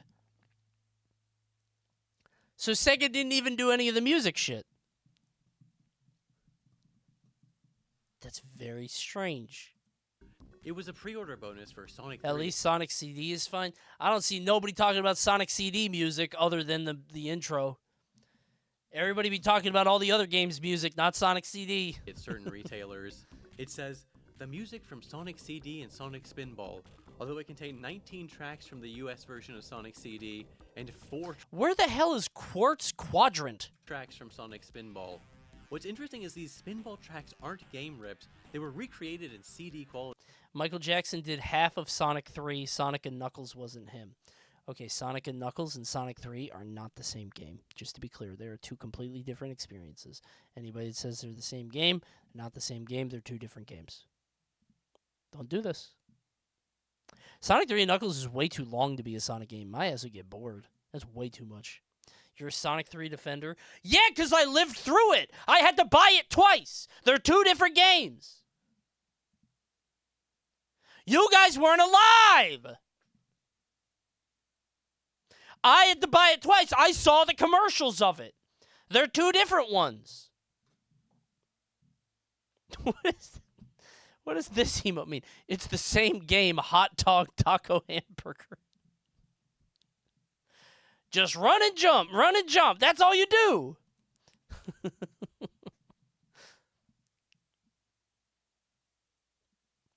I had to buy Sonic 3 and Sonic and Knuckles, and I was so excited for both. I might have pretended to be sick on the day Sonic 3 came out. You know what's weird? I don't have many, very strong memories of gaming. I really don't, other than beating every team in NBA Jam. The time I skipped college for Mario Galaxy. I don't really have that many. Like, I can't remember, beating games or playing specific games. Not even Mario 64. I have that memory of me in the Blockbuster playing it for the first time, but that's really it. League queuing all night before a date. I mean, I have a lot of League memories. I had a window next to my desk. I'd light up a candle, order pizza, put the candle on, grind for like 12 hours. 12 hours. Start the night at like Diamond 4, end at Diamond 2. It was a good night. Candle? Yeah, I like candles. I like scents. Y'all don't fuck with candles? You should try them. Get some with eucalyptus. Did they not have lamps yet? Get the fuck out of here, man. I did hit my grandma in the eye with the controller, but she deserved it. I remember playing Wacky Races for the Nintendo and having to call my mom in because there was a mashing boss. It was like a quicksand boss, and you had to mash to get out of the quicksand. I remember calling the cops because Bonkers told me to. Bonkers, the lovable bobcat from the Disney afternoon. Why did she deserve it? Okay, that's an O in the chat that doesn't know the grandma story. Did we go back? You don't want to go into that, right? I just realized we have so many new viewers that don't know every bit of Coney lore ever. Why did Bonkers do that? He told me to call 911.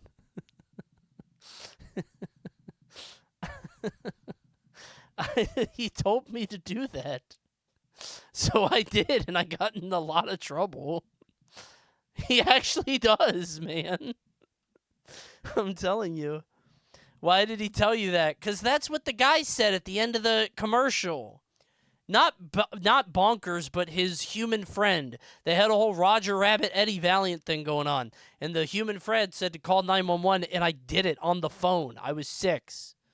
And I got in trouble. So they sound totally different.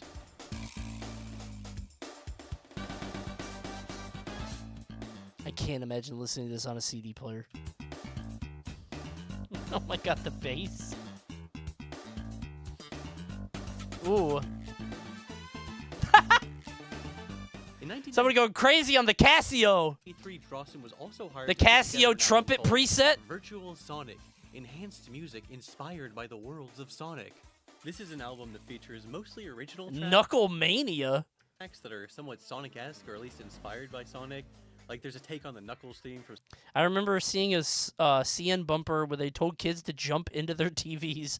I only saw it once and never again. Yeah, man, I bet they pulled that shit from the air. I bet someone did it and got hurt real bad. Some kid got a lot of money in a settlement, and then they took that shit off. I get it. Yeah. Sonic and Knuckles. There's a track called Sandopolis, which doesn't really sound anything like Sandopolis Zone, but it's still pretty cool. Anyways, this album once again features... Kids are very suggestible. You just tell them to do that in a commercial or something. If the TV say it, that shit's real. If an adult says it, it's real. Honestly. Takes on the Spinball theme and Toxic Caves. Ooh, they got the guitar in there. That's pretty good. I kind of fuck with it. I kind of like it. It's kind of a weird album, but it makes sense when you find out he was explicitly given 1 month to complete it. He mentions in a 2009 Gama Sutra interview that he begged for more time but was denied. He was told he had to finish it before the opening of Sega Virtua Land at the Luxor Casino in Las Vegas. Oh my god. Wish I knew more about Virtua Land. It seems awesome. That looks laser cool. light shows featuring Sonic. It was open from October 1993 to sometime in 1998. The messed up part is that despite rushing Drawson to finish the Virtual Sonic album in 1 month, You guys ever see something that will never come back and you're sad you never got to live through or experience? It's a weird feeling, right? Not a like, the wrong generation way, but in a like, damn, that must have been really cool. You know? I wanted to go to E3 so bad when I was a kid. I thought it was so cool. And then they turned it into just like a open to the public, just like a trade show kind of thing. And it's just lame now. It wasn't even Warp Tour. Yeah. released in the Virtual Land store until 1996, some 3 years later. Anyways, back to Spinball. Again, I have to say Sonic I got to Retro go to the last E3. I got to go to one of the last ones, whichever one Ultimate was at. has some great And it was development bad. material It was not fun. It was ass. here. We can see early in development the game was going to be called Sonic Pinball. There's even an alternate sketch of the cover art by Greg Martin featuring Ew, what is that? It's like a robot guy. Sonic in a minecart. Mm. We can see from this design document that the game was originally going to have 5 stages instead of 4. Instead of the first stage being Toxic Caves, there are going to be 2 levels. This is neat, Underground man. They caves really and put a lot of toxic effort pools. into this stupid We game. actually just recently, in 2023, got a glimpse of what the underground caves may have looked like. One of the artists who worked on this game, Brenda Cook, made a VHS art portfolio of various computer game work she had done. Oh, shit, turn that on. In 2023, the Video Game History Foundation uploaded it online, and there's a lot of interesting stuff.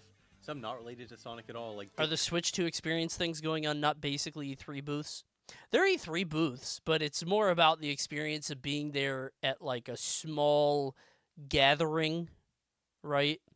Seeing early E3 was like peering into Gamer Wonderland as a kid. Yeah, it not being open to the public felt like you being there was like it was an accomplishment. You know what I mean? You were a part of the world. Like if you go to the booths now, it's that, but like you're there with everybody and you're waiting in 4-hour-long lines to play Mario Wonder, right? Tracy and Kid Chameleon, and also has some of her work on the Sonic series, particularly these Sonic 2 scenes and the origin of those Dust Hill screenshots caused Neat. quite a stir when this came out. But for the purposes of this video, we need to look at these backgrounds, which are believed to be from the unused underground caves level from... I'm so fascinated by this era. Because, like, you could just make a game in a year with a team of, like, 20 people, right? You just make bullshit. You could make the stupid Icon licensed IP Super Nintendo platformer where you jump on inanimate objects. No standards. You might work in this industry for like 2 years and then go do something else because now video games are so specialized and so specific, right? Now it's like you're hopping all over the industry. There it's just like, yep, we made a fucking Bobby's World game, and now that's the only thing we're ever going to do. Spinball. Finally, let's take a look at some pre-release footage of the game. The earliest known footage of this game was a pitch video shown at the 1993 Winter Consumer Electronics Show. This was just an animated concept video developed by STI on Amiga hardware, and it was still known as Sonic Pinball at this point in time. At the 1993 Summer Consumer Electronics Show, the Sega booth had a video preview of Sonic Spin. That is the cutest Tails I've ever seen. It's like a Funko Pop Tails. I love that guy. This is awesome. Did you watch the video where dude talked about how hard it is to design around Sonic speed? I believe it. Sonic go too fast. Dude, I played it as a kid, and like if you don't know to hit down when you're running in Sonic, you will die. You have to mash down because you have to spin. If you don't spin, you're going to get hit. Spinball, showing a gameplay mock-up. We mostly have screenshots from magazines rather than video from this event. There are a number of differences, such as the title screen having a flipper which says the hedgehog instead of the text being in the middle like the final version. The opening cutscene appeared to take place during day instead of night. The island looks different too. The teeth bonus stage also appears to be somewhat different from the teeth bonus stage is nasty final version. And most fascinating of all, That's it appears this gross. version was also going to have level transitions originally. Ugh. Luckily, there is Big one ass more source Robotnik of pre-release teeth. footage for the game. A promotional tape from the Spanish Oh gaming shit! magazine. Is that Aladdin? Atención! Mezcla explosiva! Especial Eternal Championes. Bison, Jurassic Park, Asterisk, Toe Jam. Aladdin? Dude, you could get anybody. Aladdin and the Roadrunner together at last. You could get anybody on this bitch, dude. Magazine Hobby Consolas. This is a tape showing off a number of upcoming releases, and it actually has footage of the level transition scene, but it appears to look different from the version shown off at CES I wonder why Summer they took that out. 93. And weirdly, it shows Sonic in the final boss fight, but Robotnik isn't in his pod. We also get another look at that different version of the teeth bonus Ah! frame. his But head that's it, though. It's exploded. just like a little 20-second preview. Oh, God. Actually, technically, I guess there's one more source. There's another Spanish VHS tape. There's actually a 10-minute promotional tape hyping up the upcoming release of Sonic 3. But during the intro part, it inexplicably uses footage of the cut level transition from Sonic Spinball. That's it, though. The rest is just about Sonic 3. It is a pretty awesome video, though. Alright, so you know how I remember when I was a kid. Okay, I don't remember exactly how this happened. But when I was a kid, I remember getting a VHS tape in the mail. And my mom said, "This came for you." And I was like, "What?" And I popped it in. And I got a Banjo-Kazooie tape. Do you know who narrates the Banjo-Kazooie Toys R Us VHS tape? Donkey and Diddy Kong, then Diddy and Dixie, Dixie and Kitty, Mario and Yoshi. John Lovitz. Okay, you get the point. So what's the big deal? Well, listen up, because there's a new dynamic duo from the creators of Donkey Kong Country and GoldenEye. John fucking Lovitz does a 10-minute Banjo-Kazooie ad read. Jay Sherman himself. Mumbo's Mountain is where it all begins, with beak-busting, egg-tossing, mumbo-jumbo fun. How much did he make from this? Did this hype you up? Dude, like you wouldn't fucking believe. On adventure, I this could not wait to play Banjo-Kazooie. is the place to find it. Plus, you'll learn all kinds of new moves and more. I don't know how I got this tape. I didn't, like, pay for it. I was 9 years old. I don't know how I could have gotten this. It says it's a Toys R Us one, but I don't think we bought it. There's a Majora's Mask one? I didn't get that one. Be warned, this world is full of all sorts of monkey business, where one wrong move can mean certain doom. Probably a free handout. VHS tapes couldn't have been that cheap, right? I feel like that shit's expensive. Treasure Trove Cove. Ah!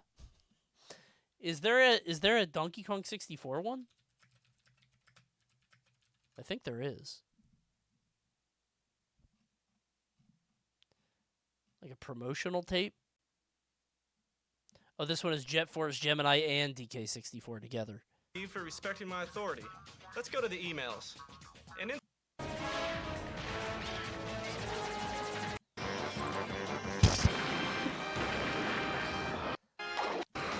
This would hype me the fuck up, too.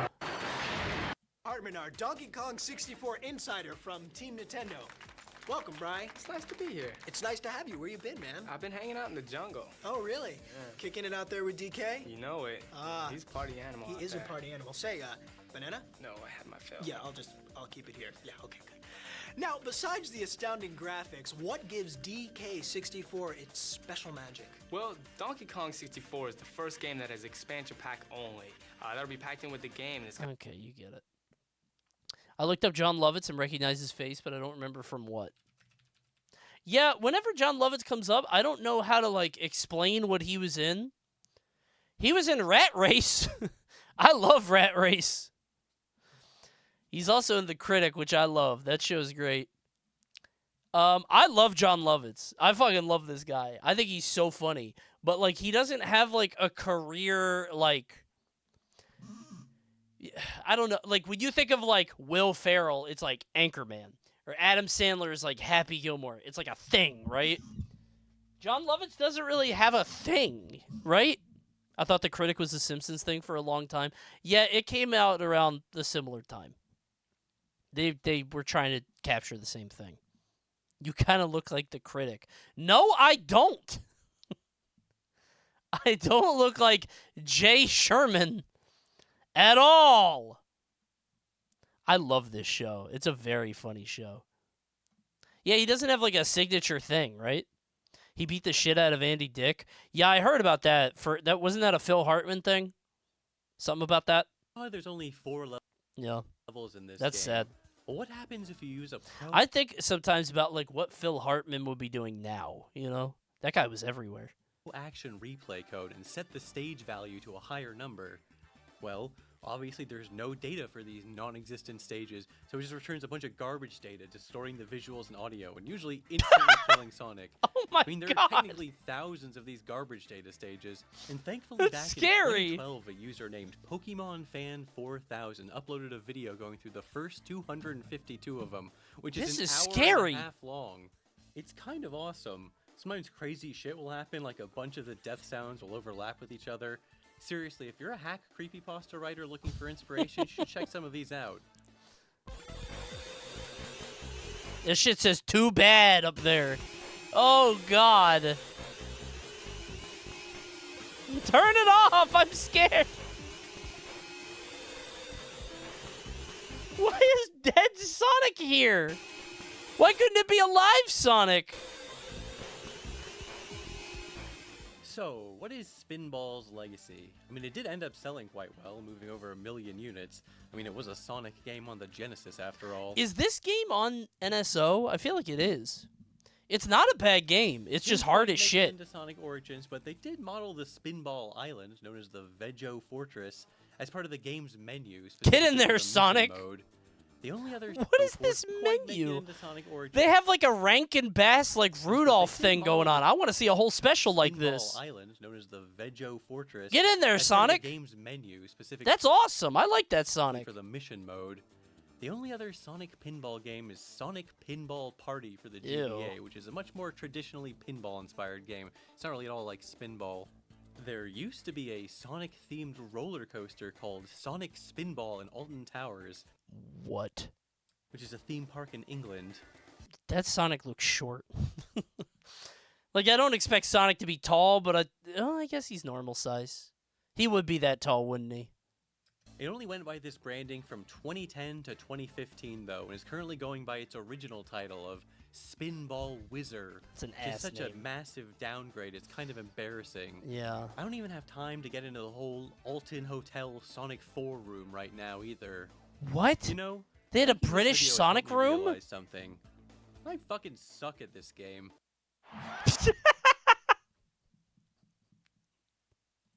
That was the end of the video. Either. You know, making this video is That was pretty good. I fucking suck at this game. That's how it ends. No, I get 1907. Yep, that's the end of the video. That was a good movie. Is that Cyber Shell? Sure is. I'm a big fan. I'm gonna drop a like. It was a good ass movie. Dude, this game's hard. He didn't get any footage of levels 3 or 4. Go try to play it on NSO Net while you'll have rewind. I bet this game's mad easy with rewind. This game's hard. I love this Sonic sprite so much. No! Watch Mojo put this video up of the top 20 Nintendo games that deserve more love. They put this up on the direct day. I just want to look through it. Everyone who gives it a chance will Chibi Robo, I tried. I didn't really like it. a sort of hybrid Beetle Adventure Racing is ass. attention. This title from the game's battle system utilizes Is this the Skittles game? No. magical cards and card Bet and Kaitos. I always get them mixed up. What was the game, the Skittles game? This is cards. Okay. There is a game about Skittles. Dark Future or something? I always forget it. outside of a few Gonna friends. guess Mother is one. Other big JRPGs control of people and Like the candy? Yeah, hold on.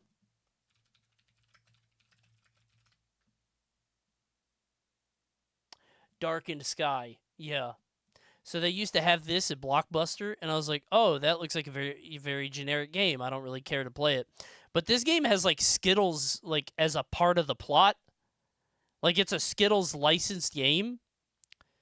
I think you eat Skittles for HP or something. I don't know exactly how it works. I just know there's Skittles in the game. Somehow. It's a Skittles game. I tried it. It's dog shit. Yeah, like, there's nothing that tells you about that on the menu, right? animals and objects in your quest may not have stood a Is this Geist? the possession animals and objects in your quest to read Nintendo games are I heard Geist is good. and far between, so the few there are tend to get What lost is in the this mix. little thing Geist down follows here? a scientist whose soul is removed from his I body. heard Geist is good. That was GameCube, right? They could make Geist again. Put that shit on NSO. Rare developed I'm not playing Blast Core. Blast Core is ass. In between making fat Drill stacks of cash Dozer? for Pokemon games, developer Game Freak also made a little game you might not know called Drill Dozer. I don't want to play Drill Dozer. It's outside I don't want to play Fire Emblem. Nintendo franchises, Kid Icarus, I'm not playing it. Gemini. Dude, I've always wanted to try this game, but the frame rate is awful. Look at this. How does anybody play this? Another overlooked game in Rare's It repertoire, looks Jet Force miserable. Gemini mixes third-person sci-fi shooting with 3D platforming and exploration. It looks like it With might three be different kind of characters cool to if it worked, play as, right? 15 worlds to explore. It's positively. It looks like it packed with wouldn't be that content. bad. All you'd think Rare's cute character designs would have helped it stand out amongst its peers. Jet Force Gemini. You have to 100% this to beat it. Sadly went overlooked compared to all the other I think it space doesn't shooters. look bad if it just works. It has consistent frame rate on NSO. Well, maybe I'll try it then. It is pretty. F-Zero should be higher. Those robotic made This game's overrated. It's not bad, but Arena on it's her like an indie darling. It's not bad. treasure tracker. Captain Toad is good. Most boring game I've ever played. I fell asleep playing this. I lived with TK. We couldn't play it for more than 2 levels. The most boring thing I've ever played in my life. It's pretty. It's a kid's game. It's like for kid like toddlers. Like literal babies. My kid would like it. Kirby may have retained his overload. She played Mario Kart today. She doesn't even have her hand on the accelerator anymore. She literally vaguely steers with her left hand. She's not even trying to pretend to play. I'm about to turn auto acceleration off to teach her how to play a game, bro. She's been gaming with too many training wheels on. Adorableness, but many gamers were unsure about. She played Princess the Cat Peach today. About this different Loved direction. it. The outside, one could easily dismiss this as the cartridge once dipped in. I don't care about Star Tropics. From the folks over at Platinum Games comes this. I didn't get deep enough in this game. They had Once too you've many gathered controls, bro. This game was weird. Wonderful 101 is like a million controls, and I didn't want to remember them, and then I wouldn't want to come back. And Puyo Pop, then have we got a treasure for you? Don't want to play Meteos. Tetris better. Such a shame, given Oh, shit! Pargon. When are they going to make this again, man? Zelototh. Requiem. I fucking love this game, dude. What was that puzzle game called again? Meteos. Nintendo published I need to play this. It's so fun. Well, I don't know if it's fun. It was so fun. It was the first game I ever beat multiple times to get the real ending. Horror game on the console that looks like a purple lunchbox? It's yes, so fun. And it was surprisingly excellent for a genre they almost never dive into. Receiving a high. If you had to do Eternal Darkness today, what fourth wall breaks would they do? Something with the home screen for sure. In case you guys don't know, I don't know how many people know about Eternal Darkness. They have a sanity meter, which is this, and if it gets low, weird, dumb shit starts happening in the game. So like you'll walk into a room and your head just falls off, or the game pretends to delete your save. The game will sometimes like spawn in a huge enemy that is not supposed to be there. Maybe you're walking on the ceiling. It's like fake stuff, changing HDMI settings. Yeah, it'll just do stuff like that. It's really cool, but the problem is that you never, like, being low on sanity in this game was a choice. Like, there is no reason to ever be low sanity because it was so easy to put back up. So it was like a choice that you made, which sucks. It was a cool idea, but nobody else did it. Fake stick drift. Yeah, you could do, like, shit that, like, scares you, right? Like, just make it seem like a button is stuck down and won't move anymore. What was it called? Eternal Darkness. They have a full, like, hold on. It's probably a full video of all sanity effects. Yeah. You will come to learn fear as I have. So there's like 23. Yeah, this is the one where it pretends to delete your save. Like, you just walk into a room like this. I never got this one. But it just goes into your save data and it just deleting. For no reason.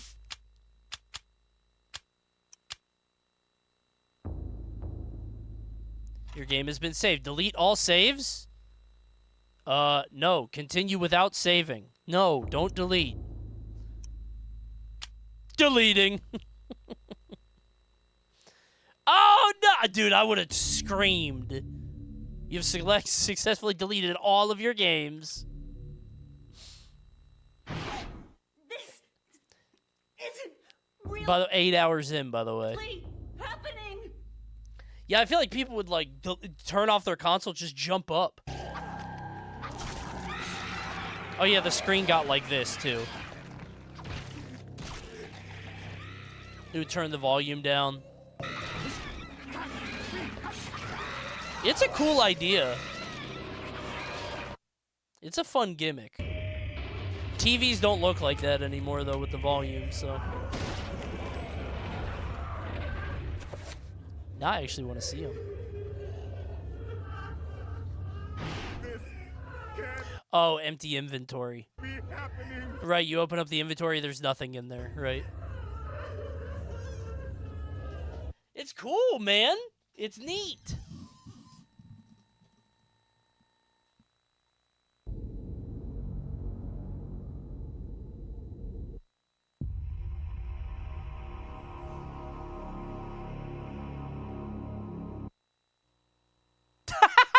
I forgot about that one. You beat the first level, and it's like, thanks for completing the demo. I forgot about that. That's funny. Yeah. This can't be happening. Oh, that's good. It's a funny game, man.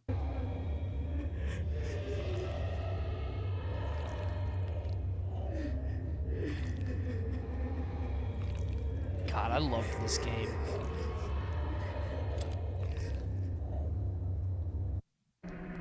Need a sequel with random Discord pings and achievement pops. There was some game, like, whenever games do something like this, like, there was some game that looked at my Steam friend list. I can't remember what it was. Like, I know that there's in Inscription, they have that whole boss fight with files on your computer. I can't remember if they had Steam friends, but that was so cool. Was it the Hex? Yeah. I love that shit. Random fake sharing clip things? Dude. Do you want to share this with the internet? Okay, here we go. You're now logged into all your platforms. That would have been very funny. But yeah, sometimes the walls just start bleeding. Like, these all look cool, but, like, once you start playing the game enough, you, like... There's just nothing. It's like, oh yeah, I need to cast a spell to up my sanity again. They get more annoying than anything. Oh yeah, a room with a bunch of dead bodies in it.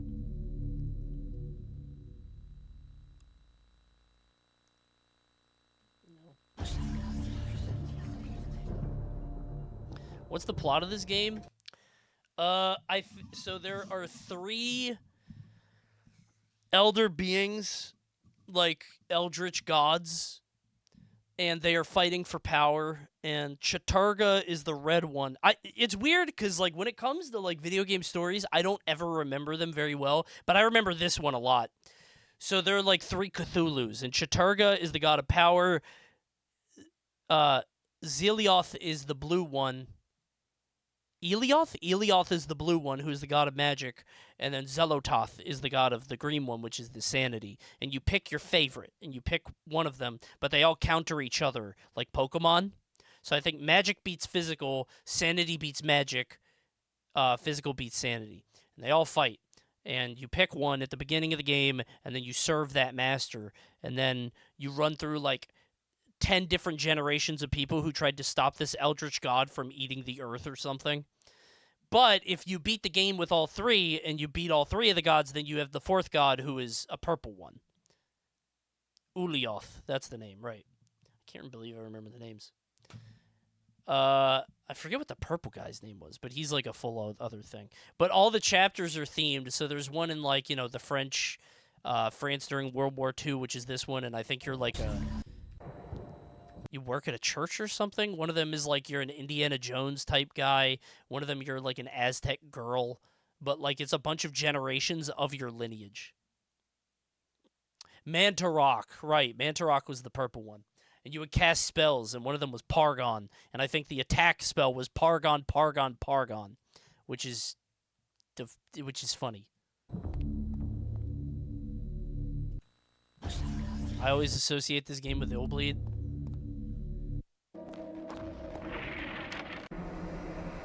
Illbleed's different. This guy was my favorite. This is Max Roivas. Also has my favorite theme song. I remember the pictures being legit scary. So this is the picture you see when you're normal. And then when you're crazy, this picture, you can't really see it because of the quality. But it's fucked up, man. That's like skin splayed out here. Oh, it's awful. Just about every character gets real fucked up, too. Yeah, I think everybody dies a terrible death. Flayed skin flaps in an acidic breeze. Yeah, this game's fucked up, man. Oh, yeah, the head follows you. Right. Oh, yeah, wait. This would be great for the Switch. Sometimes bugs just show up on your screen like this, like a fly. You just have flies on your screen. That actually be pretty good. That would work, I think. Or is it ants? It's something. Oh, that's good.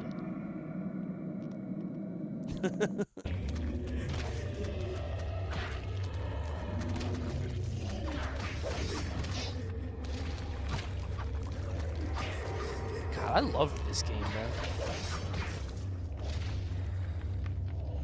Showing that your Switch screen is cracked. You could probably do that. You know that effect that happens when a TV is like broken or like has been punched or whatever, where it's all the vertical colored lines? You could probably do something with that.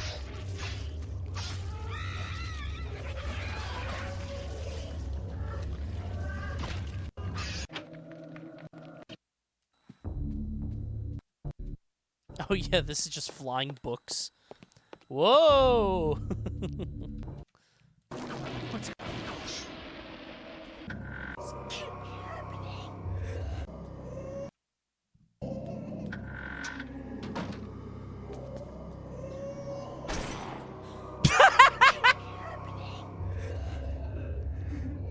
I've never seen that one. That one's actually brand new to me. I've never seen her shoot the camera. That's funny.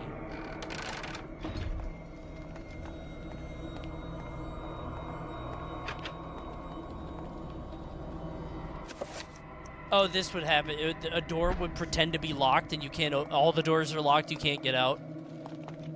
If that's what this is.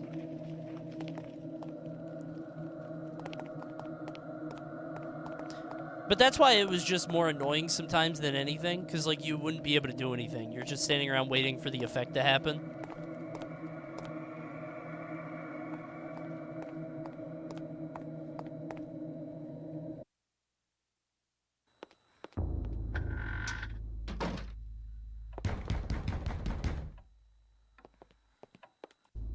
Right, the banging.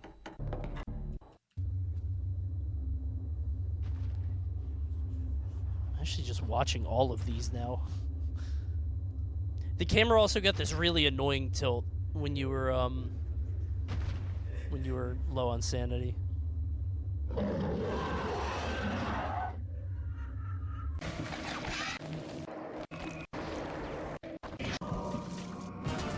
Oh yeah, the game pretended like it can't read your controller. That's pretty funny. It just spawns like 5 guys around you. It's like, oh, sorry, your controller's broken. Sorry. Oops. This isn't really happening. It's a cool game, man.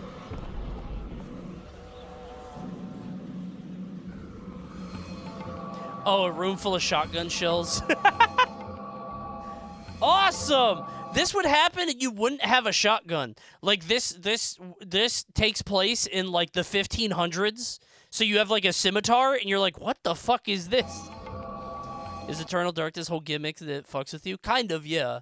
The whole gimmick is that it's supposed to be like the sanity is at the core of it. So if you have low sanity, these weird things can happen. But the problem is that there's no reason to ever be on low sanity. So it's a kind of a shitty gimmick, but do you start in the past and move toward the present? No, it jumps around, I think. Hold on. It's a fun game, dude. So you start as Alex Roivas, and a monster bites your like brother's head off. Persia.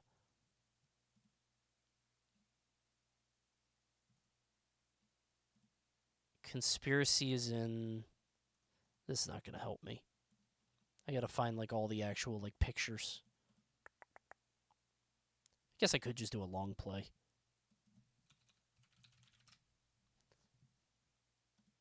It's only 6 hours?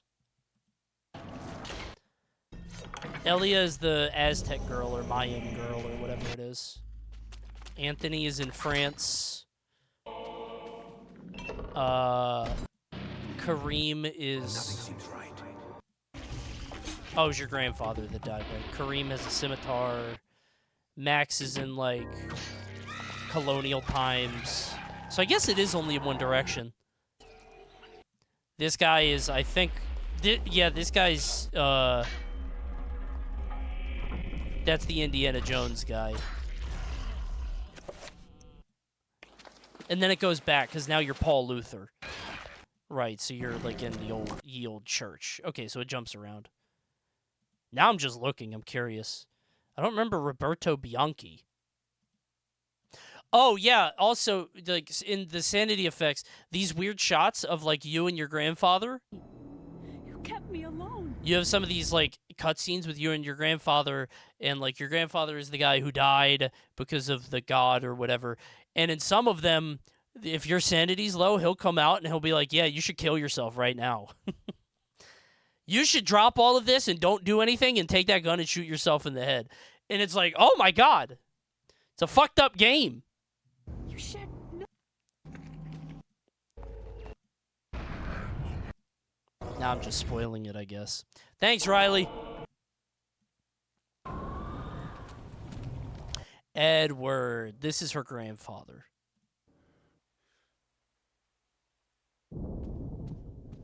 Yeah, so he has, like, slaves, I think. Maybe not slaves, but maids. And some of them are corrupted, so you gotta kill them. I remember one of the levels having a slave quarter, but I don't think it's that one. That one's too modern. I was gonna maybe play it, but no. It's a good game. I don't know. I think the gimmicks don't really hold up, but...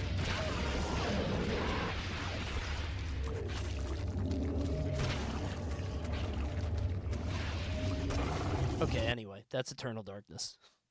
High amount of praise Long from critics, tangent. as well as awards, sales just weren't up to par, selling less than 500,000 copies. I couldn't believe nobody played it, man. I thought people would actually try it. It was different. Grace the GameCube. Now, if you're lucky enough to... Isn't there an Eternal Darkness movie? No.